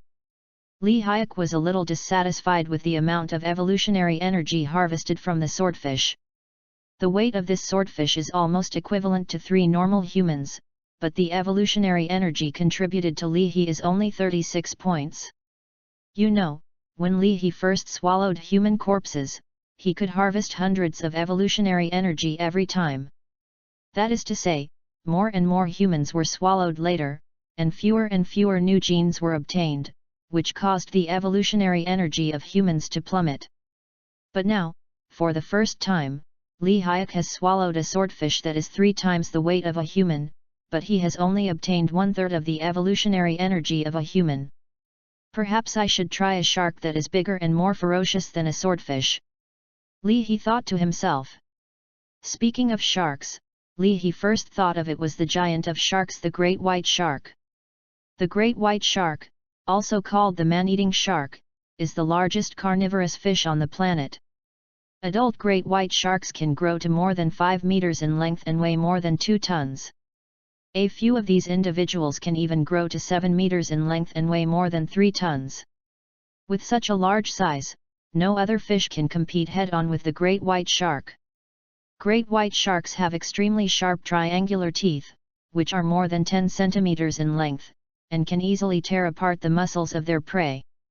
However, with the hunting and killing of great white sharks by humans in the last 100 years, the number of great white sharks has dropped sharply, and now there are only a few thousand in the world. And these thousands of great white sharks are distributed in the Atlantic Ocean, Pacific Ocean, and many sea areas of Tianzu country, so it is not easy for Li He to find a great white shark to try the taste. But on the second day after entering the Atlantic Ocean, Li He met another famous shark, tiger shark. The scientific name of the tiger shark is actually called the ferret shark, which is the second largest carnivorous fish after the great white shark. Under normal circumstances, tiger sharks are generally between 3 to 4 meters in length and weigh 400 to 600 kilograms, but there are also some large individuals that grow to 5 meters away and weigh more than 900 kilograms. Although the tiger shark is not as big as the great white shark, it has a more ferocious temperament. Even the young tiger sharks are fierce and abnormal, and they often swallow the same kind. Once a human scientist, while dissecting a female tiger shark for research, was accidentally bitten by a tiger shark cub inside the female tiger shark. Adult tiger sharks are gregarious carnivorous fish. They often form a group of several or even dozens of them. However, the prey trapped by the group of tiger sharks rarely escapes. Of course, when there is insufficient food, tiger sharks often kill each other. This time, Li He encountered a small hunting group consisting of 4 tiger sharks. They were attracted by the smell of the tuna, because Li Hyuk was devouring a large tuna at the time. The battle between the two sides was one-sided, and Li He completely crushed the tiger shark. Although Li He killed 4 adult tiger sharks in only 30 seconds, it took Li He nearly 3 hours to swallow and digest their corpses. After devouring the first tiger shark, Li He's evolutionary energy increased by 86 points. Swallowing the second tiger shark, Li He's evolutionary energy increased by 63 points. Swallowing the third tiger shark, Li He's evolutionary energy increased by 39 points. Swallowing the fourth tiger shark, Li He's evolutionary energy increased by 17 points. The 4 tiger sharks contributed a total of 205 evolutionary energy to Li He, plus the tuna and swordfish that he had swallowed before, and Li He gained a total of 256 evolutionary energy. At this time, the total number of evolutionary energy in Li He's body is 5,274 points, which is 4,726 points short of the 5th evolution. Li He continued to swim deep into the Atlantic Ocean at a speed of 100 km per hour. Every 2 hours or so out of the swim, Li He would stop hunting once, and then continue the parade for 2 hours, and so on. Of course, if he meets suitable prey during the parade, Li He doesn't mind rushing to add a meal. As night fell, the deep darkness enveloped the boundless sea. If you are near the sea, you can often see the little lights on some fishing boats or cargo ships passing by at night, but in the depths of the ocean far away from the land, the sea is mostly dark, and there is a chance of encountering human ships. Very tiny. However, even the smallest probability is a probability after all. As long as there is a probability, then there will be the possibility of occurrence. For example, now, Li Hyuk has encountered a large human ship. This is a luxury cruise ship for humans. Its length is more than 200 meters, its width is about 30 meters, there are multiple decks above the waterline, and the hull is beautifully decorated. It stands to reason that a luxury cruise ship like this should be very lively and prosperous, but now, it is silent, without even a trace of light coming out. It floats so quietly on the surface of the sea in the middle of the night, like a ghost ship. Chapter 45, Sea Monster in a Cruise Ship. Li He cruised to the cruise ship curiously, and he smelled a faint breath in a place more than 100 meters away from the cruise ship. As Li He approached, the blood became stronger and stronger. When Li He arrived at the bottom of the cruise ship, the aura from the cruise ship really shocked Li He. If he only smelled this strong breath, Li He would almost think that this ship was a huge slaughterhouse. Li He circled the cruise ship, then jumped out of the water more than 10 meters high, followed 4 pairs of steps, and climbed up the cruise ship's deck along the steep outer wall of the cruise ship. Coming to the 3rd deck, the breath became even stronger. The door of the 3rd-story cabin has been damaged, and it is opening slantingly. Inside the door, there is a dark hall. In such dim light, even if Li Hyuk has 8 eyes, each of which has been strengthened 4 times, his vision is many times higher than that of humans, and he can't see too far. Li He slowly crawled into the dark hall, and saw a mess in the hall, broken tables, chairs, wine bottles, and wine glasses everywhere. The smell of blood in the hall was heavy, and there were many blood stains on the floor, but there were no corpses. Could it be that this ship encountered pirates not long ago? The pirates started to kill after they got on the ship. Li He thought to himself. But immediately, Li Hyuk denied this inference of his own. Because even if the pirates kill on the ship, they will never get blood on the ceiling. Moreover, the internal damage of this cruise ship is not like human damage. Suspicious in his heart, Li He slowly walked through the hall, crawling to the place where the breath was the strongest. Suddenly, Li He's sensory body hair caught an extraordinary shock. Sure enough, there are living creatures on this boat. Li He thought to himself. A few minutes later, when Li He crawled into a long aisle, a thick black shadow suddenly struck him like a gust of wind. At the first moment when the huge shadow hit, Li He almost was a huge snake-like creature. But immediately, Li Hyuk knew that this thing was not a snake. The big mouth of the blood basin it struck was not actually a mouthpart, but rather like the open paws of some kind of huge mollusk. What kind of creature is this?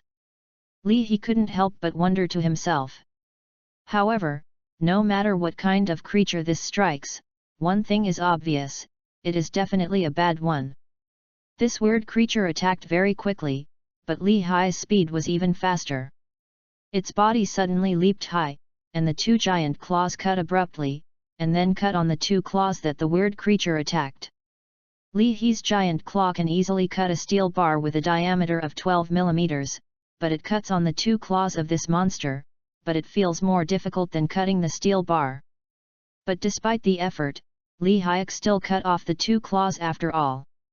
In the depths of the aisle, there was a weird and deep cry, which contained pain and anger.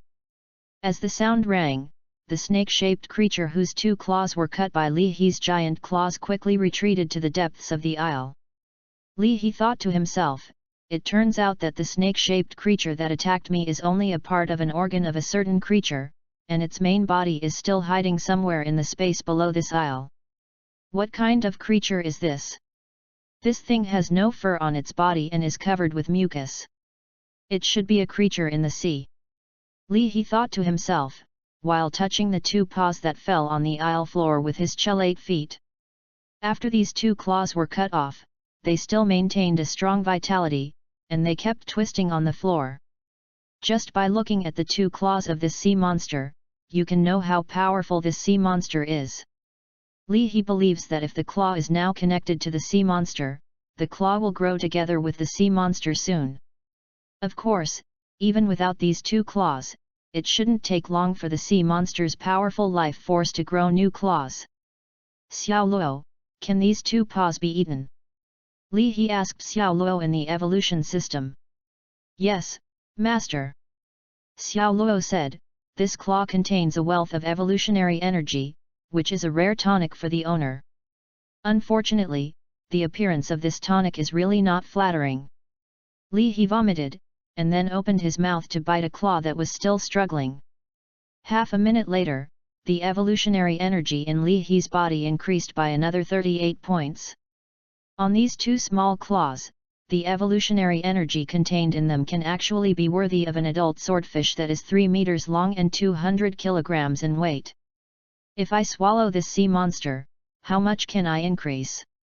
What about evolutionary energy? Li He was thinking. Suddenly he heard the roar of engines coming from the sea, and a boat approached here. Chapter 46, Mercenaries. Above the boundless sea, an old-looking boat is galloping in the wind and waves. Hanover stood on the bow, holding the night vision goggles and murmured, "Finally found it." After speaking, he turned abruptly and strode into the cabin. In the narrow cabin, there are a dozen big men with different skin colors. These big guys are mercenaries under Hanover. Guys, listen to me, the goal is ahead, and our chance to make a fortune has arrived. Hanover's voice just fell, and the big guys in the cabin immediately cheered and raised their weapons one after another. Hanover made a static motion and said, "I will repeat this mission again. Our goal this time is the cruise ship Yagi on the sea ahead. What we will do is looting this cruise ship. Then blow it up."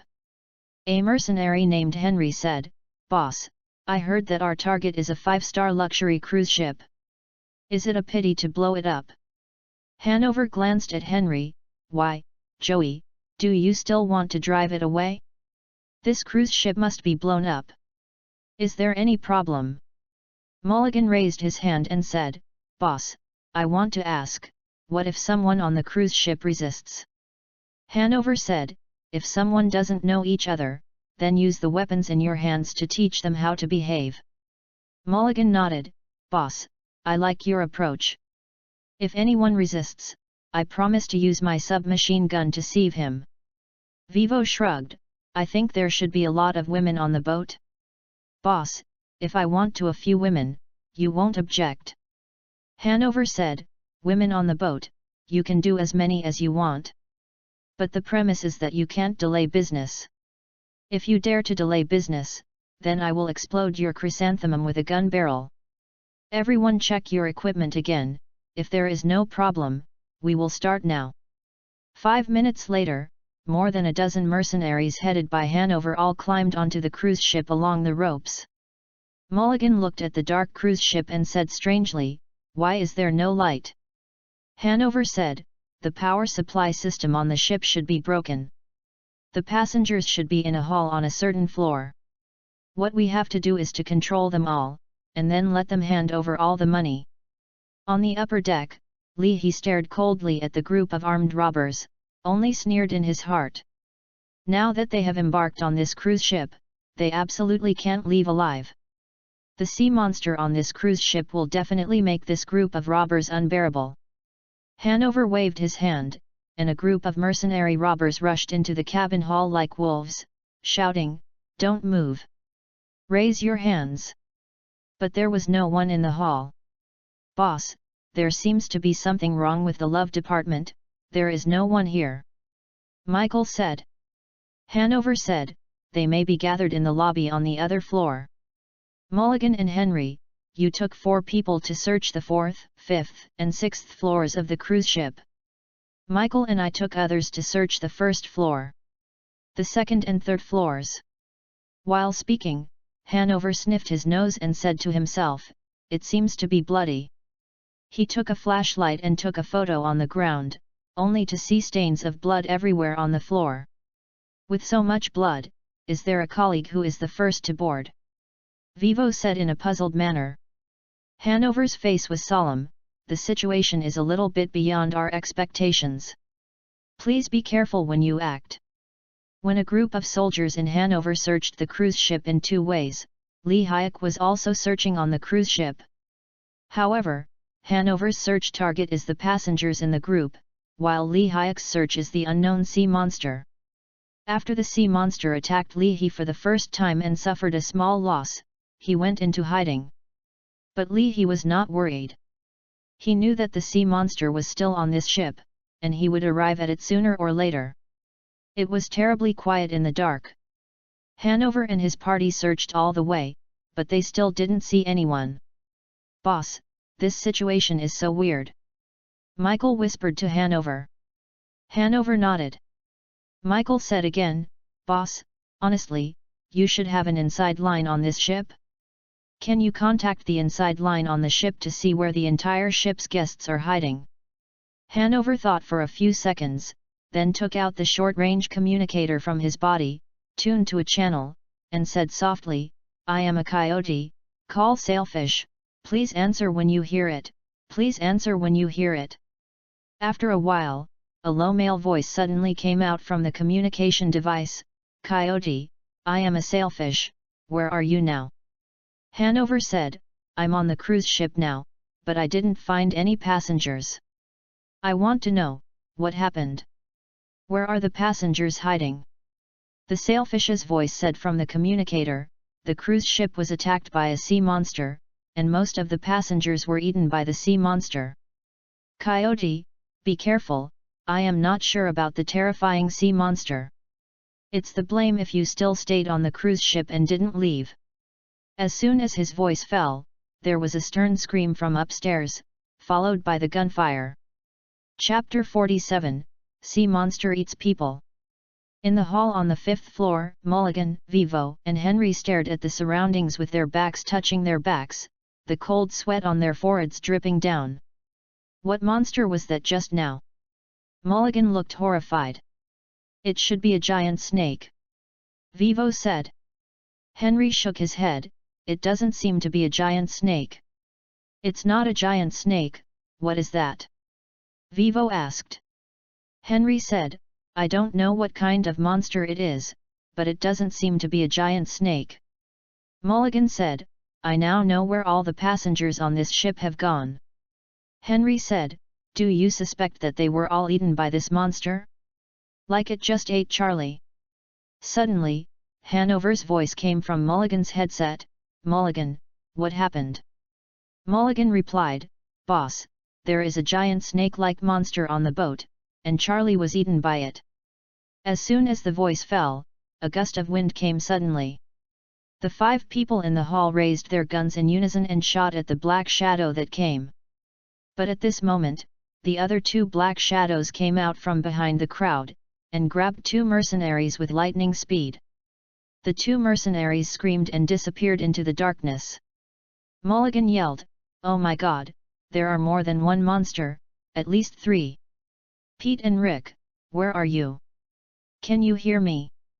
Pete and Rick are the names of the 2 mercenaries who were captured just now. In a blink of an eye, Mulligan and his party of 6 mercenaries were only half left. They were all heroes rolling in the rain of bullets. They couldn't help feeling trembling at this moment. He quietly watched what happened just now in the dark. As a bystander, He clearly saw more clearly than these mercenaries. He can see now that the giant snake-like creature that grabbed the mercenary is actually an unusually strong tentacles. This sea monster is probably a mutated giant octopus. The length of the sea monster's tentacles is at least 20 meters. Judging by this, the size of this sea monster is really amazing. So far, he has seen 3 tentacles of this sea monster. If this sea monster is really a mutant giant octopus, then besides the 3 tentacles Lehigh has seen, it has at least 5 tentacles. However, the ends of Akazusa's tentacles are fleshy suckers, while the ends of this sea monster's tentacles are slender, sharp, semi-ossified claws. Compared with the octopus sucker, it uses the cavity at the top and the soft side to create a pressure difference, thereby forming a closed vacuum to prey. The semi-skeletal claws of this sea monster are obviously more powerful. The claws of this sea monster can easily pierce human bodies, just like a knife pierced into bread. Mulligan, go to the bottom deck of the cruise ship, we will meet in the bottom deck of the cruise ship. Hanover's voice came from Mulligan's headset. Okay, boss. Mulligan said, but boss, I suggest that we leave here immediately. Now on this cruise ship, I don't know how many monsters are hidden. Hanover said, we will leave as soon as possible. But before we leave, we have to find someone in the bottom deck. We can't make this trip in vain. As soon as Hanover's last word was uttered, he heard another scream in the headset. And listening to this sound, it seemed that Mulligan was making it. Mulligan, what's the matter? Hanover asked loudly. But only a few squeaks came back from the headset.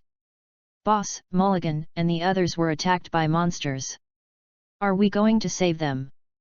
Michael asked. Hanover hesitated for a few seconds, and said, let's go to the bottom deck first. A group of people walked in the darkness in fear, cold sweat was coming out of everyone's back. Swordfish, open the door, I am a coyote. Hanover shouted in a low voice while standing under the door of a storage room in the bottom cabin. After a while, the door of the storage room opened gently from inside, and a man in a white shirt and glasses poked his head toward a frightened mouse. Hanover Shen grabbed the spectacle man in his hand, pushed him into the storage room, and said sharply, "You're just a sailfish." The white shirt man nodded, "I am a swordfish, but you can call me Simon, Simon Canton now." Hanover glared at Simon fiercely and asked, "Mr. Simon, I think you need to explain to me what happened here." Simon said, "It's actually very simple. The cruise ship broke down for unknown reasons, and then was attacked by an unknown monster. Most of the guests on the cruise ship were eaten by the monster. Only a few slippery fish like me survived." Hanover sneered, "You broke the cruise ship deliberately, right?" Chapter 48, Great Tentacles of Horror. Simon hesitated for a while, and then nodded, "As of this time, I have nothing to hide. I really broke the cruise ship." With a look of contempt in Michael's eyes, he looked at Simon and said, "I really feel sad for your boss. I believe he may have spent 100 million foreign currency to build this luxury cruise ship, but he wants to damage it without even using a foreign currency. You. The boss of ran into you, and it was really bad luck for 8 lifetimes. Simon's face showed a trace of anger, but seeing the submachine gun in Michael's hand, he had to endure Michael's rudeness. In fact, I am the owner of this cruise ship. Simon said, I have gone bankrupt to build this cruise ship. The money I invested on this ship is definitely more than 100 million foreign currency. Hearing this, Michael couldn't help but stunned. You are the owner of this ship, so why did you damage it? You also made the passengers on this ship bloody. Simon said, because I owe the bank money, the bank wants to put my ship out for auction. I spent all my property and half my life's energy in building this cruise ship, and I will never allow it to fall into the hands of others. So, I would rather destroy it than let others get it. As for the blood of the passengers on the ship, it was not part of the plan.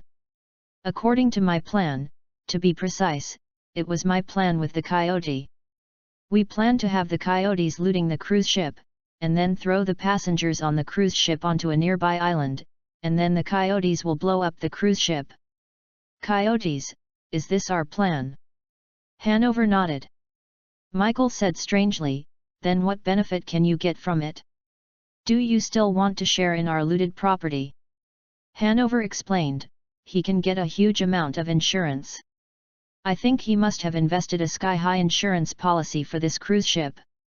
If this cruise ship is really blown up, the insurance compensation he will receive is definitely an astronomical figure. Mr. Simon, am I right? Simon nodded, yes, the insurance compensation is about 1.5 times the money I invested in building this cruise ship. Hanover looked at Simon, pointed his gun at Simon, and said coldly, the insurance compensation has nothing to do with us, we only take our own share. 5 million foreign currency, we want it now. Simon's face changed slightly, Coyote, I remember the plan we discussed, but there is no such thing as 5 million foreign currency, right? Hanover's face was gloomy, the plan we discussed was to use the passengers' belongings to pay us, but now those passengers are eaten by sea monsters. Do you want me to ask those sea monsters for compensation? Simon hesitated, but where am I going to get you 5 million foreign currency? Let alone 5 million foreign currency, it is 50,000 foreign currency, I can't get it out. Hanover gritted his teeth and said, for your plan, I have lost 6 men. When he wanted to say something more later, there was a loud noise on the top wall of the storage room, followed by a big bag bulging down the top wall. The monster is on it. Simon was shocked. Pang! Pang! Pang! There were a few loud noises again, and the top wall kept protruding downwards. It was obvious that the sea monster was hitting the ceiling between the first floor and the bottom cabin. Hanover shouted, what are you doing in a daze? Shoot! Before the words fell, Hanover and Michael and the other 3 mercenaries fired together, and the bullets shot toward the bulge of the ceiling like a torrential rain. Soon, the ceiling made of metal was riddled with holes. What about the monster? A mercenary asked nervously, looking up at the ceiling. Another mercenary said, I'm afraid we have been beaten into a sieve.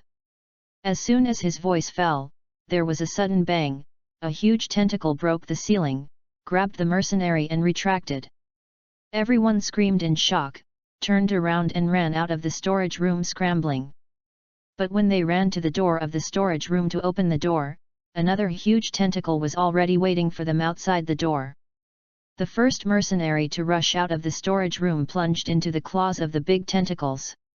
As soon as the sharp claws of the big tentacles were gathered, the sharp and slender claws pierced into the body of this mercenary. The mercenary screamed and was dragged into the darkness by the big tentacles. Let's leave here and go back to our own ship. Hanover said loudly while changing a magazine for his charge. As soon as the voice fell, another big tentacle came over from the darkness and snatched a mercenary next to Hanover. In a blink of an eye, Hanover and his group of 5 lost most of them, leaving him and Michael alone. Even Hanover, who had experienced many battles, saw this. The muscles on his face couldn't help but twitch slightly because of tension. Chapter 49, Chasing Giants. In the darkness, the breath is getting stronger and stronger, and it has even reached a disgusting level. Right now, Lee Hejin slowly climbed into the cabin with the strongest breath. In the cabin, there is simply a huge and messy slaughterhouse, but in this slaughterhouse, humans are the objects to be slaughtered. Human bones are everywhere, and the bones are also covered with disgusting mucus. To be honest, this scene did not scare Lee He, but it really made Lee He disgusting. It looks like this is where the giant octopus monster eats. Lee He thought to himself, that guy should first swallow the whole human, and use the digestive juice in the body to break down and digest the human muscles and internal organs. After dropping, spit out the human bones. This guy is really disgusting. If you can eat people, you can eat thoroughly. You have to eat half and vomit half. It wastes food and pollutes the environment. Suddenly, there was a slight vibration in Lee He's cabin, and two big tentacles Shen entered the cabin. In the next second, the two big tentacles seemed to be aware of something, and then suddenly retracted. Lee He slowly crawled to the place where the big tentacles had retracted, and saw a huge ugly creature standing quietly in the darkness. 6 to 7 points of this huge ugly creature resembled a giant octopus magnified countless times. In the other 3 to 4 points, Lee Hai couldn't tell what it looked like. But it does have 8 tentacles like an octopus. Therefore, Lee He prefers that this monster is actually a mutated giant octopus. The octopus monster is more than 3 meters high, and the length of the 8 tentacles is also different, but the shortest one is also 17 to 8 meters long, and the longest one is probably no less than 30 meters. On top of 2 of its big tentacles, they each hold a human corpse. However, in the process of hunting humans, it was obviously counterattacked by humans. As the muscles of its 2 large tentacles squirmed, some of the warheads shot into the tentacles were squeezed out one after another. The 2 sides faced each other in silence in the dark. While Lee Hayek was looking at the giant octopus monster, the giant octopus monster was also looking at Lee Hayek. Although Lee Hayek's body length has reached 2.4 meters, he is definitely a monster in scorpion. But compared with this giant octopus monster, it immediately looks very small and exquisite. The giant octopus monster suddenly roared, and the roar was full of warning. This guy's IQ is not low, he seems to want to keep me out of the water. But Lee Heck is not that easy to talk. This giant octopus monster is definitely a death-like existence for the humans on the cruise ship. But in Lee He's eyes, it is just a great prey with extremely rich nutrition. Lee He slowly crawled towards the giant octopus monster. The giant octopus uttered a low growl again, and suddenly threw the 2 human corpses in his hand at Lee Hayek. Lee He was taken aback for a moment, and immediately understood this giant octopus monster didn't want to conflict with him, so he gave him the 2 prey it caught. It is a pity that the corpses of these 2 human mercenaries are not attractive to Lee Hayek. Lee He still crawled towards the giant octopus monster. The giant octopus monster was completely angry this time, and with a furious sound, the 8 big tentacles all caught Lee He down.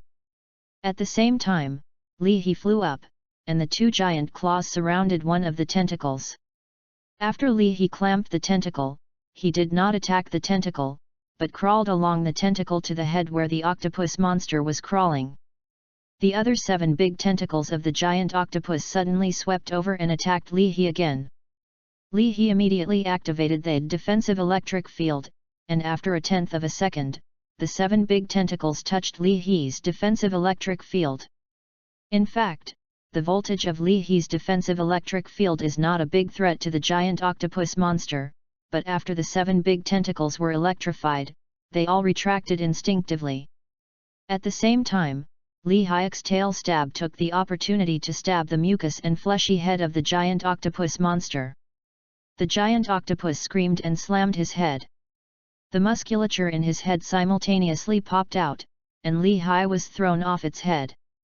After throwing away Lee He, the giant octopus monster no longer wanted to fight with Li He, and the 8 tentacles danced together like 8 strong steps, fleeing out like a gust of wind. This animal is obviously an aquatic species, how can it escape so fast on land? My toxin can now poison an elephant in a few seconds. I got a shot of this animal and it can escape. This antitoxicity is really ridiculously strong. Li He was secretly surprised, while chasing the giant octopus monster. Chapter 50, No Survivor. Hanover, Michael, and Simon fled to the deck of the ship's bow like bereaved dogs. Finnegan, Finnegan! Hanover yelled to the boat below, standing on the cruise ship. With a cigarette in his mouth, a middle-aged man walked out of the cabin lazily, looked up at Hanover and asked, "Mr. Hanover, what happened? I heard gunshots, and the progress of your affairs seemed to be it's not so smooth." Hanover waved his hand, "Don't ask too much. Start the boat, we will leave here soon." Finnegan nodded, "Well, everything is up to you, who makes you the person who pays?" Hanover was very angry when he saw Finnegan's carelessness. Suddenly, there was a dull sound from the cruise ship, and the cruise ship vibrated violently. Hanover and Michael looked at each other, and both saw deep fear in each other's faces. "It's over, those monsters are catching up!" Simon screamed desperately. Hanover kicked Simon to the ground and shouted, "Go away, don't stand here in the way." The monster came extremely fast, and Hanover and Michael wanted to leave the cruise ship and arrive at the boat below before the monster arrived. It was obviously too late.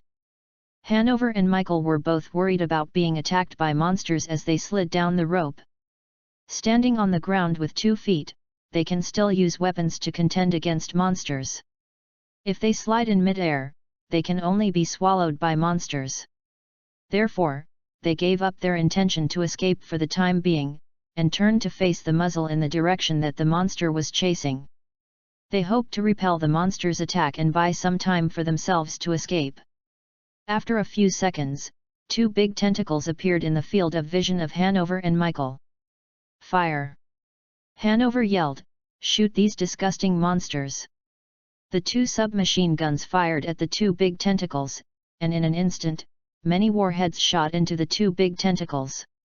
Suddenly, the 3rd and 4th big tentacles came out from the cabin again. The 2 big tentacles from the new Shen slammed down and grabbed Hanover and Michael and broke their brains. Seeing this, Simon was so scared to urinate. He thought he was going to follow in the footsteps of Hanover and Michael in the next second, but to his extreme surprise, those huge tentacles ignored him. They climbed straight to the gunwale of the bow of the cruise ship, and followed a creature more than 3 meters high in Simon's eyes. This is the first time Simon has seen the full picture of this man-eating sea monster. It turns out that this sea monster is a huge mutant octopus monster. Simon thought tremblingly in his heart. Suddenly, the octopus monster suddenly let out a weird cry, and there was a smell of pain in the cry. Simon was curious, could this octopus monster also be injured? In the next second, Simon understood. Because Simon saw a big scorpion pinching a big tentacles of the octopus monster with 2 giant claws. Although this big scorpion is more than 2 meters long, it is still insignificant compared with the huge size of the octopus monster. However, the octopus monster was obviously very afraid of the big scorpion. He didn't even dare to turn his head to resist. Instead, he didn't know how to use it to directly get the big tentacles clamped by the big scorpion out of its body. After the octopus monster lost a large tentacle, it jumped down. Under the cruise ship, Finnegan had just started the boat, suddenly raised his head, and suddenly saw a huge monster descending from the sky. Boom! The octopus monster's huge body smashed heavily on the boat, smashing both the boat and the Finnegan on the boat. Immediately, the octopus monster followed the boat into the sea. It's not that easy to lose the and protect the car. Li He jumped sharply, and followed the octopus monster into the sea. As the only survivor on the cruise ship, Simon is also the only witness of this battle. It's crazy. This octopus monster that swallowed a whole ship of passengers has a time to escape. Simon thought to himself, I hope this octopus monster and the big scorpion will die together. In horror, Simon was a little curious again, and couldn't help but leaned against the big tentacle lying on the deck. Simon wanted to take a closer look at this big tentacle that has captured the lives of countless people. But Simon still thought too simple. He saw that the big tentacles had left the octopus monster's body, and he thought it was no longer dangerous. But when he approached, the big tentacles suddenly lifted up from the deck, and the slender and sharp half-ossified claws grabbed Simon's head all at once. In an instant, Simon's head exploded like a watermelon that had been hit hard. At this point, the entire human army on the cruise ship was wiped out, and no one survived. Chapter 51, Devour Giant. Under the surface of the sea, the 7 tentacles of the octopus monster kept dancing, hitting the huge waves of the nearby sea. The defense of the octopus monster's 7 tentacles cannot be said to be insecure, but Lee Hyuk can always break through the blockade of the octopus monster's 7 tentacles and attack the octopus monster's body. After Lee He's tail stab was the octopus for the 3rd time, this huge, highly resistant mutant octopus finally couldn't bear it, and began to show obvious decline. Lee He made persistent efforts and flew closer, and the tail thorns pierced into the octopus monster's eyes fiercely. The octopus monster screamed, and the attack of the 7 tentacles gradually stopped. Lee He pounced on the octopus monster's body, opened his mouth and tore off a piece of the octopus monster's flesh. The octopus monster struggled a few times, but it was already weak. For the next few hours, Lee He was devouring this mutant giant octopus. While Lee He swallowed the giant octopus monster, the evolutionary energy in the evolutionary system is rapidly increasing. 52 15 52 18 52 20 52 23 52 25 52 28. When Lee He completely swallowed the giant octopus monster, the evolutionary energy in his body has exceeded 8,000 points, reaching 8,320 points. With the idea that no food should be wasted, Lee Hyuk returned to the cruise ship again and swallowed the big tentacles that left the giant octopus on the cruise ship deck. This big tentacle is indeed extremely tenacious. When Lee Hyuk swallowed it, it even wanted to attack Lee Hyuk. Lee He gained 180 points of evolution energy in this big tentacle. In this way, the number of evolutionary energy in Lee He's body has reached 8,500 points, which is only 1,500 points of evolutionary energy before the 5th evolution. If I can swallow another giant octopus monster like this, the evolutionary energy in the body will definitely exceed 10,000 points. But this giant octopus monster that can easily prey on great white sharks is obviously at the top of the marine life chain and can touch it. The last one is already good luck. If you want to swallow another one, I'm afraid it will take bad luck. Lee He thought to himself in his heart. When the sun rose from the distant sea level, Lee He marched hundreds of kilometers in the Atlantic Ocean.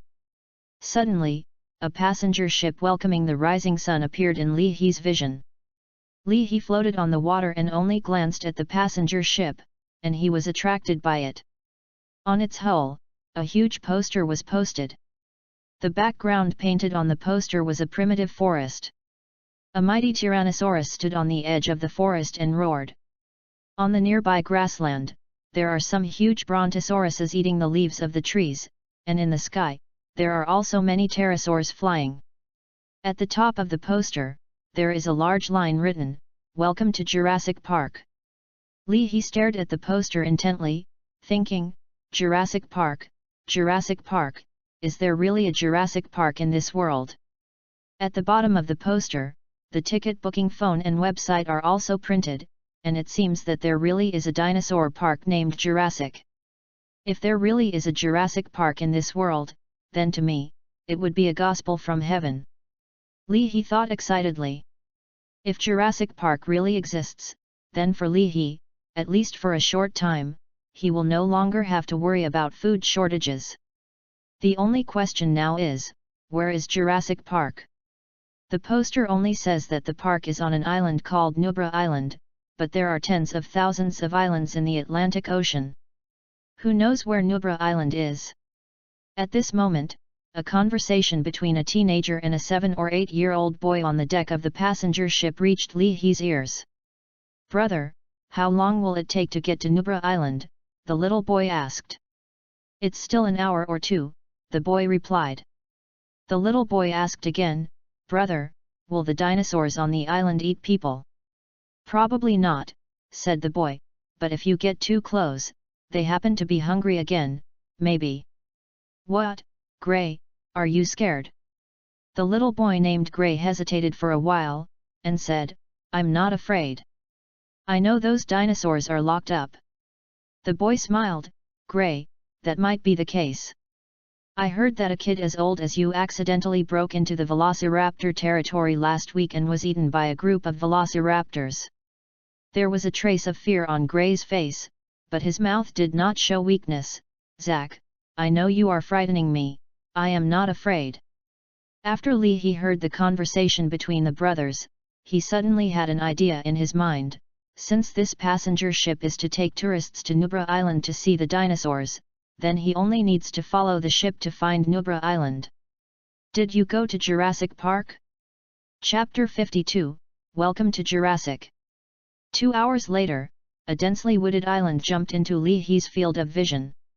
This is obviously a different island. On the island, there are large dinosaur-era plants such as Alsophylla spinulosa, cycads, ginkgo biloba, metasequoia, equisetum, and palm. The passenger ship carrying tourists slowly sailed into the pier of the island. In the resort village opened by mankind on the island, a sweet female voice was being transmitted to all directions via radio. "Welcome to the Jurassic world on Nubra Island. I wish you a safe and pleasant journey." Of course, Li He could not enter the human dock with the passenger ship. He sneaked into the water quietly and quickly swam to the other direction of Nubra Island. Nubra Island is a large island, its area should not be less than 500 square kilometers. Li He swam around Nubra Island and found that its edges were surrounded by a grid of more than 10 meters high. The purpose of laying the power grid is of course to prevent the dinosaurs on the islands from escaping. Both terrestrial dinosaurs and aquatic dinosaurs can't jump over a grid that is more than 10 meters high, and the pterosaurs with wings are all locked in a huge steel wire cage on the island. Of course, there are many measures to control dinosaurs on Nubra Island, and the power grid is just one of them. A power grid with a height of more than 10 meters may be able to trap most of the dinosaurs on Nubra Island, but for Li He, a power grid with a height of more than 10 meters is completely out of reach for him. Li He slowly climbed to the beach by the sea and looked up at the grid not far away. The 4 pairs of steps suddenly exerted force at the same time, and his body rushed out like an arrow shot. This time Li He's stride is extremely large, and each step is almost 7 or 8 meters away. When Li He took the 6th step, his body slammed into the sky and flew easily over a dozen meters high. Grid. Li He fell on a tall tree fern, looking curiously at this magical island. 2 minutes later, a group of small dinosaurs slowly passed under the tree fern where Li He stopped. Li He recognized this little dinosaur. This is a group of show-jaw dragons. Shiugitosaurus is a pocket-sized dinosaur and the smallest terrestrial dinosaur found by humans. Shiugitosaurus is generally only 30 centimeters in height, about 60 centimeters in length, and weighs up to 3 kilograms. However, despite their petite size, Shiugitosaurus is carnivorous. Normally, Shiugitosaurus will feed on small reptiles or insects, and also eat carrion. However, when Shiugitosaurus is in groups, their aggressiveness will rise sharply, and they will compare many sizes to them. Creatures that are many times larger are treated as prey humans, for example. In Jurassic 2, the group of little dinosaurs that bit human little girls on the beach are the Cerognathos. Li He slipped from the tree fern to the ground, which immediately aroused the idea of this group of Shiugideo dragons. If there were only 1 or 2 Shiujaw dragons, Shiujaw dragon would definitely not dare to provoke a big guy like Li Hyuk with a body length of 2 or 3 meters. But now there are more than 20 Shiujaw dragons, so they miscalculated the situation on both sides. The Shiyu Jaw Dragon surrounded Lee Hyuk and tried to attack Lee Hyuk. Originally, Lee He didn't intend to treat Shiyu Jaw Dragon as a prey. In Lee He's opinion, such a pitiful dinosaur like Shiyujitasaurus is not qualified to be his prey. Lee He's prey should be those big dinosaurs with huge body and fierce temperament. But since the Shiyu Jaw Dragon killed himself, Lee Hyuk didn't mind making them just once. Lee He suddenly leaped forward, and the two giant claws peeked forward, and each giant claw caught a Shiyu Jaw Dragon. Before the giant claws clamped the two Shiyu Jaw Dragons, Lee Hyuk's tail stab had already pierced the bodies of the three Shiyu Jaw Dragons. Of course, Lee He's big mouth was not idle, and a light-jawed dragon was bitten into two pieces by gently closing it together. Seeing this, the other Shiyu Jaw Dragons immediately scattered and fled. Lee He chased out like a gust of wind, killing all the remaining Shiyu Jaw Dragons with a snap of his fingers. The next thing Lee He has to do is to enjoy his life well, to be precise, enjoy his first dinosaur breakfast. But on the island of Nubra, it is not easy to have a quiet breakfast. When Lee He just swallowed the corpse of the third Shiyajitasaur, the smell of Shiyajitasaur attracted a bigger carnivorous dinosaur. Chapter 53, Hunting Dilophosaurus. The one who was attracted by the smell of Shiyajitasaurus was a Dilophosaurus. Dilophosaurus appeared in Jurassic 1. Dennis, the fat executive of Jurassic Park, cut off the power supply to the park and stole the dinosaur embryos in the actual room. During his escape, the car overturned and rolled down the hillside. At this time, a small dinosaur poked his head out of the tree. At first, this little dinosaur looked very cute, hiding behind a tree and looking at Dennis curiously, as if he was playing peekaboo with Dennis. But soon, it revealed the ferocious nature of a carnivorous dinosaur, spraying the venom on Dennis's face, and biting Dennis unnecessarily. This little dinosaur is Dilophosaurus. But don't think that Dilophosaurus is only this big. In fact, Dilophosaurus is a medium size among all carnivorous dinosaurs. The Dilophosaurus that killed Dennis was actually a juvenile Dilophosaurus. Adult Dilophosaurus can be more than 2 meters tall, 6 to 7 meters long, and weigh up to 500 kilograms.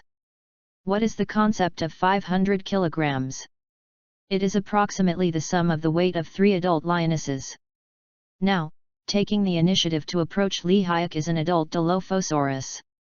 Lee He stopped eating and looked up at the Dilophosaurus with interest. Dilophosaurus stopped 7 or 8 meters away from Lee He.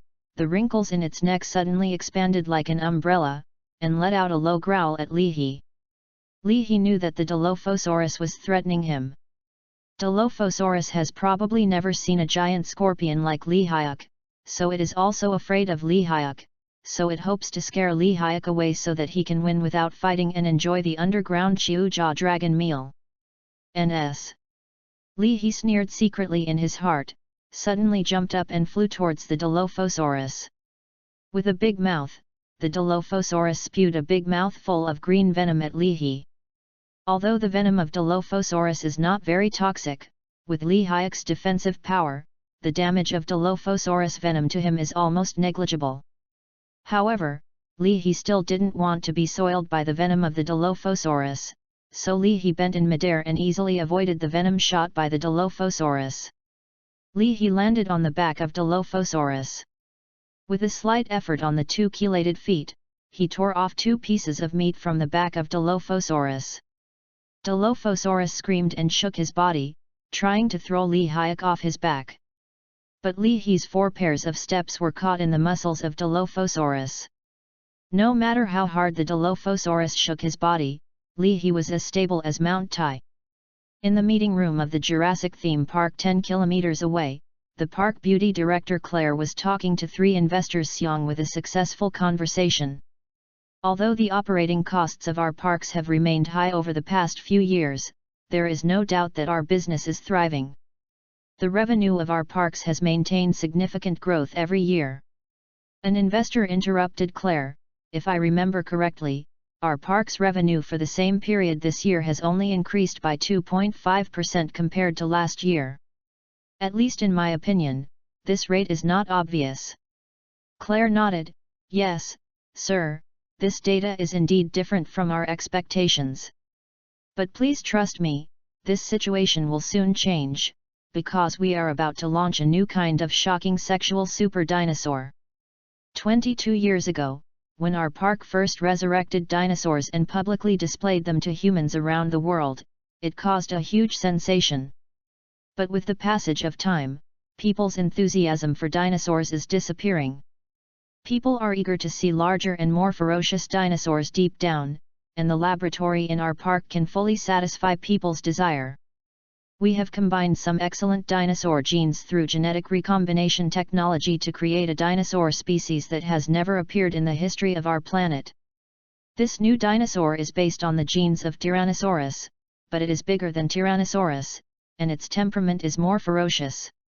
It is exactly the most coveted super beast in many people's minds. An investor asked, "What is the name of this new dinosaur?" Claire replied, "We named this new dinosaur Tyrannosaurus Emperor.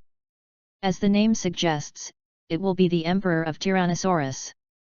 Chapter 54, Poison Allosaurus. Under Li He's crazy attack, Dilophosaurus only persisted for 3 minutes before falling down. This is still the case when Li He did not use electric shocks and toxins. If Li He used toxins, even if only a trivial amount of toxins were used, Li He believed that this Dilophosaurus would definitely not last 30 seconds. After all, there are not many creatures as powerful and anti-toxic as giant octopus monsters on this planet. In the monitoring room of the Jurassic theme park, a computer suddenly made a beep, and a certain light spot on the computer screen disappeared. Jevin, wearing a grey and black shirt, sat in front of the computer and said to himself, "Is another dinosaur dead? Let me see, which unfortunate guy is it?" Jewin said while typing on the keyboard, and soon, a number appeared on the computer screen. "No 0163, it's a Dilophosaurus," Jevin said softly.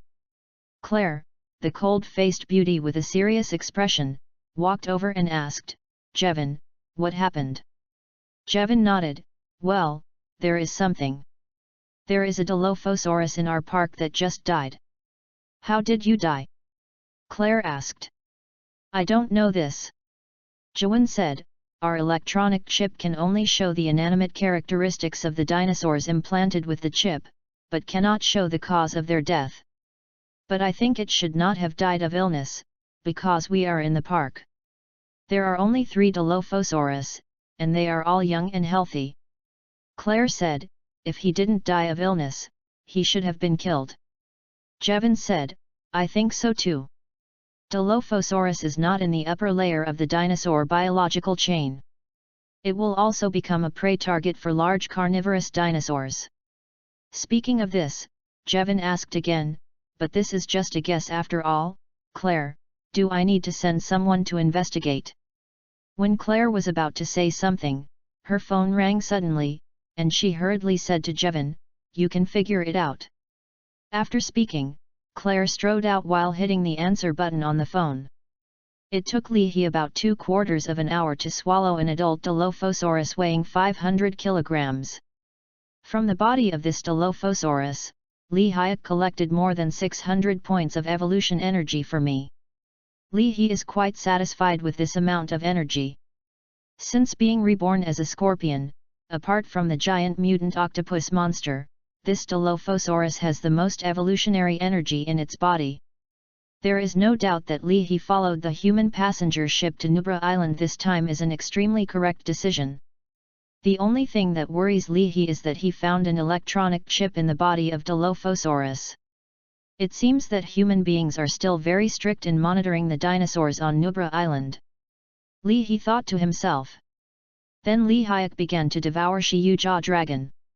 Li He didn't find any electronic chips on Shiyuja Dragon's body. Li He inferred from this that the humans in charge of Jurassic Park only implanted electronic chips on certain ferocious carnivorous dinosaurs, and some smaller carnivorous dinosaurs were not equipped with electronic chips. 24 Shiyuja dragons have contributed 208 evolutionary energy to Li He. As a result, the total evolutionary energy in Li He's body reached 9,344 points, which is only 656 points away from 10,000 points. Seeing the fifth evolution in sight, Li He absolutely refused to stop hunting at this time. An hour later, Li He found a suitable prey again. This is an Allosaurus. Allosaurus is much larger than Dilophosaurus. Its body length is generally between 7 to 9 and its weight is about 2 tons. Of course, there are occasionally a few large dragons in the population of Allosaurus, which can grow to about 10 meters in length and weigh more than 3.5 tons.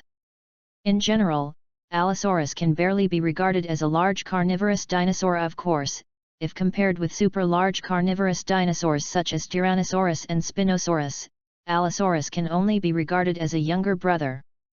This time, Li Hyuk did not fight with Allosaurus again. He just flew onto the back of Allosaurus and gave it a sting with a tail stab. Then, Li He crawled to the distance and began to count silently. When Li Hima counted to 25, the Allosaurus weighing more than 2 tons crashed down. In just 25 seconds, Li Hyuk's toxin poisoned an adult Allosaurus. Chapter 55, The Fifth Evolution opens. In the monitoring room of the Jurassic theme park, a computer suddenly issued a beep alarm, and then a light spot on the computer screen slowly disappeared. Ji Wenlei was carrying a cup of coffee to his mouth. Seeing this state, he was about to put down the coffee, and wondered, isn't another dinosaur dead? He frowned and tapped the keyboard quickly with both hands. Damn it, how can you die 2 dinosaurs in one day?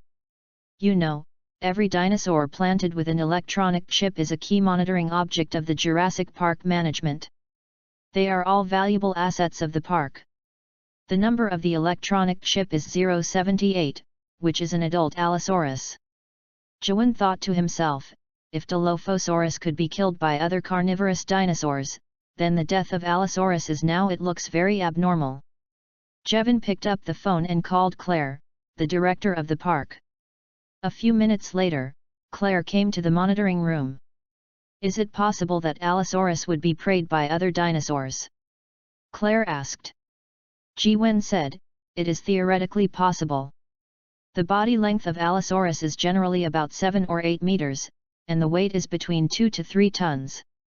If it was in the true Jurassic or Cretaceous period, there were many larger dinosaurs. Can prey on it. But on Nubra Island, unless the 2 big guys in Warehouse 13 or 9 run out, otherwise, there should not be any dinosaurs on the island that can hunt it. What he said was the hybrid Tyrannosaurus bred by the park laboratory through genetic modification technology in Warehouse 13 that he said. The park named it Imperial Tyrannosaurus, Warehouse 9 was a pure-blood Tyrannosaurus. Claire categorically said, the 2 warehouses are as solid as copper walls and iron walls. Jevin immediately asked the security guard to investigate. Before dinner today, I hope to see the relevant investigation report. A quarter of an hour later, a 10-man security guard set off. But when they arrived at the place where the Allosaurus died, Li Hyuk had eaten the entire Allosaurus completely. On the body of this Allosaurus, Li Hyuk collected 1,206 points of evolution energy. In this way, the evolutionary energy accumulated in Li He finally broke through 10,000 points, reaching 10,550 points. Finally we can start the 5th evolution. Li He thought joyfully. Because Li He needs to be in a static state during the evolution process, in order to avoid being disturbed, Li He dug a cave sloping to the ground in a hidden forest, and collapsed the entrance of the cave. Xiao Luo, how long does this evolution take? Li He asked Xiao Luo in the evolution system. Master, the evolution time this time will last about 96 hours. Xiao Luo replied, Master, do you need to start the 5th evolution now? Li He said, of course. I have waited very anxiously for this day, I really can't wait. A few hours later, in Claire's office. Jevin, this is the investigation report you handed in. Claire looked displeased, I don't know if you didn't understand it, or I didn't understand it. In short, after I read it, you handed it in. After this report, I am still at a loss as to the cause of the successive deaths of 2 important dinosaurs in our park. Jevon, can you explain it to me? Claire, to be honest, I am just as confused as you now. Jevon said with some embarrassment. The members of the security guard did not find any traces of fighting at the scene of Allosaurus's death. A small amount of blood, but no body of Allosaurus was found. Maybe the body of Allosaurus has been eaten, Claire said. Jevon said, if the Allosaurus is eaten, there will definitely be some corpse residues left on the scene. But the scene is very clean, and the security guards did not collect any Allosaurus-related residues. In the words of the security guards, the scene is so clean, it's cleaner than a dog. Claire said, will the security guard find the scene where the Allosaurus died? Or, after the death of Allosaurus, its body was moved to another place? Jevon shook his head and said, this possibility is really very small. You know, the dead Allosaurus weighs 2.5 tons. If you want to move it to another side without leaving a trace, then it's almost impossible. So, what about Dilophosaurus? Claire asked. Is there anything at the scene of the death of Dilophosaurus? Jevon said, there are some traces of fighting at the death scene of Dilophosaurus, but we only found a large number of messy footprints of Dilophosaurus at the scene, and no other footprints were found. No other footprints found? Claire wondered, if there are no other creatures on the scene, then who is the Dilophosaurus fighting? And who killed the Dilophosaurus? Chapter 56, Dinosaur Weapon Project. The night passed, the sun slowly rose from the distant sea, and Nubra Island ushered in a brand new day. In a training ground on the island, a pig is running hard. A few tens of meters behind it, a 3-meter-long 4-headed velociraptor with a body weight of 120 kilograms is coming quickly. The 4 velociraptors obviously run faster than the pigs, and they chased the pigs in the blink of an eye. Seeing that the pig was about to die, a white man standing on the flyover above the training ground suddenly shouted, "Stop! Stop!" As the white man yelled, the 4-headed dragon velociraptor stopped abruptly, and the frightened pig took the opportunity to run away. The eyes of the 4 raptors saw the prey near their mouths escape, and they couldn't help screaming in dissatisfaction. Standing on the overpass, the white man pointed to one of the raptors and said loudly, "Brew, don't move. Did you forget how I taught you?" He pointed to the other raptor and said, "Eco, you did the right thing, that's it. Very good. Delta, what do you want? And Charlie, what are you worried about? There will be food." As the white man said, he took out a mouse from the metal bucket in his hand and dropped the 4-headed velociraptor below. Where the rat was thrown to the raptor, which raptor jumped up and swallowed the rat in one bite. After feeding a mouse to each raptor, the white man waved his hand suddenly, "Okay, friends, you can go." As soon as his voice fell, the 4 heads below swiftly rushed away. An obese man in the uniform of the security team came over and applauded, "Owen, it's unbelievable, you succeeded." The white man's name is Owen, a dragon trainer in Jurassic Park. The man in uniform was Morton, the security captain of Jurassic Park. "Not every time," Owen said lightly. Morton smiled and said, "Owen, you are always so humble. In fact, I think you have done quite well. Seeing everything you have done, I am more confident in my plan." Speaking of this, Morton glanced at Owen, "Man, join us, let us work together to complete this great project that is enough for our name to be written in the history book." The plan Morton spoke of was a project called Dinosaur Weapon Project. In simple terms, this plan is to train dinosaurs to be obedient like military dogs, and then let them perform some dangerous tasks. With all due respect, your plan is impossible to succeed.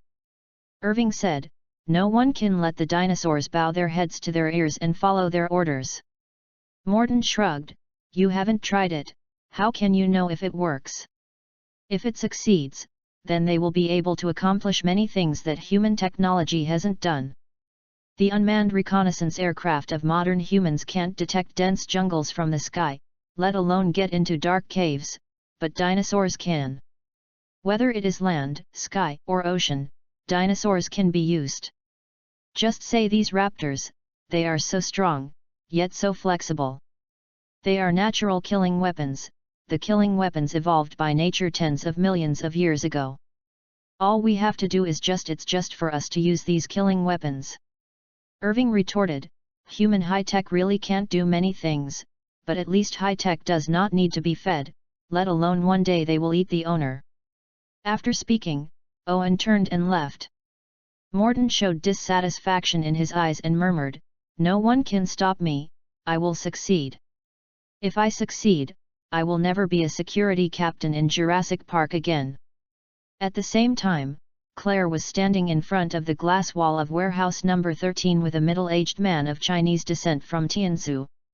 The man from Tianzhu is Mr. Maslany, the owner of Jurassic Park. Through the thick glass wall, Claire and Maslany could clearly see the tall and dense woods opposite. At this moment, the Emperor Tyrannosaurus was hidden in that dense forest. Although Claire and Maslany outside the glass wall could not see the Tyrannosaurus Emperor because of the obstacles of the dense forest, just listening to the occasional loud roar was enough to make people frighten. "It's more terrifying than I thought," Maslany said softly, staring at the dense forest on the other side of the glass wall. Claire said, "Mr. Maslany, do you think it will scare the children?" Maslany said, "Don't say it is a child, even the child's parents, you will definitely be scared to have nightmares." Claire thought for a while and asked, "Mr. Maslany, do you think this is a good thing?" Maslany hesitated for a few seconds and said, "Of course." After a while, Maslany said again, "I know that there is a dragon trainer named Owen Grady in our park. He is a master at studying the behavior of dinosaurs." Claire nodded, "I know this man." Maslany said, "You ask Irving to come over to evaluate this warehouse 13 to see if the security work of this warehouse can be improved." Claire said, "Mr. Maslany, we have invited the best experts to inspect here, and the experts all think that our security work here has been done well enough." Maslany insisted, "Claire, don't be arrogant complacent. Perhaps Owen can make good suggestions to make our security work better." Chapter 57, Tyrannosaurus Escape.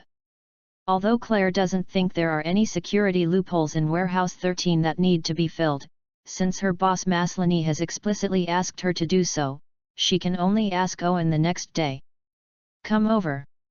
Since Irving clearly opposed the use of genetic technology in the park to create hybrid dinosaurs, and Claire was one of the implementers of creating hybrid dinosaurs, the atmosphere when the two met was not very warm and friendly.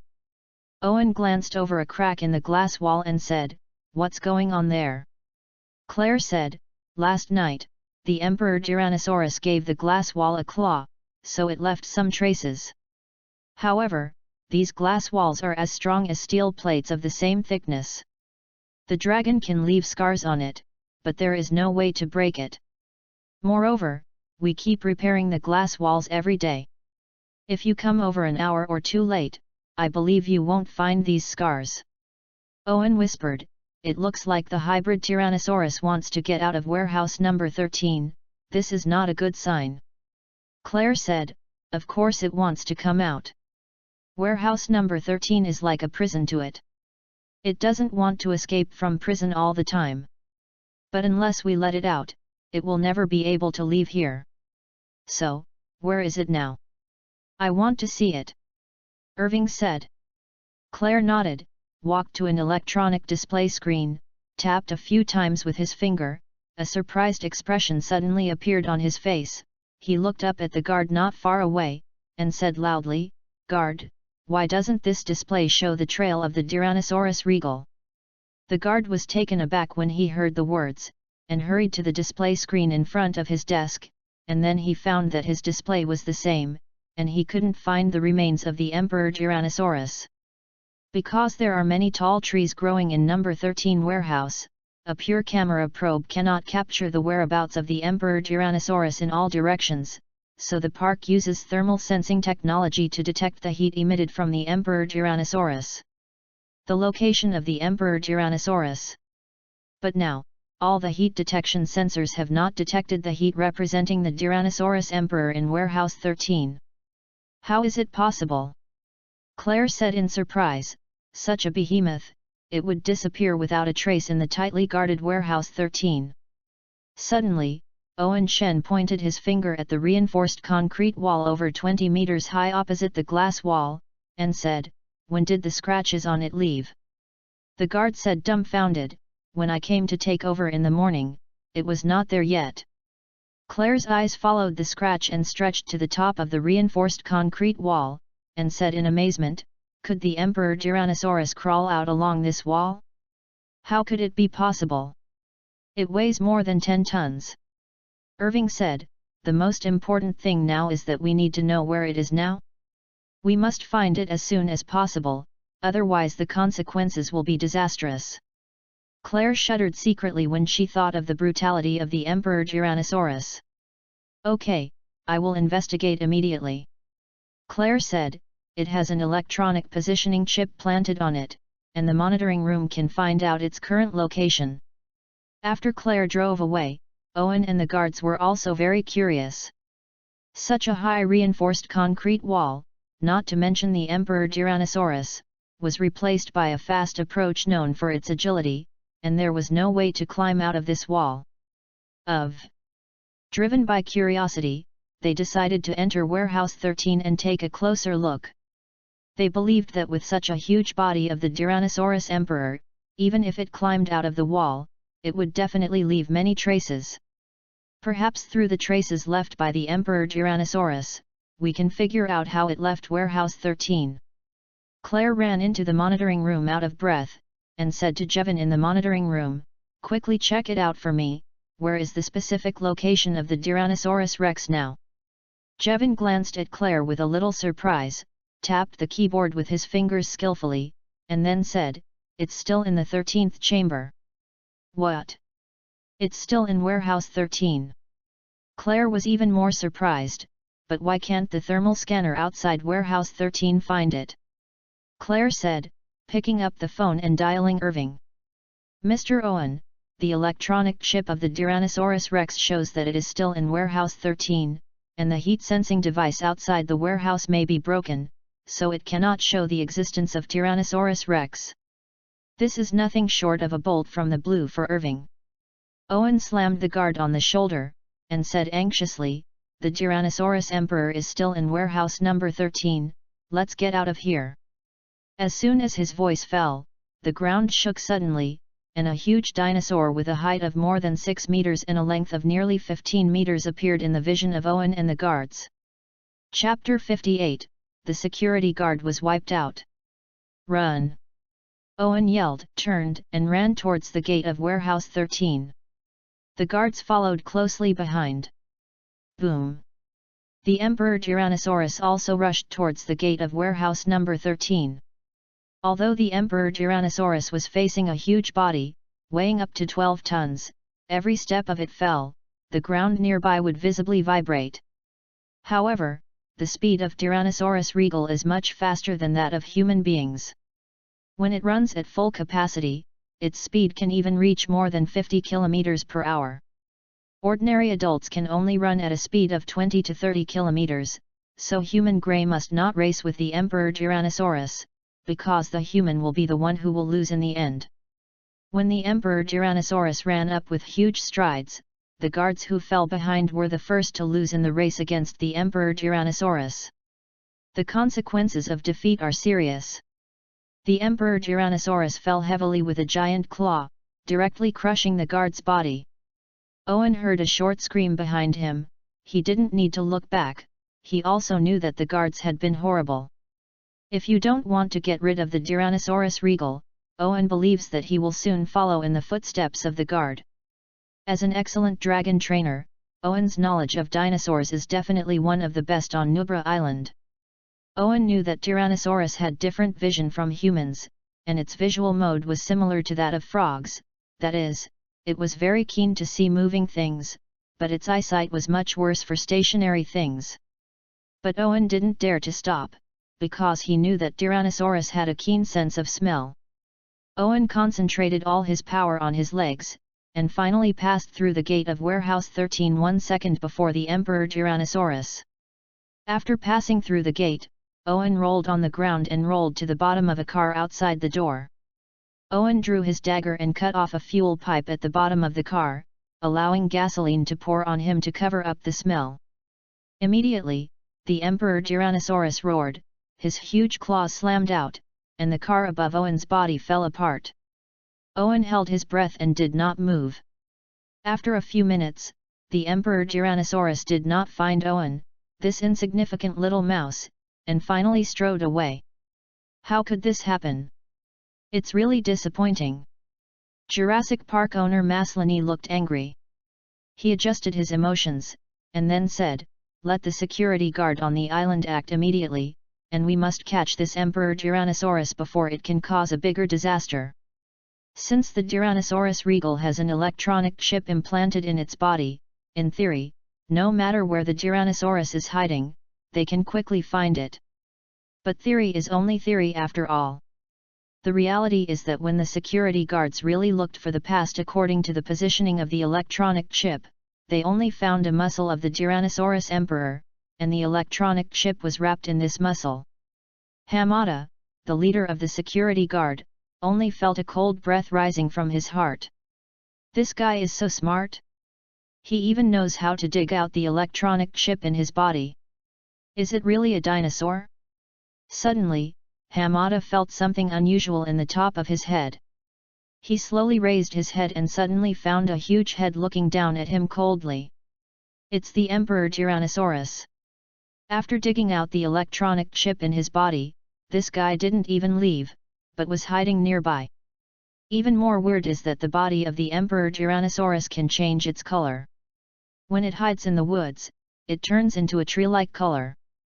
"Be careful everyone," Hamada yelled, and then stopped abruptly. Because the Emperor Tyrannosaurus's claws had grabbed Hamada, the claws tightened slightly, but they squeezed Hamada's body. A dozen other members of the security guard took out their anesthesia guns and shot them at the Emperor Tyrannosaurus. It's a pity that these narcotic bombs can't penetrate the Tyrannosaurus emperor's body covered with tiny scales and hard skin. The Emperor Tyrannosaurus waved its two claws non-stop, and every time it swung it, a member of the security guard would die under its claws. In just 3 minutes, 12 members of the security guard were wiped out. In the meeting room of Jurassic Park, Maslany looked at Morton and said, "Morton, I heard you know some superpowers." Morton nodded, "Yes." Maslany asked again, "Then do you think superpowers can deal with the Emperor Tyrannosaurus?" Morton said, "Of course ordinary superpowers can't deal with the Emperor Tyrannosaurus, but I know some very good superpowers but they can." Maslany looked at Morton and said, "Well, I now need you to introduce me 2 excellent superpowers to deal with the Emperor Tyrannosaurus." Morton said, "Mr. Maslany, the appearance fees of outstanding superpowers are very expensive."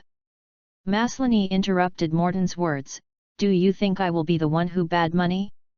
After this is done, I will pay you 200,000 foreign currency as a reward." Chapter 59, Superpowers vs. Emperor Tyrannosaurus. In the dark underground cave, Lee Hyuk was hibernating motionless. As the evolution continues, Lee Hyuk's body is growing at a speed visible to the naked eye. The evolution has lasted 78 hours, and it will take about 18 hours to complete this evolution. Suddenly, a powerful vibration was transmitted from the ground to the ground, and at the same time, several huge explosions were transmitted in. What happened above? How could there be an explosion? Did the dinosaurs on the island rebel against humans? He was secretly curious in his heart. Above the ground, 2 white men who were as strong as bears were each holding a Gatling heavy machine gun and firing frantically at the Tyrannosaurus Emperor 100 meters away. The bullet hit the Tyrannosaurus Emperor like a storm, but it was all blocked by the scales outside the Tyrannosaurus Emperor and the hard and thick muscles under the scales. The weight of each of these two heavy machine guns is less than 100 kilograms, plus a long bullet chain, it is naturally heavier. But the two white men wore such a heavy machine gun, but they walked like flying in the woods. These two white men are not ordinary people, they are both superpowers that Masrani has paid a lot of money to invite. One of the two superpowers is called Hughes and the other is called Wendell. Hughes and Wendell are both power-type superpowers. Power-type superpowers are the most common superpowers. According to statistics from the Association of Superpowers of America, the number of power superpowers can account for about 20% of the total human superpowers in the world. In other words, 1 out of every 5 superpowers in the world is a power superpower. Most of the time, power-type superpowers like close hand-to-hand combat. A power-type super player, even if his superpower level is the lowest level C, he can easily defeat more than 20 ordinary humans in close hand-to-hand combat. But this time, Hughes and Wendell face a hybrid Tyrannosaurus. Go up to fight with Tyrannosaurus? What is the difference between that and suicide? Not to mention that their superpower level is only C level, even if the superpowers of B level and A level come, they will definitely not be mentally disabled to fight with Tyrannosaurus melee. This guy is really terrifying. For the first time in my life, I discovered that there are natural creatures in the world that can't be killed by high explosive grenades and Gatling heavy machine guns. Hughes said loudly. Wendell shook his head. Hughes, you are not right. This guy was artificially bred using genetic modification technology. It is not a purely natural creature. It doesn't matter if it is a natural creature or not, but hell, it rushed towards us. Hughes suddenly exclaimed. Wendell also had a solemn expression. We are running out of bullets. Forget it, this giant Tyrannosaurus is beyond our ability, let's retreat. Hughes said, I mean it too. But at this moment, the Emperor Tyrannosaurus suddenly looked up to the sky and roared. With the roar of the Emperor Tyrannosaurus, a large group of pterosaurs appeared in the sky. Pterosaurs are the general term for dinosaurs flying in the sky. Of course, there are also academic opinions that pterosaurs are not dinosaurs, they are the ancestors of birds. But in any case, they also have a dragon in their name, and most people are also habitually thinking that they are dinosaurs flying in the sky.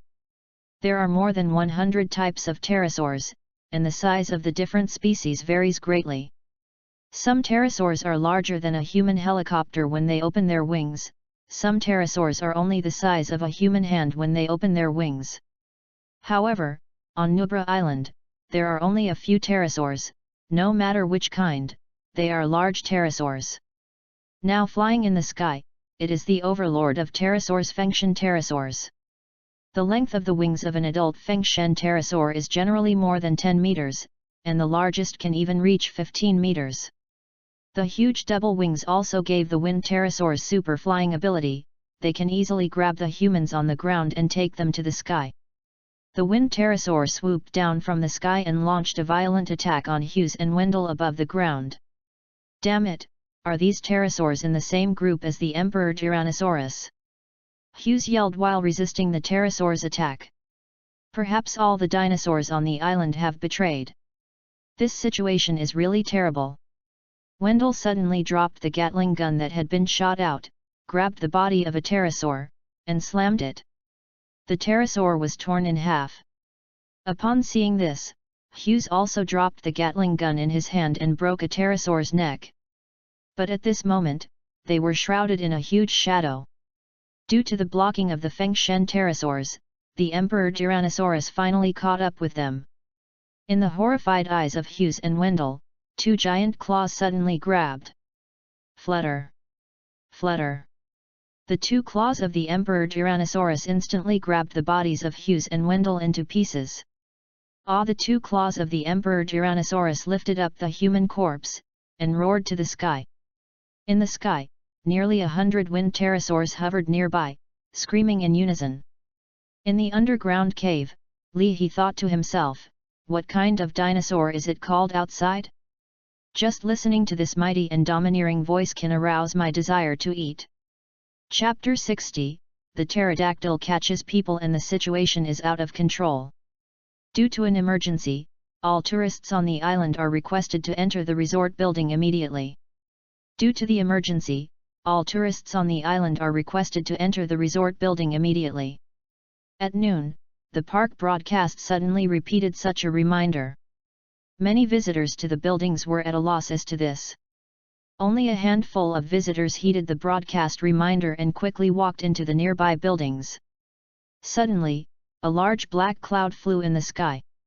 When the dark cloud flew closer, I realized that it was not a dark cloud at all, but a large group of wind pterosaurs. Countless tourists in the resort raised their heads in unison, staring blankly at this rare and spectacular sight. But after a few seconds, this rare and spectacular sight became everyone's nightmare. Hundreds of Fanfiction pterosaurs swooped down, swept over the heads of the crowd, grabbed tourists one after another and took them to the sky. The crowd exclaimed. They finally knew why the park broadcast asked them to enter the building immediately. But now, it seems a bit late. In the first few seconds, dozens of tourists were caught in the sky by the wind pterosaur. The Fanfiction pterosaurs that had captured humans began to leave, while the Fanfiction pterosaurs that had not captured humans continued to swoop down. There is no way to stop catching a prey. Some panicked humans fell into the artificial lake in the resort while escaping. Before they could climb ashore from the lake, suddenly a huge mouth much larger than the mouth of a crocodile came out from the bottom of the lake, swallowing several tourists who fell into the water in one mouthful. Dinosaurs also live in this lake. Under normal circumstances, the vast ocean is more capable of giving birth to giant creatures than land. The same is true for dinosaurs. The dinosaur living in the lake is called mosasaur. It is 20 meters long and weighs 30 tons. It looks like a giant crocodile magnified many times. If Tyrannosaurus is the overlord of terrestrial dinosaurs, Mosasaurus is the king of aquatic dinosaurs. A wind pterosaur flew over the lake with a human being. Mosasaurus suddenly broke out of the water, and opened its mouth to swallow the wind pterosaur and the humans it captured.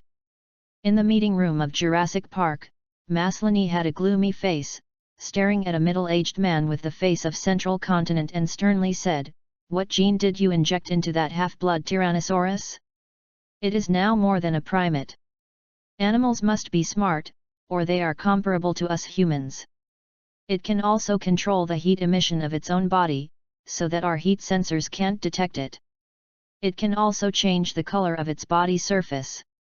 It even broke open the barbed wire fence of the pterosaur training ground, and removed hundreds of wings. The dragons are released and let them all obey its orders. You told me, what kind of monster did you cultivate?" The middle-aged man with the face of Zhongzhou is Dr. Wu, the chief scientist of the park laboratory. Dr. Wu was not afraid of Maslany's anger. He still calmly explained, "Our experimental team added the velociraptor gene into the body of this Emperor Tyrannosaurus, so it became very smart. I know that among all the dinosaurs known to mankind, velociraptors are the smartest. They prey on prey much larger than them in groups. They have a clear division of labor and a tacit understanding of cooperation."